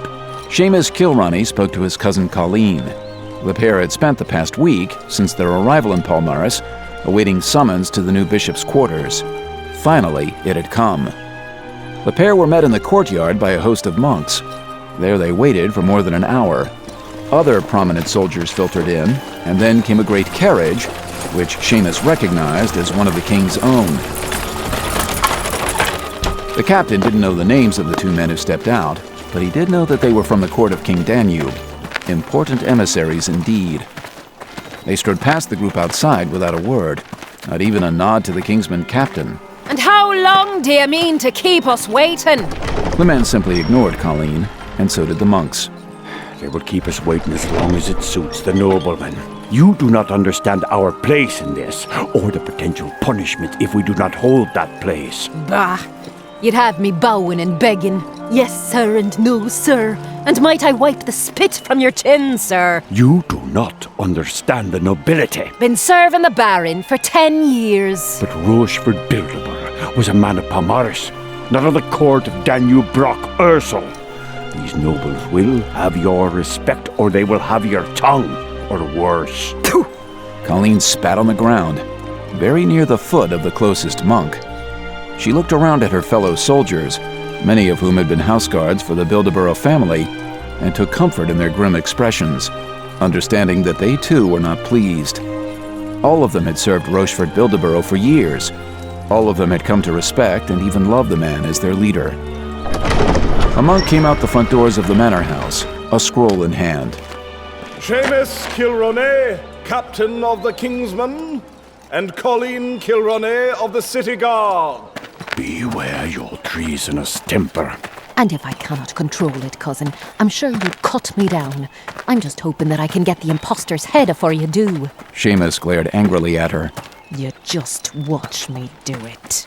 The point proved moot, and Seamus breathed a bit easier, because inside the house, they were accosted by a group of armed soldiers who were not known to Colleen, and many grim-faced Abelican monks. Your weapons! Seamus readily complied, for he knew only specially assigned guards were allowed any weapons at the king's court. Colleen slapped away one monk's hand as he reached for her weapon, then drew out her sword threateningly. The monk jumped back into a fighting stance, and several soldiers put their hands to sword hilts. Colleen flipped her weapon over, catching it at mid-blade and handing it over. The pair was escorted to the audience room.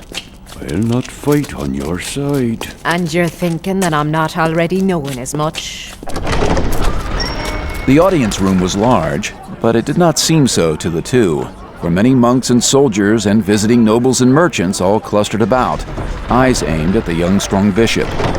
Many heads did turn to glance without interest at the two soldiers, Seamus in his splendid Kingsman dress, and Colleen in her weathered traveling outfit. The bishop locked stares with Seamus, and then with Colleen. The man was impressive, Colleen had to admit, his stare strong and intense. This first meeting quickly became a contest of wills, the two staring, unblinking, as many moments slipped past. Finally, Bishop Dionero dropped his eyes to regard the Kingsman. You are Seamus Kilroney? Captain Kilroney? I am, sir. Very good. You have been told of my appointed position. Seamus nodded. And do you, both of you, understand the meaning of my title? I'm thinking that it means there be no more Bilderboroughs. Indeed, there are not. Nor were any others deemed worthy of the position. Thus, I serve both the king and Father Abbot now, as Baron and Abbot, Bishop by title. We have been informed, Bishop Dionero. And since the city is in such disarray, King Danube has deemed it necessary to lend me a contingent of his soldiers. I understand, sir. And of course, my men and I are at your complete disposal. Of course. And what of you, Colleen Kilroney? I have heard many of the guards here at Chasewind Manor speak highly of you. I have also heard many whisper that Colleen Kilroney would not be in good spirits when she returned from the north to discover the changes in her city. Colleen's eyes widened, surprised that the new bishop had so bluntly put that out on the table. I do not think... I understand your anger, and I have been told that none were more loyal to Baron Rochefort Bildeborough. Of course, that sentiment will carry over for some time after his death. I applaud such loyalty, but I will not tolerate any disloyalty to your beloved Baron's successor. Colleen's eyes narrowed dangerously. Again the two locked stares, and this time it was Colleen who finally backed down. I will require a full accounting of your travels up north.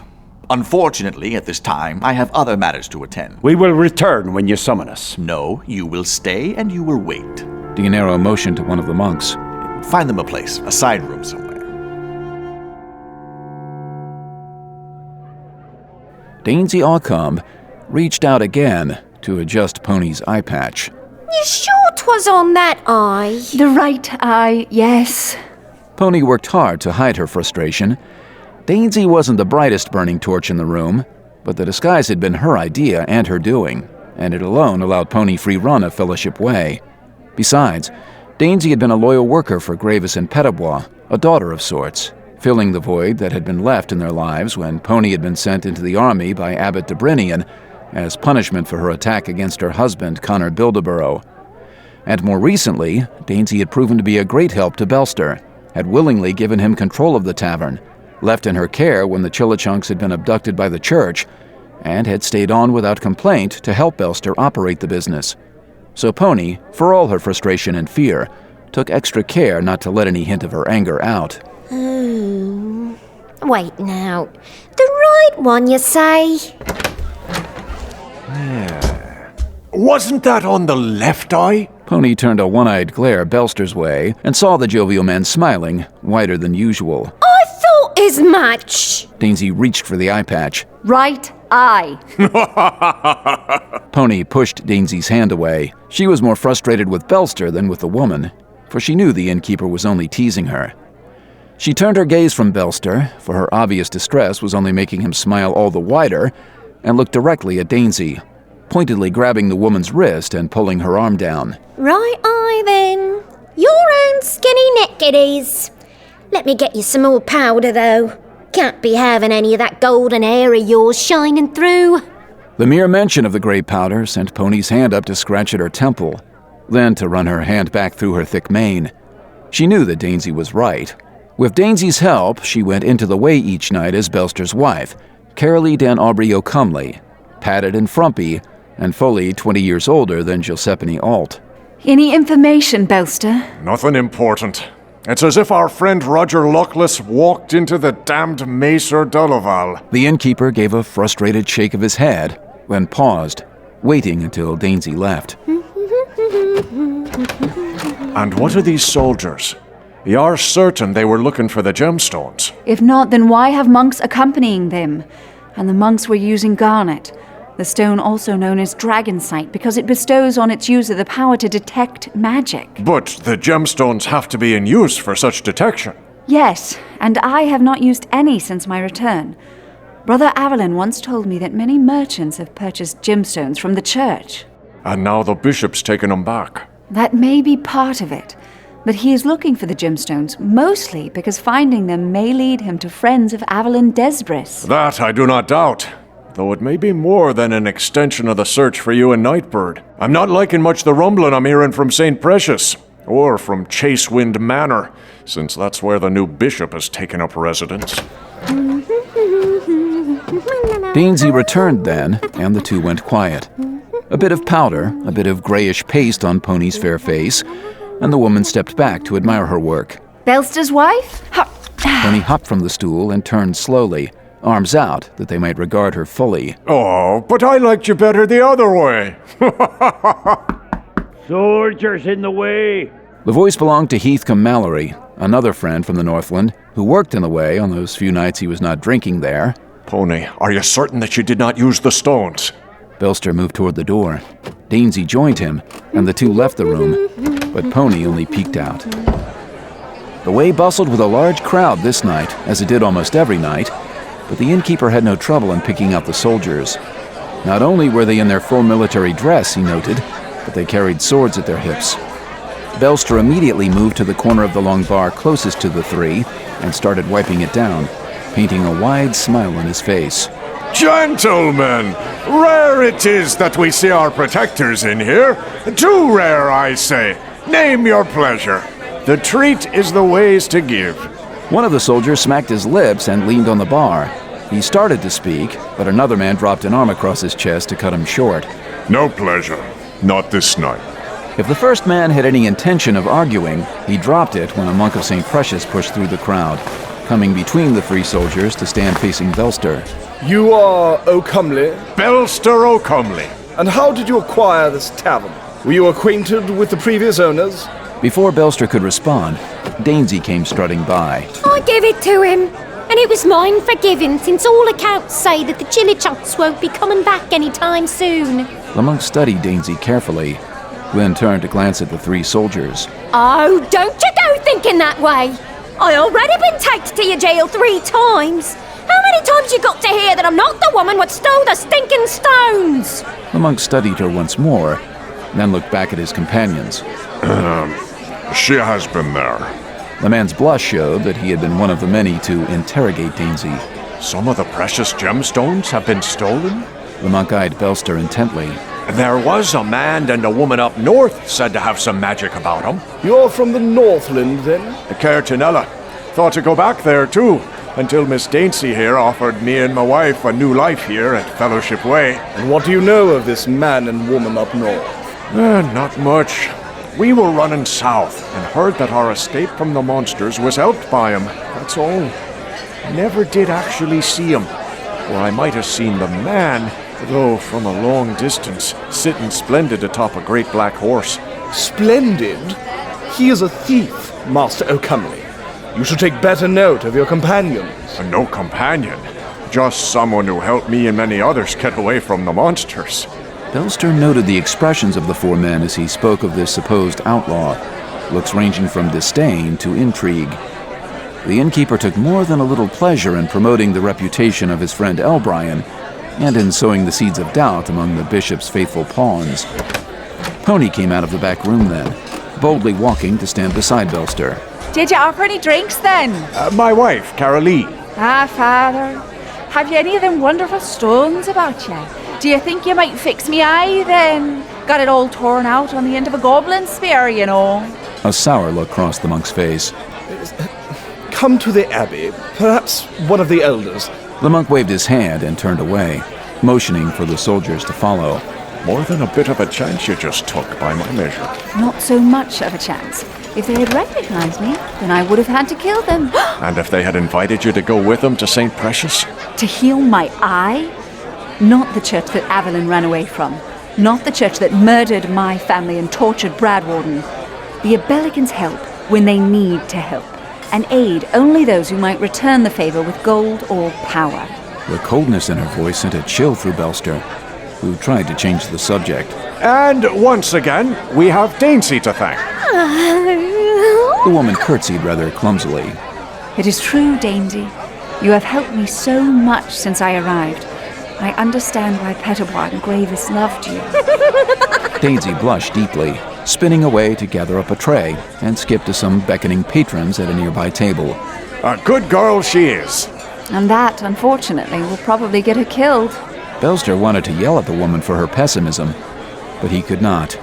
In the last few days, the men of the new bishop, soldiers and monks alike, seemed to be everywhere. Seemed to be closing a noose about Pony, and indeed, about all of Palmaris. The monk left Colleen and Seamus in a side room, furnished only with 3 small chairs and a tiny hearth. Seamus slid into a chair, put his hands behind his head, and leaned back against the wall, closing his eyes. Familiar with the ways of nobles, the captain knew that this could be a long wait. Colleen, predictably, was much more agitated, pacing back and forth. Finally, after more than an hour, she settled down, pulling a chair against the wall, and sat staring intently at the door. Another hour passed. How long can he possibly make us wait? Another hour, and then another.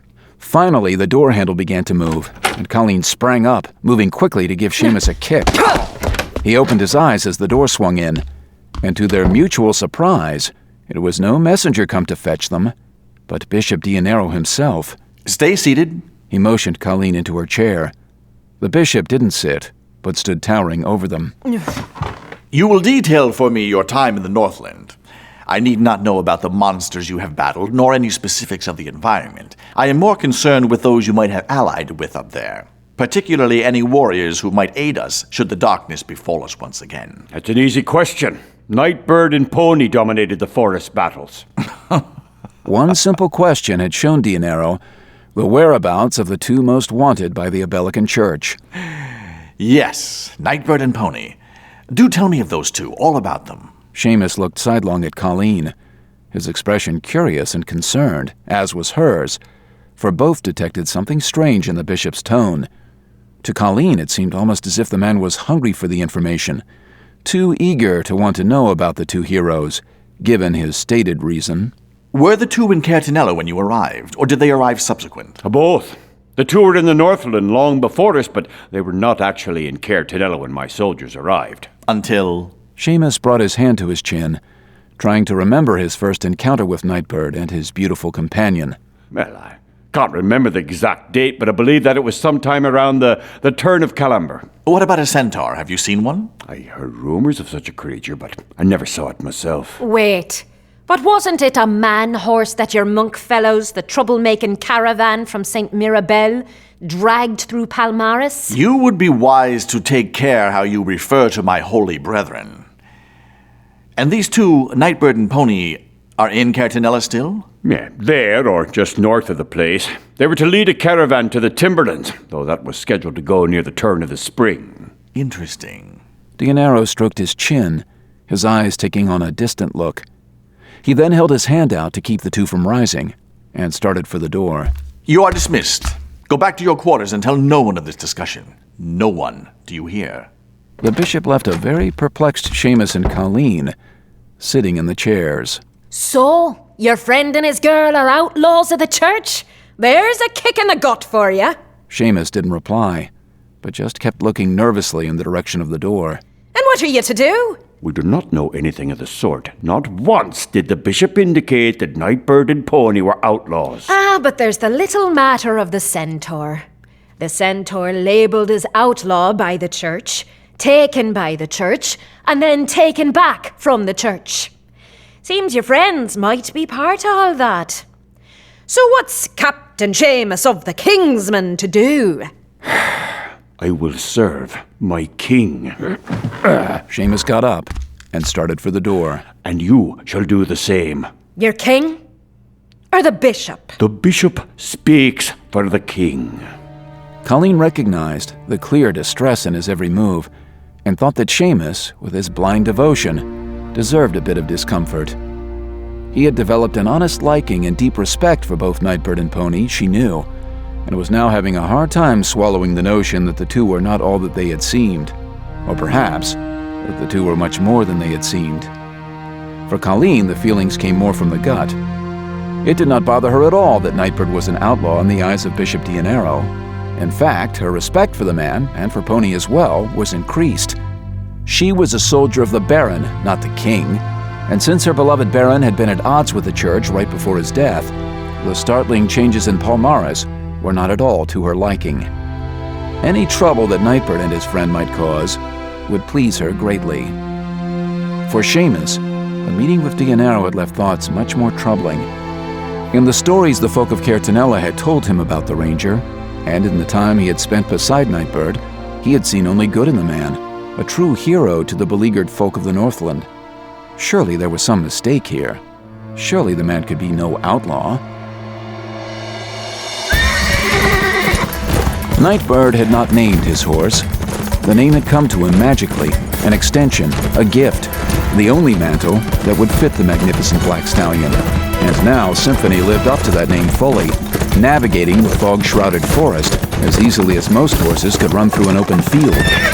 The horse cut fast and thundered ahead, leaping trees down by the heavy snow of the early winter and swerving safely wide of low-hanging branches. Nightbird did not guide him. Rather, he let his wishes be known to Symphony, then put his complete faith in the horse. And they were gaining on the goblin ahead. They cut around a small line of thick spruces. Ahead in the fog, Nightbird saw a movement. The goblin on the small horse, galloping flat out. Symphony leapt in pursuit, closing still more ground, and soon the goblin was in range, and Nightbird lifted Hawkwing. Frantic, the goblin kicked harder at the small horse's flanks, and the horse put its head down and sprinted ahead. But the goblin, knowing that it was being chased, knowing that its enemy was closing fast, was looking back, and only glanced ahead in time to see the thick limb close the last few inches to its face. Nightbird and Symphony trotted up to the goblin. Nightbird wiped the sword on the goblin's cloak, then slipped it back into its sheath on the side of Symphony's saddle. He glanced about the misty forest, then clamped his legs tight about the horse, and Symphony turned and thundered off the other way. Within seconds, the pair had spotted another fleeing goblin, and Symphony pursued. This one was running, ducking from tree to tree, but it made the mistake of crossing the ranger's path only a dozen yards ahead of the running horse. The ranger glanced back to spot another goblin bursting from the brush and running wildly the other way. Perched in a tree not far away, Bellamar Jaravio considered the ranger's shot with something more than respect, something bordering on awe. The elves had trained Nightbird, but to say that they had taught him everything he knew, Jaravio realized, would have been a tremendous falsehood. What the elves had taught Nightbird was quick thinking and how to bring his body in line with his plans, but the humans' creative use of that knowledge was stunning. As was the ranger's technique, Jaravio thought, looking at the goblin's shot through the head, a perfect hit by the ranger, while his horse was in full gallop the other way. Jaravio's keen eyes continued to scan through the fog as he shook his head. There he saw suddenly, in the same brush from which the last goblin had bolted, hid yet another creature, curled and cowering. Up came the elf's bow.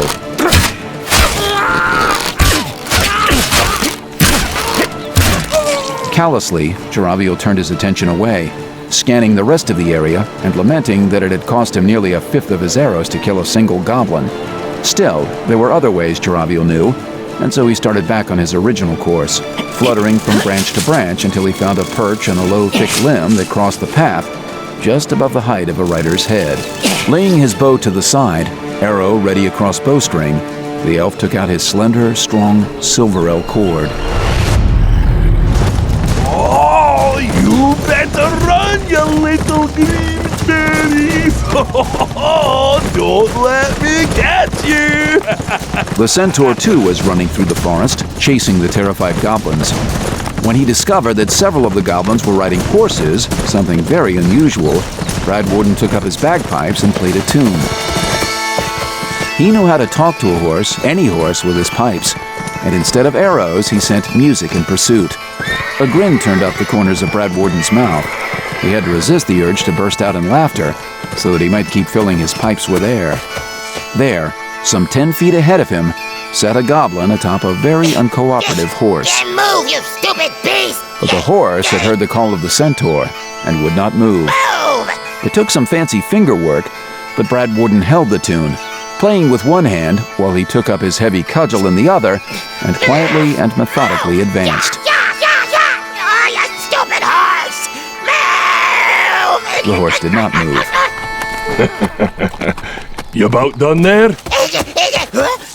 The goblin slowly turned its ugly head to regard the powerful centaur, who was standing right beside him, club in hand.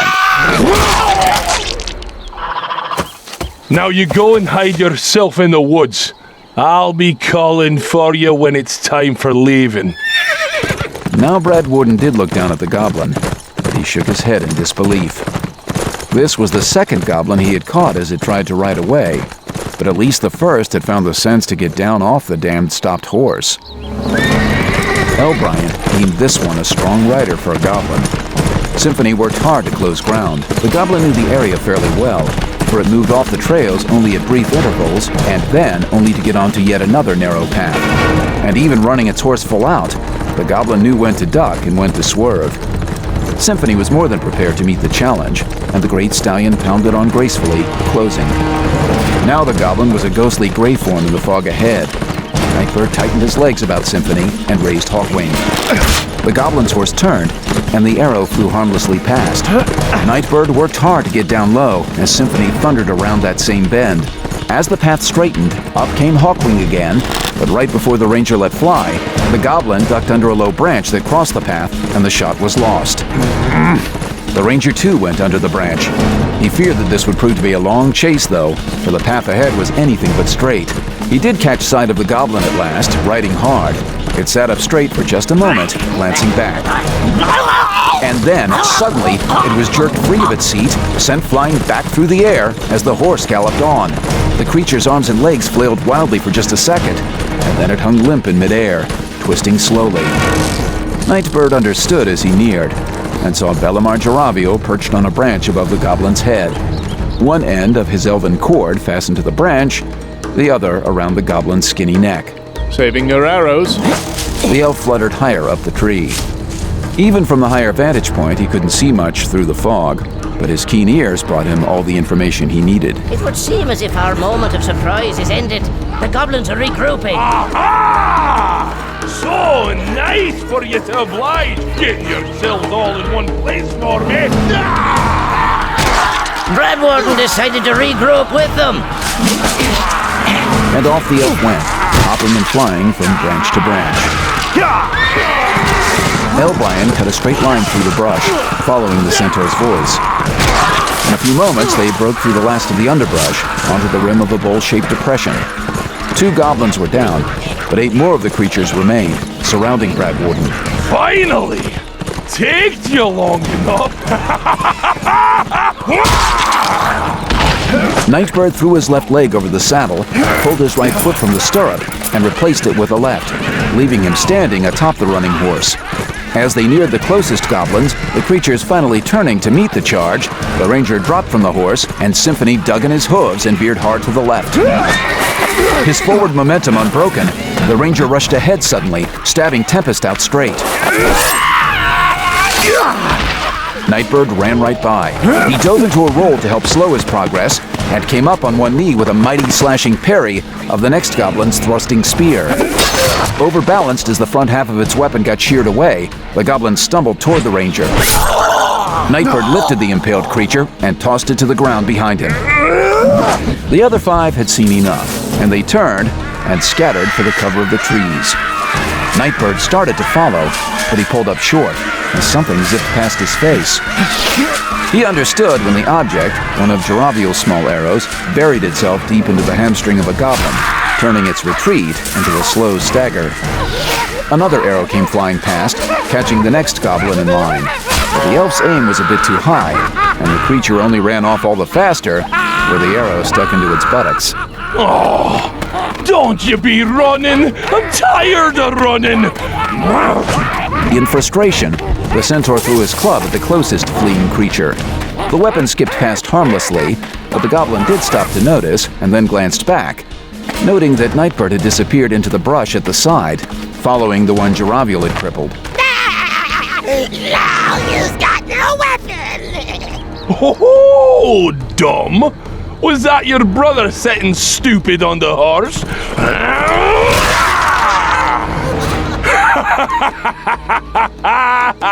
Got no weapon, eh? Jaraviel moved out into the brush to find the one he had hamstrung. It lay dead in a pool of blood, the result of a single efficient sword thrust under the back of its skull. Where's the ranger? Hunting, I would guess. Brad Warden looked at the misty forest and smiled. The goblin leaned against a tree, slapping the side of its rump in a futile attempt to alleviate the pain, not daring to touch the arrow Jaraviel had put into its butt. Then the creature froze at a nearby sound, eyes wide with terror. But it relaxed as two of its companions came skittering over. One grasped the arrow shaft and started to extract the bolt. Quiet! Yous want to bring the Nightbird and the Horseman on us? Yous already left a line of blood. All three of the goblins looked down at the unmistakably clear trail of the wounded goblin's passage. Suddenly, Nightbird dropped from a branch to land right in the midst of them.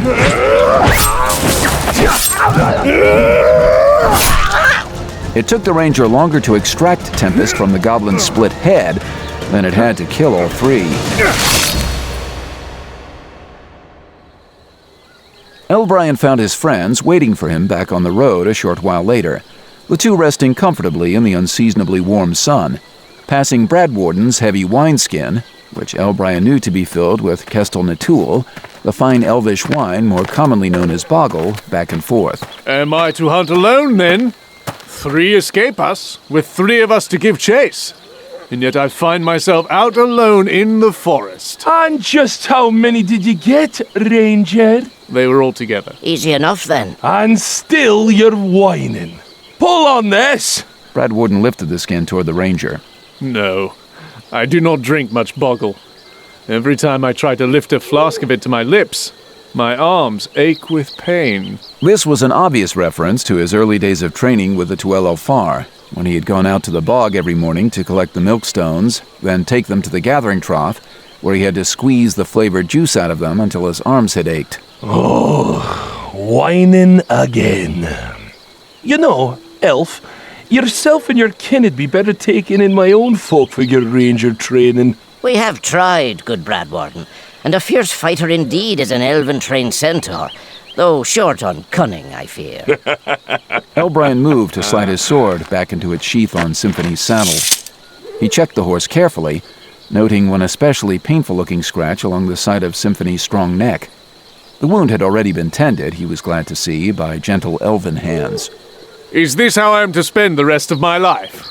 Traveling forest paths, hunting down rogue monsters? At your present pace, you will clear all the region soon enough. I certainly hope not. Elbrian walked over and pulled the wineskin from Jaraviel's grasp. When they thought about it, they understood the ranger's reasoning. The presence of goblins and giants in Powries had certainly been a terrible thing for the folk of the region, a bitter war that had shattered homes and families, that had left many innocents dead. But there was something else that had come with the darkness and the tragedy, a sense of purpose and of camaraderie, a necessary joining of folk who might not even have been friends in peaceful circumstances. And also, undeniably, this phase of the war, the last hunting, the reclaiming of lands when all of the helpless, innocent folk were out of harm's way, proved truly exhilarating. Just as it had on that very morning, when riding point for Thomas Gingerwort's caravan, the 3 friends had spotted the encampment of a dozen or so goblins. They formed quick plans, and the fight, and then the chase was on. Elbrian, by far the youngest of the 3, felt the excitement most keenly. At those times when he could put his elven training to use and become this other person Nightbird, he was most alive. Gingerwort. Brad Warden saw smoke rising down the road to the south. At last, the fog was beginning to clear. L. Bryan regarded the distant sign of approach. The way was clear for another day's travel. They would be in Dundalis, or in what remained of the place, in a matter of 2 or 3 days.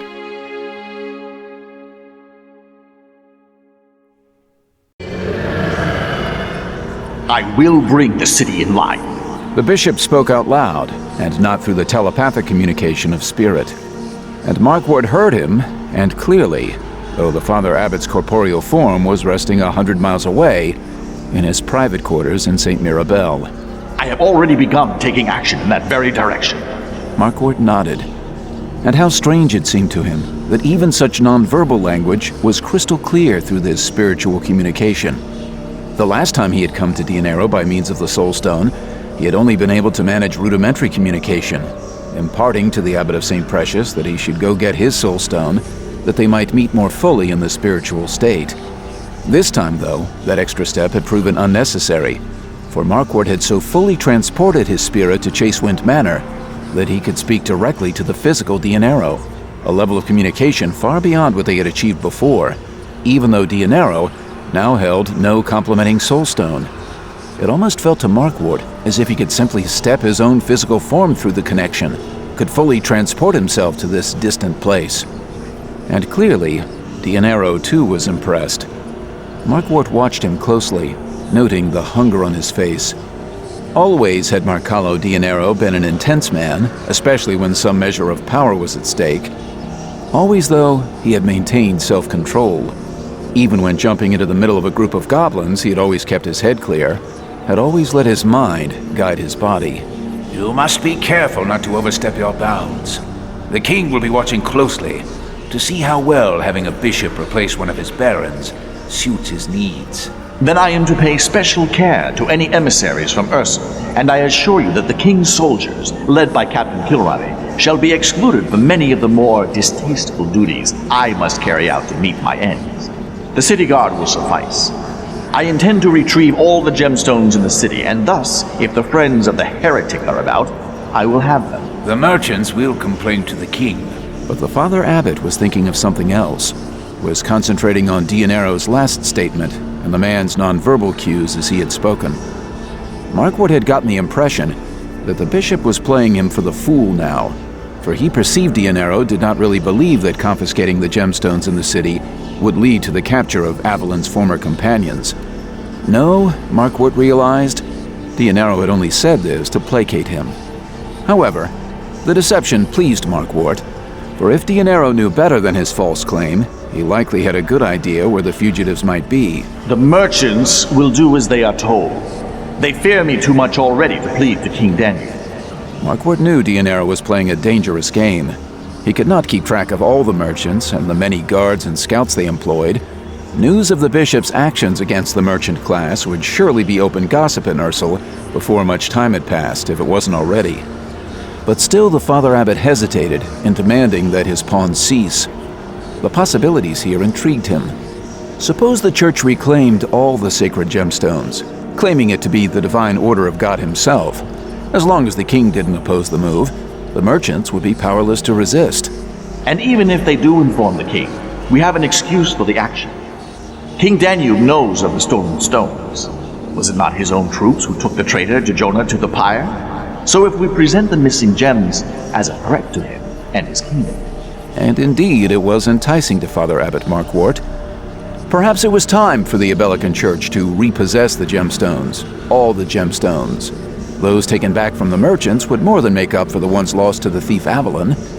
Perhaps it was time for the church to assert itself, to follow the wake of war by again becoming the dominant force in the life of every person in the civilized world. What legacy would Dalibert Markward then leave behind? The barony's enclave in Palmaris is considerable. Down by the river. Make life particularly difficult for them. Let us create as many common enemies between church and state as possible. And what of the gemstones? May I continue?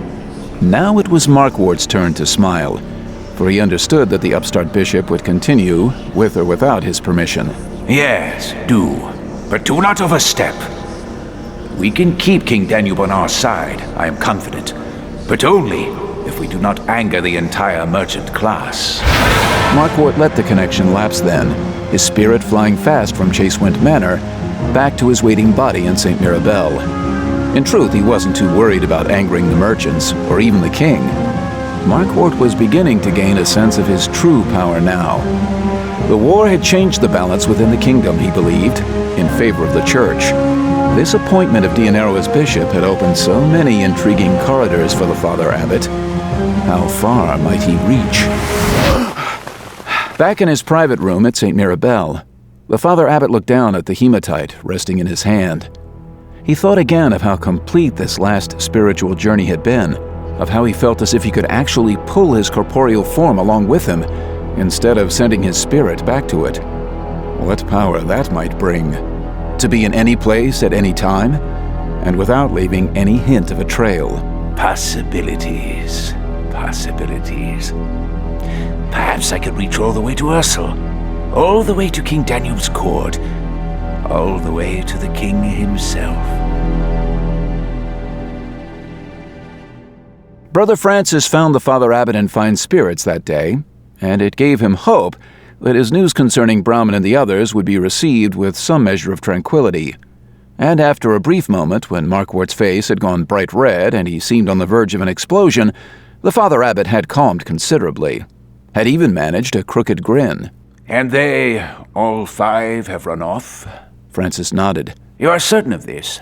Brahman Herd and the other conspirators have left St. Mirabel? They are gone, Father Abbot. St. Mirabel is a large place.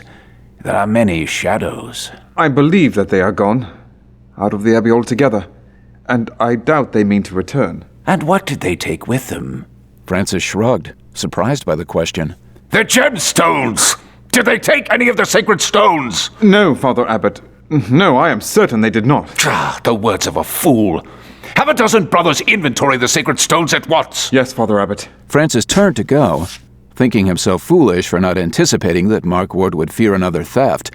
Certainly news of more heretics fleeing the abbey would cause the Father Abbot to wonder if the curse of Avalon Despris had visited him again. Where are you going? You said to see to the inventory. When we are done! Francis rushed back to the desk, standing straight as if waiting for a judgment to be passed upon him. Markwort paused for a long while, rubbing his wrinkled old face many times. As the seconds passed, and as he considered all the ramifications, his face seemed to brighten. And Father Abbot, I fear that the kitchen boy, Roger Billingsbury by name, has also fled the abbey. And I should care about this because? Brother Francis stared long and hard at the surprising man.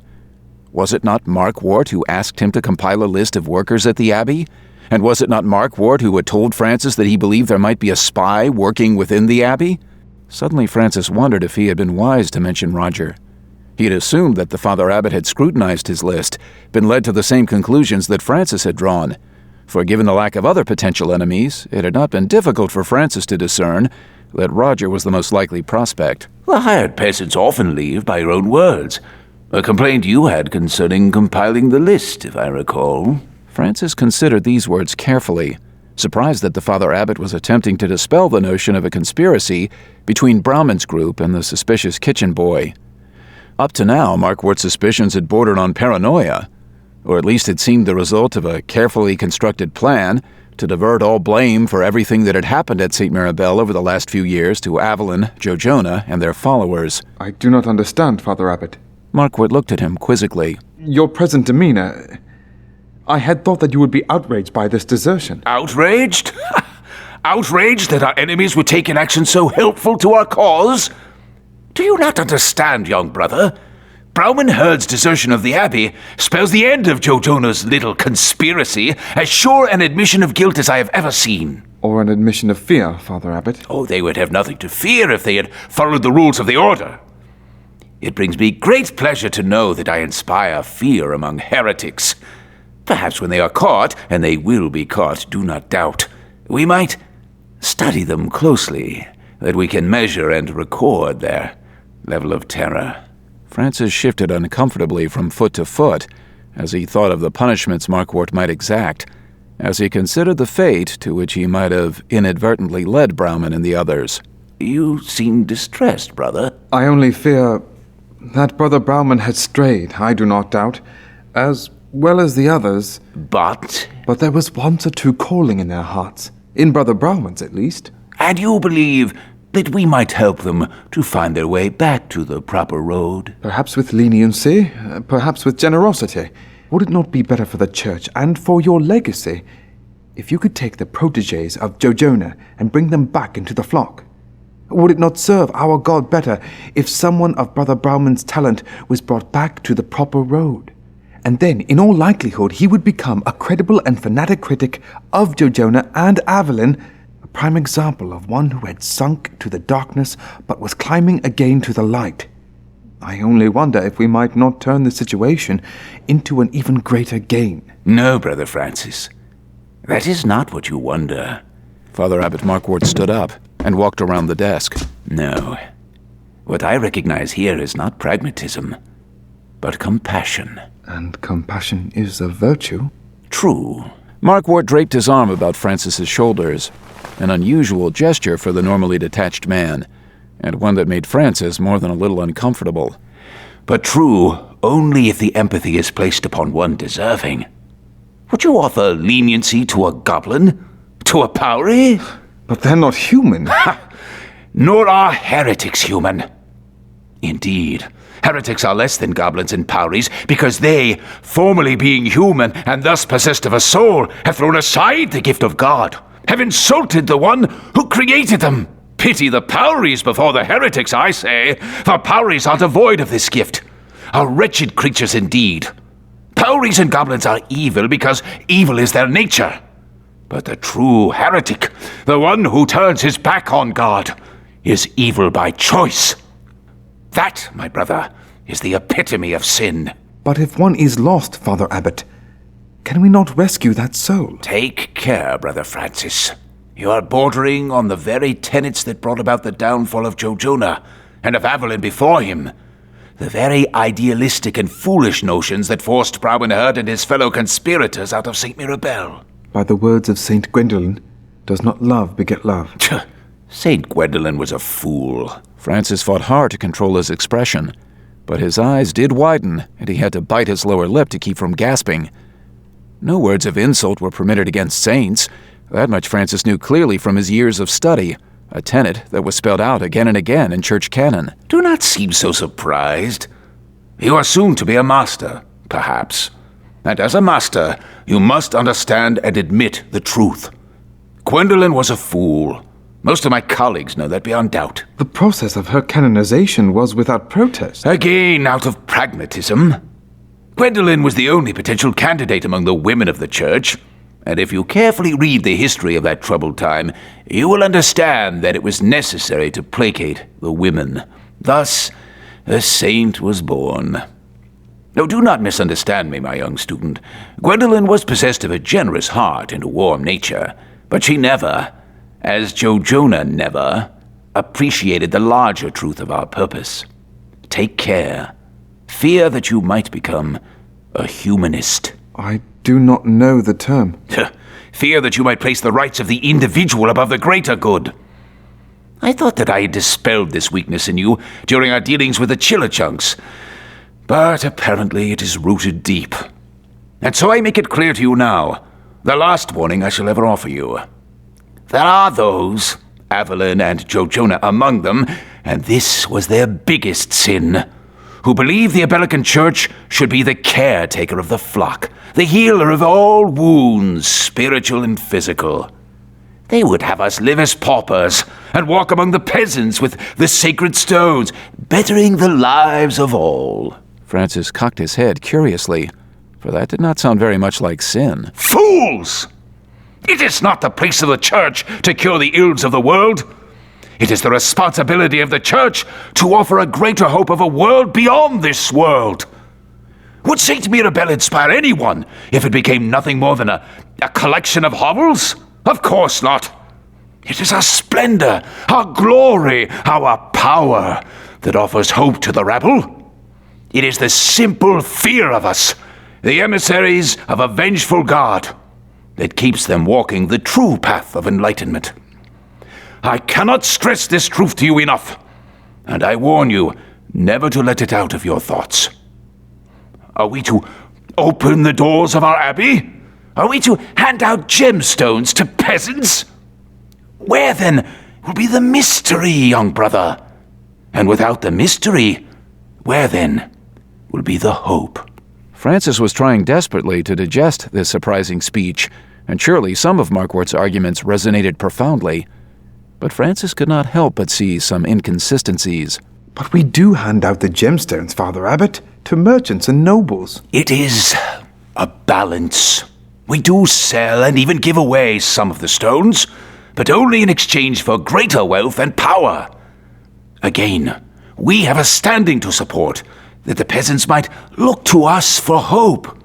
It is our solemn duty to maintain the church above the common rabble. And sometimes, sadly, that forces us to work beside the secular powers of state and the merchant class. But fear not, young brother, for now the Abelican Order is blessed with a leader who has both will and way to correct some of the more distasteful necessities of the past. Overwhelmed, Brother Francis bowed to his superior and walked off in a stupor. He was honestly afraid for Brother Browman and the others, but he was more afraid that he would have to witness their eventual punishment, was even more afraid that Browman, or more likely one of his weaker cohorts, would be brought back to St. Mirabel and would break under the inevitable torture and name Francis as the one who had ushered them out of the abbey.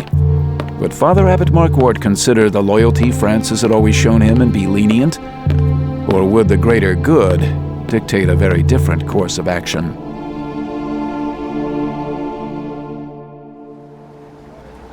Le Mazer d'Elaval was exceptionally bright this day, under a gentle sun. Whenever a puffy cloud covered that sun, Roger and his 5 companions were reminded that winter had just begun. The air was not warm, and neither was the spray kicked up by the huge ferry, its square front slapping hard against the waves. The group had taken a roundabout route to get to this point, fearing pursuit from St. Mirabel, and also wanting to change their appearances, grow some facial hair and acquire clothes other than their telltale brown robes.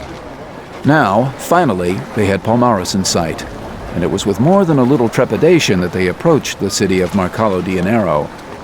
No doubt the abbot of St. Precious had been informed of their desertion by now, and despite their best efforts at disguise, Browman and the others did not doubt that the dangerous man would recognize them if he saw them.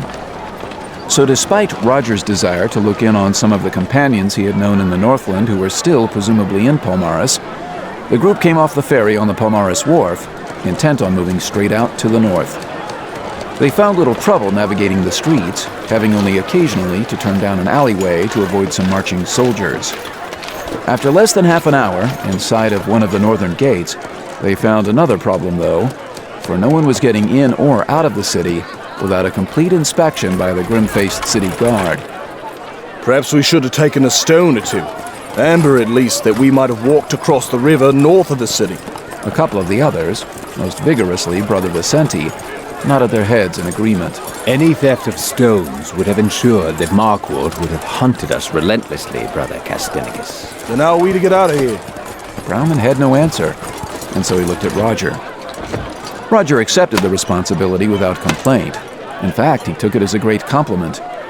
Now that his reputation had been put on the line, the young man began to assess the problem. In the end, his plan was really very simple. Since the weather had held fairly mild, many wagons were rolling out of the gates. Farmers from south of the city were rushing through Palmares northward, bearing hay and other supplies to farmers who had recently reclaimed their lands from the monsters. Roger guided the 5 monks along to a street lined with taverns and filled with wagons of farmers who were inside, getting one last drink before heading north. Into the hay they went, 2 men to a wagon. It was stuffy, damp, and uncomfortable, but soon enough the wagons were rolling away, and they were safe from any casual inspection. They passed through the gates with only a perfunctory investigation. The first wagon out on the road north of the city held brothers Castinigus and Mullahy. They crawled from under the hay as the oblivious farmer drove along. They dropped out of the wagon and trotted behind it for some distance, then moved to the side of the road and waited. Several wagons rolled by, some going north, some back to the city. Then the pair spotted brothers Delman and Vicente walking quickly down the road, and soon after, the four met with Roger and Brahmin Herd. Once again, you have proven your resourcefulness. Not so much, really. The road should be easier the rest of the way. The first few miles will have the eyes of many farmers upon us, I am sure. But after that, the houses are sparse and widely spaced. We should be able to get all the way to Caertanella without answering too many questions. And there we will find the friends of Avalon? It was a question Roger had heard 100 times since their departure from St. Mirabel, and one that he had not been able to answer. He could guess that Pony and Elbrian had gone back to Caertanella, especially since they had Bradwarden in tow, but he couldn't be certain. He looked around at the 5 monks, every one of them hanging hopefully on his answer, as they always were when this question was posed. Their expressions reminded Roger of just how desperate these men had become. They were intelligent, and every one of them had lived for at least 20 years, Brahmin Herd for more than 30. Yet on this issue, they seemed almost like children, needing the guidance of a parent. In this case, Roger. We will find them, or we will find the way to them. The monk's smiles widened. Roger sympathized with them. They had thrown away everything, had branded themselves heretics, and they all knew the punishment for that. All they had now were their principles. No small thing, Roger knew, but you couldn't eat principles.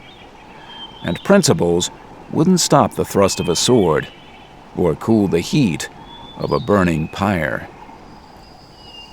They walked until late that night, putting as much ground between them and Palmaris as possible. Still, when they set their camp on a quiet and lonely hillock, the lights of Palmaris remained in sight, across the miles. Roger stood looking southward at the last few of those lights, late in the night, when Brahmin Herd joined him. The two stood silently for some time, 2 lonely figures in a world gone crazy. Perhaps we should have chanced to stay in Palmaris. You might have found some of your friends. It would have been a pleasure to see some of them again, but I approve of the decision to strike out of the city immediately. I do not trust that place. You mean that you do not trust those who rule that place. Yet they are the same as those who rule St. Mirabel. I was with Baron Bildeborough when he was murdered. We were going south to Ursel to speak with King Danube about the murder of Abbot de Brinian. Murdered by a Powery. Murdered by a monk. It was no Powery, but a monk, a pair of monks actually. Men your church named Brothers Justice, who murdered de Brinian. Roger watched Brahmin's expression shift from bewilderment to denial to something bordering on anger. You cannot be certain of this. Connor Bildeborough, nephew of the Baron, discovered the truth. But young Bildeborough was taken and questioned by Father Abbot Marquardt. He had reason to hate the church. His evidence was firm, and, to lend it credence, those same 2 Brothers Justice chased him out of Palmaris, intent on murdering him. That was where they met me, and Nightbird and Pony, and that was where they both met their end, though not before one managed to murder Connor. Describe them. One was a huge and strong man, and the other, by far the more dangerous by my estimation, was small of frame, but quick and deadly. Brahmin Herd rocked back on his heels at this confirmation, for he had been with the caravan when it had met Marquardt in Palmaris, when Connor had been taken prisoner and then subsequently released. Along with Marquardt were 2 very dangerous men, brothers Yusuf and Dandelion, and those 2 had left the caravan on the road east of Palmaris and had not been seen since. Connor's evidence was enough to convince the Baron, and when Rochefort Bildeborough could not gain any satisfaction from the new leader of St. Precious, he decided to take his case, with me as his witness, to the court of King Danube Brock Ursel. On our first night out, the carriage was attacked, and all were killed, except for me. And how were you so fortunate? I was out in the woods at the time the great cat attacked. I saw only the end of the fight. Well, more a slaughter than a fight, actually. Describe the cat. Not so large, but fast and vicious, and moving with a purpose. Of that I am sure. You do not believe it to be the random attack of a wild animal? It seemed more than that. And I am familiar with the great cats of this region, tawny panthers mostly, but this cat was orange, with black stripes. A tiger, I believe, though I have never seen such a cat, and have only heard of it from travelers who dared the western wilderlands. Roger stopped abruptly. as he looked over at Brauman, for the man stood with eyes closed and fists balled by his side, trembling. It all made sense to Brahmanherd now. Terrible, brutal sense. He knew well the new abbot of St. Precious, the new bishop of Palmaris, and knew the man's favored stone, the tiger's paw, with which he could transform parts of his body into those of the great cat. There is a great darkness settling on the world. I had thought one just lifted. This one may be darker yet. Roger, who had witnessed the murders of Connor Bildeborough, Baron Bildeborough, and Joe Jonah, could not find any logical argument against the reasoning. Later, the fire burned to embers, the wind blew cold, and the 4 sleeping monks were huddled close to the fire, wrapped tightly in blankets. Brother Delman sat a short distance away, quiet and calm, with Roger, for it was their turn on watch. Several times Roger tried to strike up a conversation with the earnest, sensible young monk, but it was obvious that Delman wasn't in the mood for talking. Roger understood the man's turbulent feelings, and so did not press him. But sitting there quietly as the minutes turned into an hour, and that to 2, had Roger fighting to keep his eyes open. Oh, I'll not last the watch. Oh, the fire invites me to sleep. A walk will help. In the forest? I spent months in these forests, and at that time they were thick with powries and goblins and huge giants. Roger was hoping to see some hint that his words had impressed the young monk, but Delman only nodded. Do not go too far. We share the watch, and thus share responsibility. I will find no trouble in the open forest. I do not doubt your abilities, Master Billingsbury. I only fear that I might fall asleep, and that Brother Brauman will waken and find me such. Not far.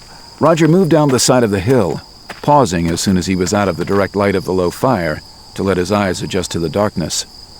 Then he pressed down into the shadows, for Roger did indeed feel safe out here. He trusted his senses, and he was confident that he could blend into the shadows and avoid any enemies. Except Craggoth hounds.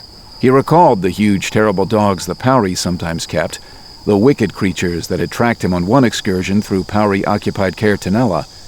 Roger still carried many scars from that capture and imprisonment, mostly from the bites of the savage hounds. Still, he felt safe as he made his way from the hillock into the forest. He was in his element out here, a part of the landscape. Within a matter of a few minutes, the distant campfire seemed but a spot of light. Roger finally settled on a large boulder, staring up at the stars. He wondered about Elbrian and Jaraviel, and mostly about Pony.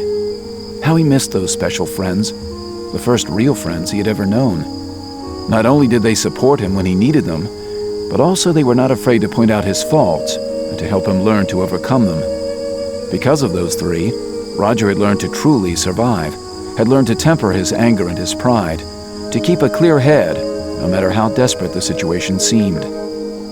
A shudder coursed through him as he considered how he might have acted when Bildeborough was being murdered, if he had not learned so much from Nightbird and his friends. His pride might have drawn him in, and then the cat would surely have killed him. Or if he had run away, he would have likely gone to Palmaris, screaming his wild tale, making enemies far too powerful for him to defeat. Yes, because of the work of his dear friends, Roger had learned to consider the greater good before acting.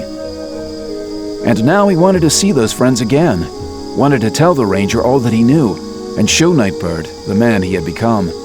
He wanted to see Jaraviel again, for he knew that the elf too would approve of him, and Roger desperately wanted that approval. But most of all, Roger wanted to see Pony again, the flash of her blue eyes, the flash of her beautiful smile. He wanted to watch the hair bounce about her shoulders, and to bask in the flowery smell of that lustrous mane. Roger knew that he could not have her as his own. Her love was for Elbrian, and for Roger she held only true friendship. But that didn't matter to Roger somehow. He wasn't jealous of Elbrian, not anymore, and took deep pleasure merely in being around Pony, in speaking to her or watching her graceful movements. He lay on that boulder for a long time, staring absently up at the stars, but seeing only beautiful Pony. Yes, Pony and the others would help Roger put the world, or at least their little corner of it, aright. He took comfort in that notion, in the belief that he would be among powerful friends soon enough. But then he remembered his present responsibilities. He sat up on the boulder and looked back to the distant hillock. All seemed quiet and calm, so Roger started off at a casual pace. Just a few steps along the path back, though, Roger stopped and glanced all around, an uneasy feeling creeping over him. Perfectly still, perfectly quiet, the alert man shifted his eyes slowly, moving from shadow to shadow, trying to pick up some sign of movement. Somehow, he knew that something was out there, watching him. Roger could feel his muscles tightening, could feel his heart beating faster suddenly. He couldn't shake the image of Baron Bilderborough's slaughter, and feared that the same great tiger was watching him now, poised behind a bush or up in a tree. It took Roger a long time to take another step. He eased his toe down and gently shifted his weight, trying to make not a whisper of noise. Satisfied, he took another step. A movement at the side caught his attention, some creature swift and stealthy. Something shot past him. Roger didn't fall, for a slender but strong, sticky line held taut before him, supporting him. Another dart shot past, then went across his back. Roger was spun around frantically, trying to make some sense of it, as more and more filaments crossed him from every conceivable angle. His movements only tangled him all the more, and soon he was hopelessly stuck. Now Roger's training came into play, that cool and clear thinking in an apparently desperate situation. He righted himself and set his feet firmly, then sorted out one filament and started to tug. Even as he began, there came a movement from the side and above. Roger froze, expecting an enemy to jump down. After a few seconds passed, the young man dared to look back over his shoulder, and he nearly slumped with relief to see not a tiger or some giant spider, but a familiar form, sitting on a branch, looking down at him. Jaraviel! Where is he? Roger realized that this was not his elven friend, but another of the two Elfar. Where is... who? Roger turned and stumbled as more elves appeared all around him, some on the ground, some on branches. You just named him. Belimar Jaraviel. I do not know. These elves did not appear friendly, and every one of them held a small bow. Roger knew better than to take any comfort in the size of those bows, for he had many times seen Jaraviel put one to deadly use. You are Roger Billinsbury, Roger Luckless. Well, yes, Friend of Elbrian? Yes. How did you... And the woman, Gilsephine Alt. Yes, and yes. Why do you ask if you do not want... We do not ask. We state what we know. Roger didn't try to respond, expecting that the elf or another would interrupt him. We suspect that Belimar Jaraviel went to the east, to the great monastery. To St. Mirabel? I mean, I do not know if Jaraviel was there, but Nightbird and Pony... Tell us all of it. Everything you know. I am trying to do just that. Pray tell us the complete tale, Roger Luckless. It is very important. Roger looked down skeptically at the practically invisible strands, then held up his hands helplessly. On a nod from the elf on the branch, apparently the leader, several others scrambled to Roger's side and helped free him. Then Roger was more than happy to comply with the request for the story. He knew from his dealings with Jaraviel that the Tuel Elfar were not his enemies, and could certainly be powerful allies. He relayed everything he had learned during his time in the Abbey, how Brad Warden the Centaur had apparently been rescued in the bowels of the blasted mountain home of the Dactyl Demon, and then taken prisoner, how the Ranger and Pony, and possibly Jaraviel, had later slipped into the Great Abbey and rescued the Centaur. Then he told of Jojona, a monk who had helped the rescuers, and the grim fate his actions had brought upon him. Who are your companions? They are also of St. Mirabel, are they not? Disciples of Jojona, and of another monk, a brother Avlin, before him. Avlin was a great hero, a friend of Nightbird and Jaraviel. We know of brother Avlin Desprus. Another of our brethren journeyed with him to Ada, and willingly sacrificed her life that Nightbird and Avlin and the others might destroy the demon Dactyl. Tun. Pony had told Roger the entire tale. His smile went away at once, though, seeing the grim expressions of the elves. Your friend's assessment may prove painfully accurate. Roger looked at him curiously. The monk, Brother Delman. His assessment of the Dark Road may prove prophetic, for the events in Palmaris are unsettling. How do you know about Delman? Roger thought about it. When he considered the scouting prowess of the Tuel Far, as exemplified by Belamar Jaraviel, he realized that he should not have been surprised to learn that the elves had been watching him. You know of the changes in Palmaris? We know much, Roger Lockless. We know of your fateful ride south with Baron Bildeborough, and we know of Dionero, who is now Bishop of Palmaris. The Tuelafar do not concern themselves with the affairs of humans, but when we do, I assure you, we have the means to learn what we desire. Roger didn't doubt that for a minute. Go back to your friends. You are heading north to find Nightbird? I believe that he will be somewhere around Kertinella. And what of our brethren Jaraviel? As far as I know, he is with Nightbird. The elf looked around at her companions, all of them responding with an assenting nod. Travel with the knowledge that the Tuelafar are not far away, Roger Lockless. Roger watched as the elves faded into the shadows. One by one, they simply disappeared, and then Roger was alone. He went back to the encampment to find Brother Delman sitting in the same position as when Roger had left, except that his eyes were closed. Roger moved to wake him, but then changed his mind. He had felt secure before, enough so to wander out into the forest. Now, knowing that the Tuel Far were near, Roger understood that there was no need for any watch. He moved to an empty spot near to the fire, lay down with his hands behind his head, stared up at the stars, and did not try to resist when sleep beckoned.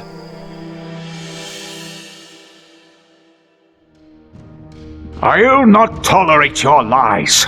Both Markwart and Dionero were amazed by the completeness of the communication. No telepathic messages this time, not even in the initial greeting. Markwart's spirit, seeming tangible, almost physical, had merely walked into Dionero's private room and struck up a conversation with the bishop. Despite the imposing presence, the confident Marcalo Dionero only smiled and rested back calmly in his comfortable chair. Do not doubt that I can reach you. Oh, but I do not, Father Abbot. I only doubt that you would desire to strike out against me, since our goals are the same and I am no threat to you. Perhaps it is merely my methods that anger you. It is your lies. Dionero held up his hands innocently, as if he didn't understand what Markwart was talking about. The gemstone confiscation, the pretense of it. I do not disapprove of your handling of the merchants. They are not men of the church and thus should not be in possession of the sacred stones. We agree on this point. Dionero studied the man closely.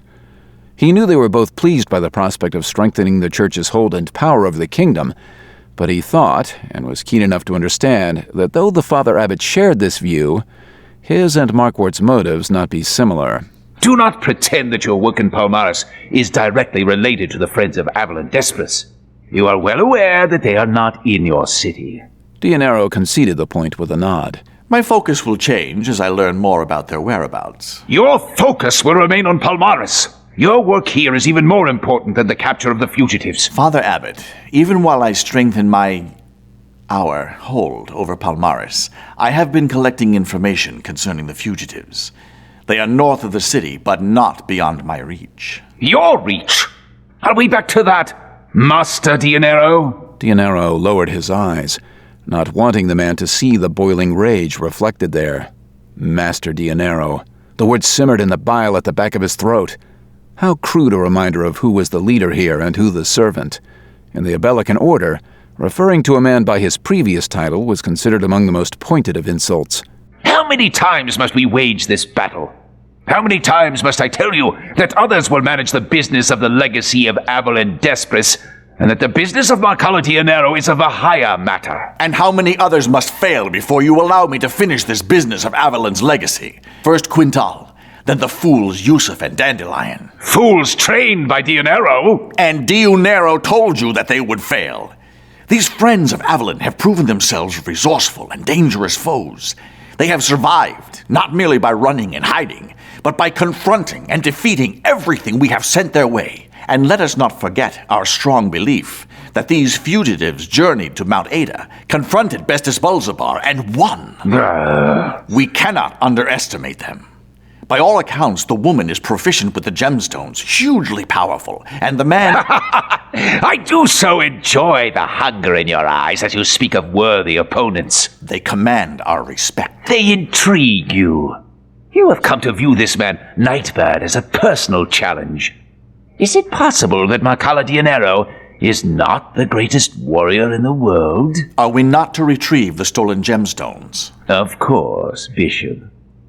Yet it seems to me as if the stolen gemstones are not your primary motivation where the one called Nightbird is concerned. You don't... Be assured that I am not chastising you.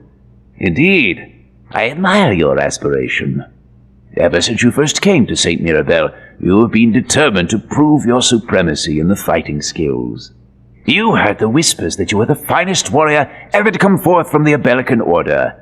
And those whispers bother you profoundly. How so? If I am as full of vanity as you seem to believe, then should not those whispers thrill me? No, because they are just whispers, and because not everyone agrees, and because, most of all, they speak of you as the greatest of the Abelican warriors.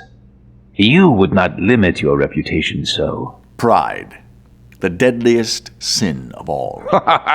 The man who is without pride is without ambition, and the man who is without ambition is no better than a beast of burden. No, Marcalo Dionero, Bishop of Palmares, the world holds greater conquests for you. Perhaps Nightbird is among those challenges, but only if your contest is waged in the natural course of other, more important events. The world is changing, and we are the harbingers of that change.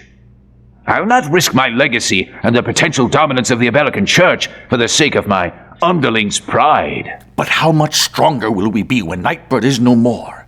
I know where to find the thieves. Destroying them and retrieving that which was stolen will prove but a minor task. No! There's no need to take such a chance now. Your focus must remain the vital work in Palmares. But plot carefully, my friend. There are better ways to proceed.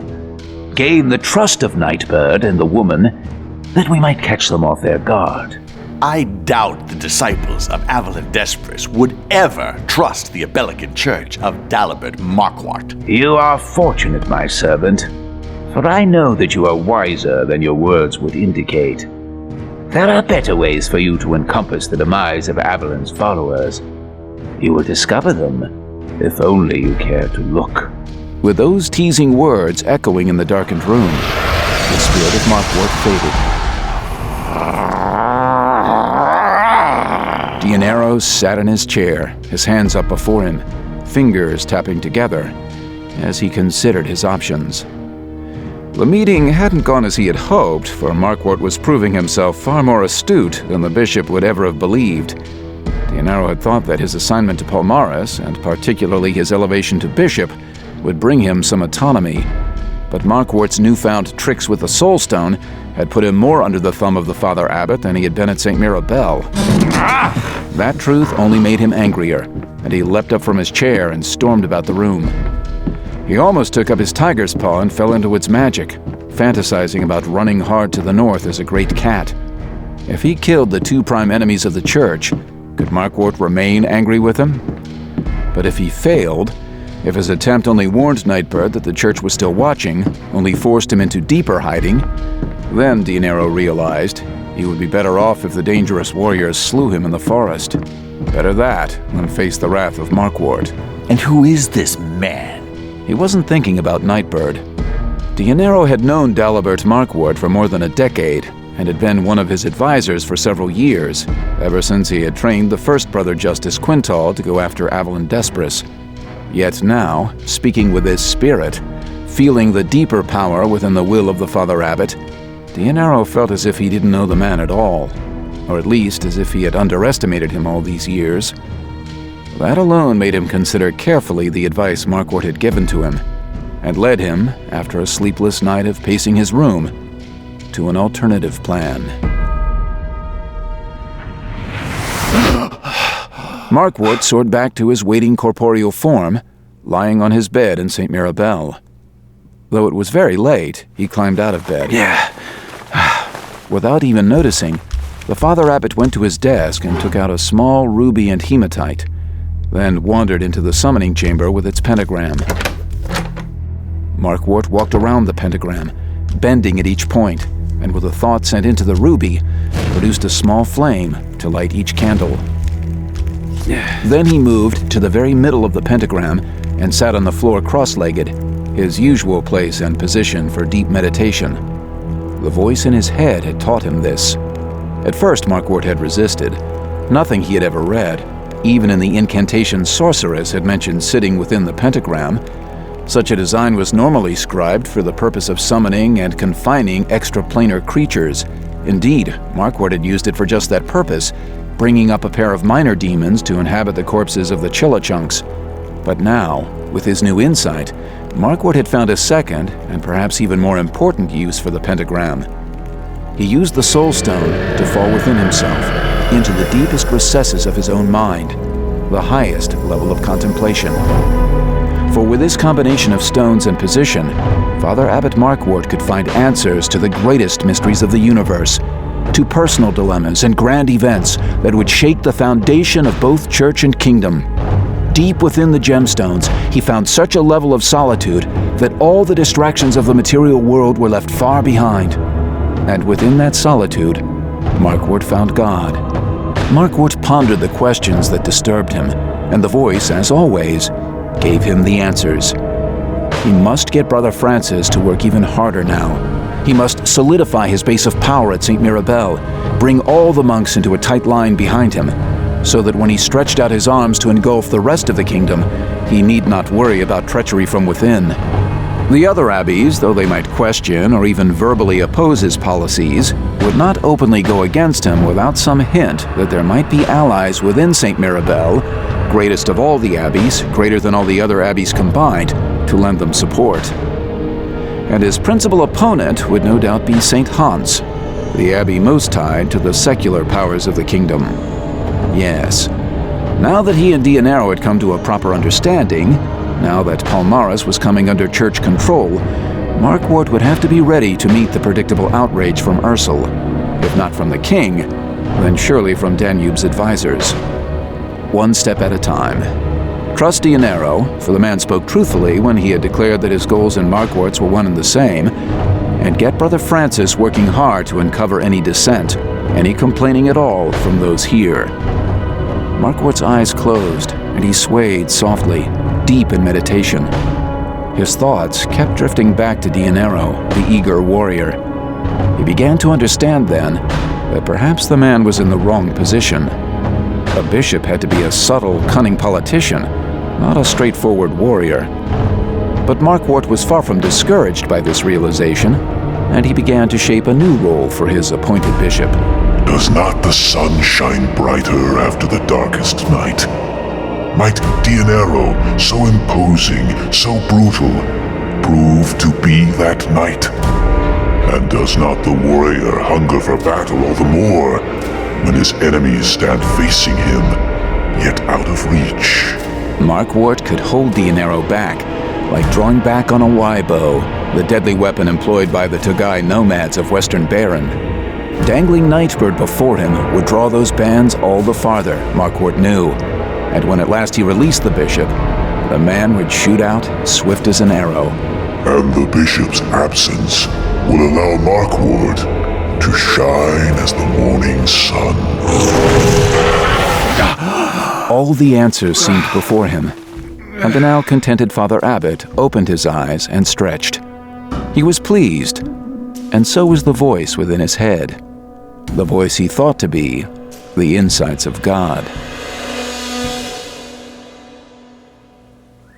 Captain Seamus Kilroney was summoned to Chasewind Manor early the next morning.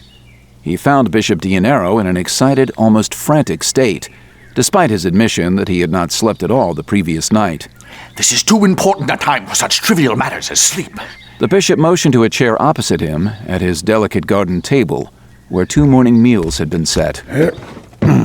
You have concluded, no doubt, that our discussion about your friends in the north was of great importance to me. It is not my place to make conclusions concerning the affairs of my superiors. These two, Nightbird and Pony, they were your friends? Allies. I fought beside them, and as we indicated to you, we were glad for their help. And you never saw the centaur? Seamus shook his head and held up his hands. Indeed, your cousin remembered correctly. There was a centaur with the caravan that came through Palmaris, Brad Warden by name. He is considered among the most dangerous fugitives in the world, a conspirator in a plan to steal the sacred gemstones from St. Mirabel. We had him, and were preparing to crush the conspiracy when your friends, Captain Kilroney, stole him from the jail of St. Mirabel. So it was true. As Colleen had surmised, Nightbird and Pony were outlaws of the church. I did not name them as friends. I do not know them well enough to bestow such a title upon them. Apparently you did not know them at all, but you did name them allies, and that will not mark your record well. The Father Abbot, should he learn of your complicity, will most certainly speak with the king about your commission and your continuing career. Seamus had no answer. He got the distinct feeling that Dionero wanted him to deny all association with the outlaws, but his honor would not allow such a lie. No, he had fought beside these two, and would suffer whatever consequences awaited him. You should consider yourself quite fortunate, for you are an officer of the king's court, a representative of the law in Hans the Bear. Seamus looked at him curiously, not understanding. The centaur is dangerous, no doubt, but the other two, Nightbird and Pony, are perhaps the most dangerous criminals in the world. So yes, you are fortunate, Captain Kilroney, for you have met them and lived. Either of them could have killed you, caught off guard as you were. And why would they? When we find more time, you and I will speak of the nature of evil. Bishop, I am a soldier in the king's army. I have seen battle for many months. You fought powries and goblins, perhaps a giant or two, but what are they when measured against the true evil of Nightbird and Pony? No, my friend. You cannot begin to imagine the good fortune that allows you now to draw breath. But no matter. Now you are forewarned, and so when you return to the north this very day, you and your men will take all proper precautions. Return to the north? Take a score, even 2 score of your finest soldiers. Ride hard back to Catanella, or beyond, if, as we fear, Nightbird and the woman have already departed for the Timberlands. And am I to take them prisoner? On no account, no. You are to aid them in the reclamation of the Timberlands. I want you standing by Nightbird's side when I arrive. Then justice will be done. A very shaken Seamus Kilroney left Chasewint Manor soon after. He thought to go to Colleen, but realized before he had taken his first step toward her barracks that he would find nothing there but grief. And trouble, for Colleen would only laugh and might speak out publicly against Dionero. Seamus was having a difficult time believing that Nightbird and Pony were as evil as the bishop had claimed, but he must look past his personal feelings, he determinedly reminded himself, and serve his king. He was not looking forward to the meeting when Bishop Dionero joined him in the north. Elbrine was not pleased at all by what he was hearing, yet unable to dispute the elf's reasoning.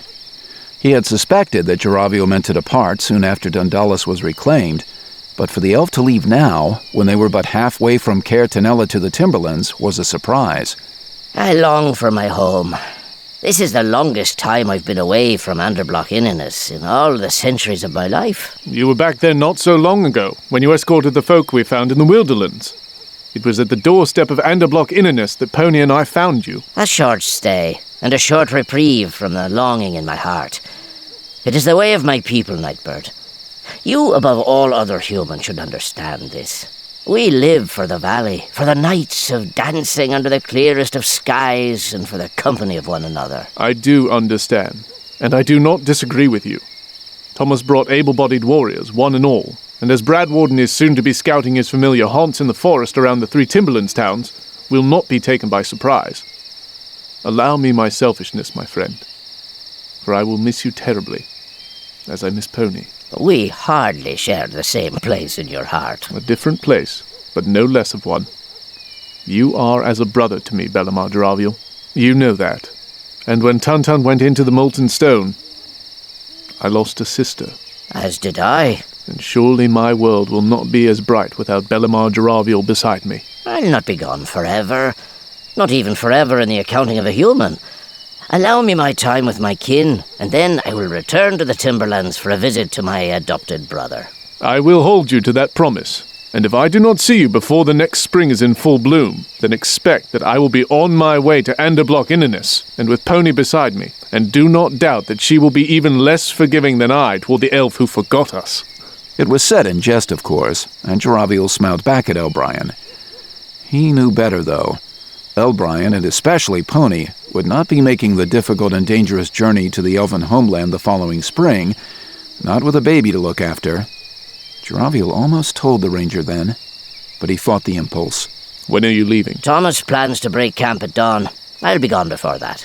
Have you told Bradwarden? Not so difficult a task. The centaur has lived for a long time, my friend, and will outlive you and your children's children, unless an enemy's weapon cuts him low.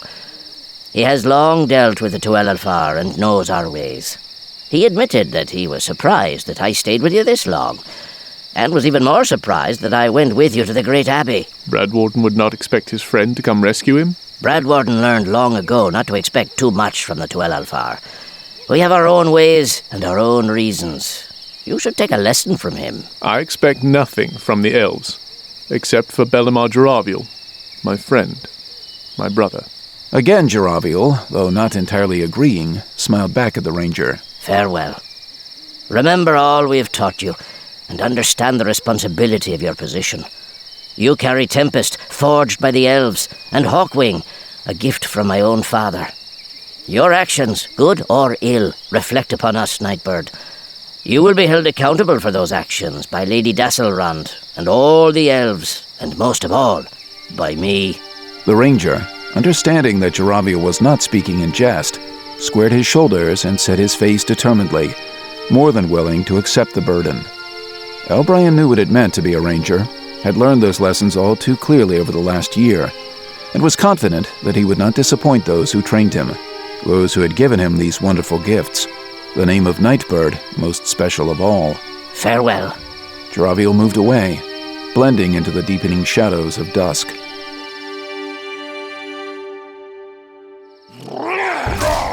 There! Elbrian pointed down the slope and through the brush.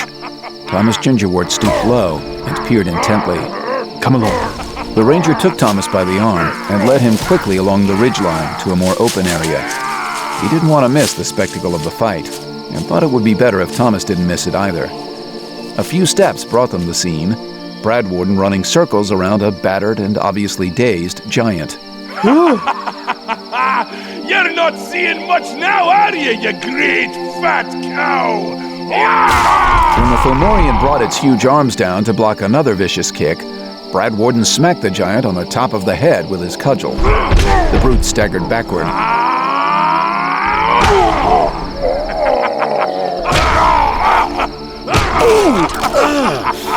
Bradwarden, a powerful ally. And not so weak a foe. Cut him down and finish the job, I'm always saying. Bradwarden spun and kicked again, each hoof taking the giant in an eye. Up on the ridge, Elbrian nodded to Thomas, and the two turned and started away. They didn't look back, nor did either of them speak, until they neared the encampment of those brave folks following Thomas back to the Timberlands. He is no enemy, I assure you. Never doubted that. I have learned to trust the word and judgment of Nightbird. Still, when we were in Caer Tenella, some of the latter folk who arrived, those that came right before or after you and Pony, brought much talk from the Southland. Of course, in the aftermath of a war, rumors abound. And are there any particular rumors that trouble you, my friend? Not until a few minutes ago. One rumor named a centaur as an outlaw. Knowing how rare such creatures be, I'm fearing that your friend Bradwarden might be the one. And did the rumors name any other outlaws? No, none that I've heard to tell of. The bearers of such rumors did not tell you that the Abelican Church searches for a woman as well, and that their search for her is even more desperate than the search for the centaur? She is powerful with the sacred gemstones, you see, and has quite a hoard in her possession. Oh. Thomas's eyes widened with recognition. He had known for some time that Elbrian and Pony feared that they might be in trouble with the church, but what the ranger was hinting at now was far beyond anything Thomas had ever imagined. It is true. They search for her and for her companion, a warrior from the Timberlands, one known to ride a black stallion with a diamond-shaped white patch above its eyes. It would seem these two went into the heart of the church's power, into mighty St. Mirabel itself, and freed the wrongfully imprisoned centaur, Thomas Gingerwort. Might that be a description of anyone you know? No, not a man I ever met from the Timberlands would fit that description. And even if one did, well, no doubt he'd be too damned ugly for the likes of the woman the church seeks. Elbrian smiled at him, then clapped Thomas on the shoulder. Together, they started again for the encampment. As they neared the perimeter, Thomas pulled up short and looked seriously at the ranger. What about Bradwarden? A secret between me and you? And Bellamar Jaraviel, though I fear that our little friend will not remain with us much longer, as his road has turned to the west. And without him, Bradwarden becomes all the more important, for the centaur has friends in the forest and is as fine a scout as ever there was. Good scout, good fighter. I believe that I'll hire him. And what of it, then? Am I to keep the truth of the half-horse a secret? Just giving Nightbird all the credit Bradwarden's due? Elbrian looked at the camp. There were more than 80 people there, all able-bodied adults, all risking everything to reclaim the Timberlands. The centaur is not a secret, but neither is Bradwarden a topic of open discussion. Use your judgment, Thomas. Oh. Huh. Well, they all deserve our trust. They came north trusting us, so we should do the same. Still, I think it better if Bradwarden remains outside the camp. The sight of him might unnerve more than a few, and the less chatter about him, the better. You fear the church will come looking for him again. They never did come looking for him. His only crime was to be found in the bowels of Ada by the monks who went north to investigate. Crime? Considering the glorious events at Mount Ada? Sounds as if finding him there should have made him a hero, not a criminal. I agree. I cannot understand the church's actions, and stopped trying to a long time ago. They called Avalon an outlaw, and yet, on my word, he was among the finest and holiest men I have ever known. They arrested Bradwarden and threw him in a dark dungeon simply because they believed that he could give them information about Avalon. And now, about me and Pony.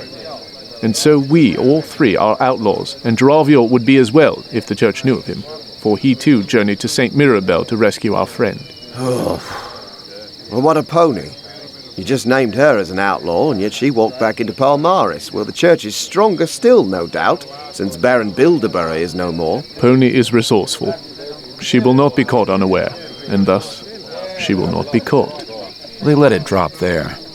They had to look ahead, not back, for they still had a few more days of hard travel before them, and though the war was won, there remained dangerous monsters in the area, like the rogue giant Bradwarden had just defeated. Meanwhile, perched in the sheltering boughs of a tall, thick pine, Jaraviel watched Nightbird and Thomas walk into the encampment. The elf noted the admiring stares from every man and woman the ranger passed, and he took comfort in watching the hands go quickly to work when Nightbird or Thomas gave a command. This was an efficient crew, hardy, strong, and well-picked. Jaraviel had no doubt that the Timberlands would soon be back in the control of the humans. That was no small matter to the Tuel Alfar. The elves had a design for the human kingdoms. They liked to keep the world beyond Anderblach Inninus orderly. That was the real reason they trained the rangers, though they didn't tell that to the humans they trained. The rangers acted unwittingly as elven agents, patrolling the borders of the 3 human kingdoms and protecting human settlements in the Timberlands and the Wilderlands. The elves thus not only helped secure the region against invading monsters, Nightbird's magnificent work in the last war was proof of that, but also had windows through which they could glimpse all the major areas of potential human advancement. Therefore, all events on the heels of the war were the concern of the Tuel Alfar, and Jaraviel was confident that he could return now to his home with news that the reclamation of the Timberlands was imminent, by men of Hans the Bear, including Nightbird. Jaraviel knew Lady Dasselrond worried that the Alpinadorans would seize this opportunity to encroach upon the valuable forested region. Jaraviel had gone far ahead of Thomas's caravan, had already been in the area of the 3 towns, and was satisfied that the barbarian folk under the watchful eye of Andacanaver were nowhere about. The shortest route back home for Jaraviel was almost due west, but when he left his vantage point overlooking the human encampment, the elf went south. He had heard something the night before, some distant melody carried on the wind, and he suspected it to be Tiestiel, the star song of his brethren. There hadn't been an audible song, of course, but the Tuel Elfar had magic of their own, magic independent of the gemstones. The elves could soothe with their melodies, could even lull unsuspecting enemies to sleep. They could speak to animals and read the signs of nature clearly, usually well enough to discern the recent history of any area. But the greatest innate magic of the Tuel Elfar was their empathetic, almost telepathic bond. When Tuntun had died in the remote bowels of Mount Ada, the elves in Anderblock Innernis had felt her demise. They were a small group, highly intimate, and they could sense one another's movements. An elf coming upon a place where one of his brethren had recently passed would know it. Jaraviel felt something to the south, and so he went toward the distant star song.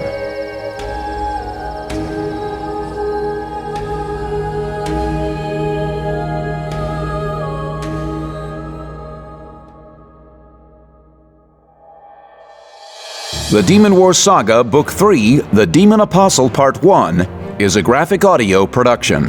Copyright 1999, R.A.Salvatore. All rights reserved. Recorded by arrangement with Ballantine Books, an imprint of Random House Publishing Group, a division of Random House Incorporated. Production copyright 2009, The Cutting Corporation. All rights reserved.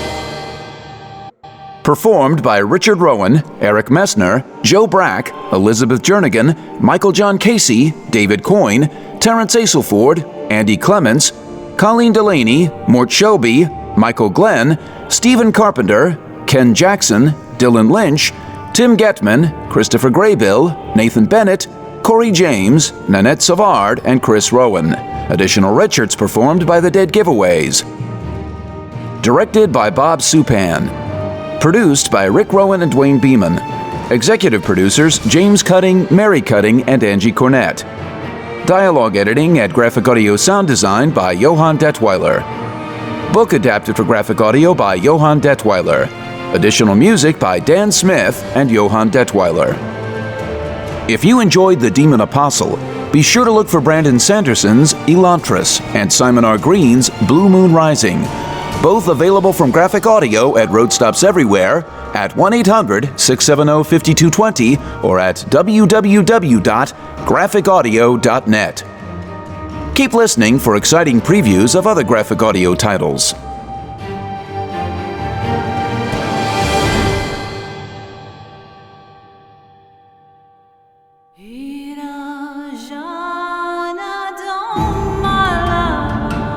From the author of the critically acclaimed Elantris comes a beautifully crafted tale of dark intrigue, bitter rivalries, and powerful magic.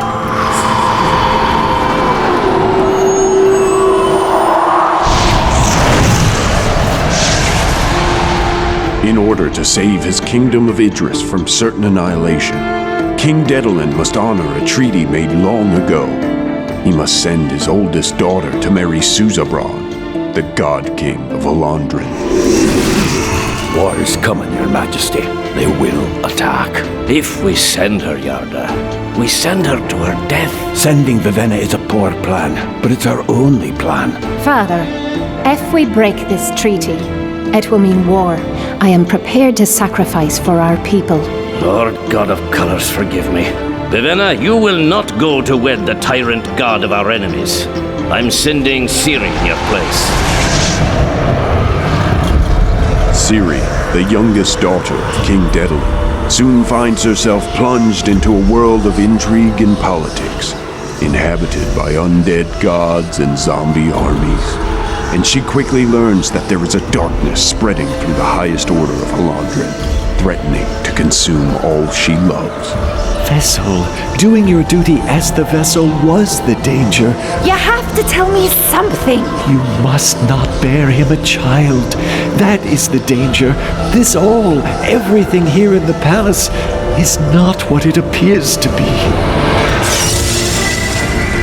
Cursed with a lecherous form of magic which causes her to feed off the souls of the living, Princess Vivenna battles to save the life of her sister and prevent the war engine of Elandrin from crushing her homeland. Your father and Lemix were right. The Halandrin have everything to lose by not attacking you. I'm not going to become an Awakener, Dim. I might turn a blind eye toward that lifeless for now, but I will not awaken. In the court of the gods, the highest authority in all of Halandrin, Lightsong the Bold, resurrected hero of ages since past, must come to grips with his newfound immortality as he struggles to unlock the dark secret of the pantheon of gods and their unstoppable armies of the undead. What do they want of me, Larimar? Do they really think I'll do it? Lightsong the Selfish. Do they really think I'd give my life for one of them? You offer hope, Your Grace. A last unlikely hope. And if they're wrong, I have no desire to die. And why should it be otherwise? I mean, we have to die to heal one of them. We're gods to them only until they kill us. And the key to halting the baying hounds of war may lie in the hands of the one man who wants to watch the world burn. Vasher, the Warbreaker. You. Are you here to frame me? No, Vahir. I'm here to kill you.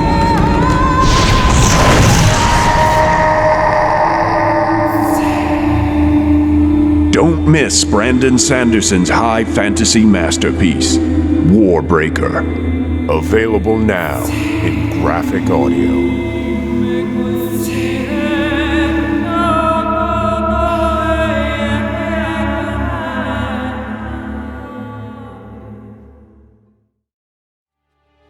Serrano Legacy, Book 7, Against the Odds, Part 1, in graphic audio.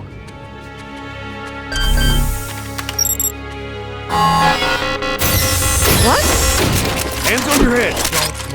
What's going on? I have orders to separate you from the regular space service as of today. I haven't done anything wrong. Fleet has no place for your kind.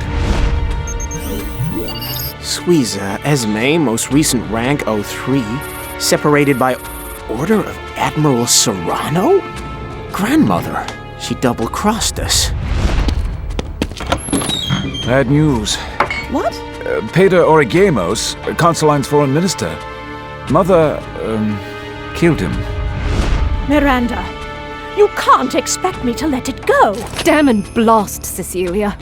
The man had my husband killed. He was a despicable, slimy... Leave the Familius. I'll take you.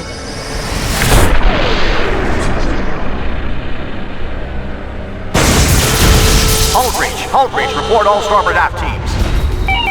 Sir, we've got a peak our chem scan doesn't identify. Something with a molecular weight of 16.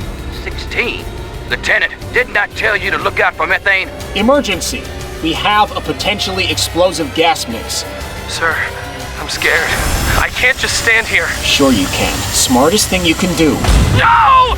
Don't leave me behind! No! Don't!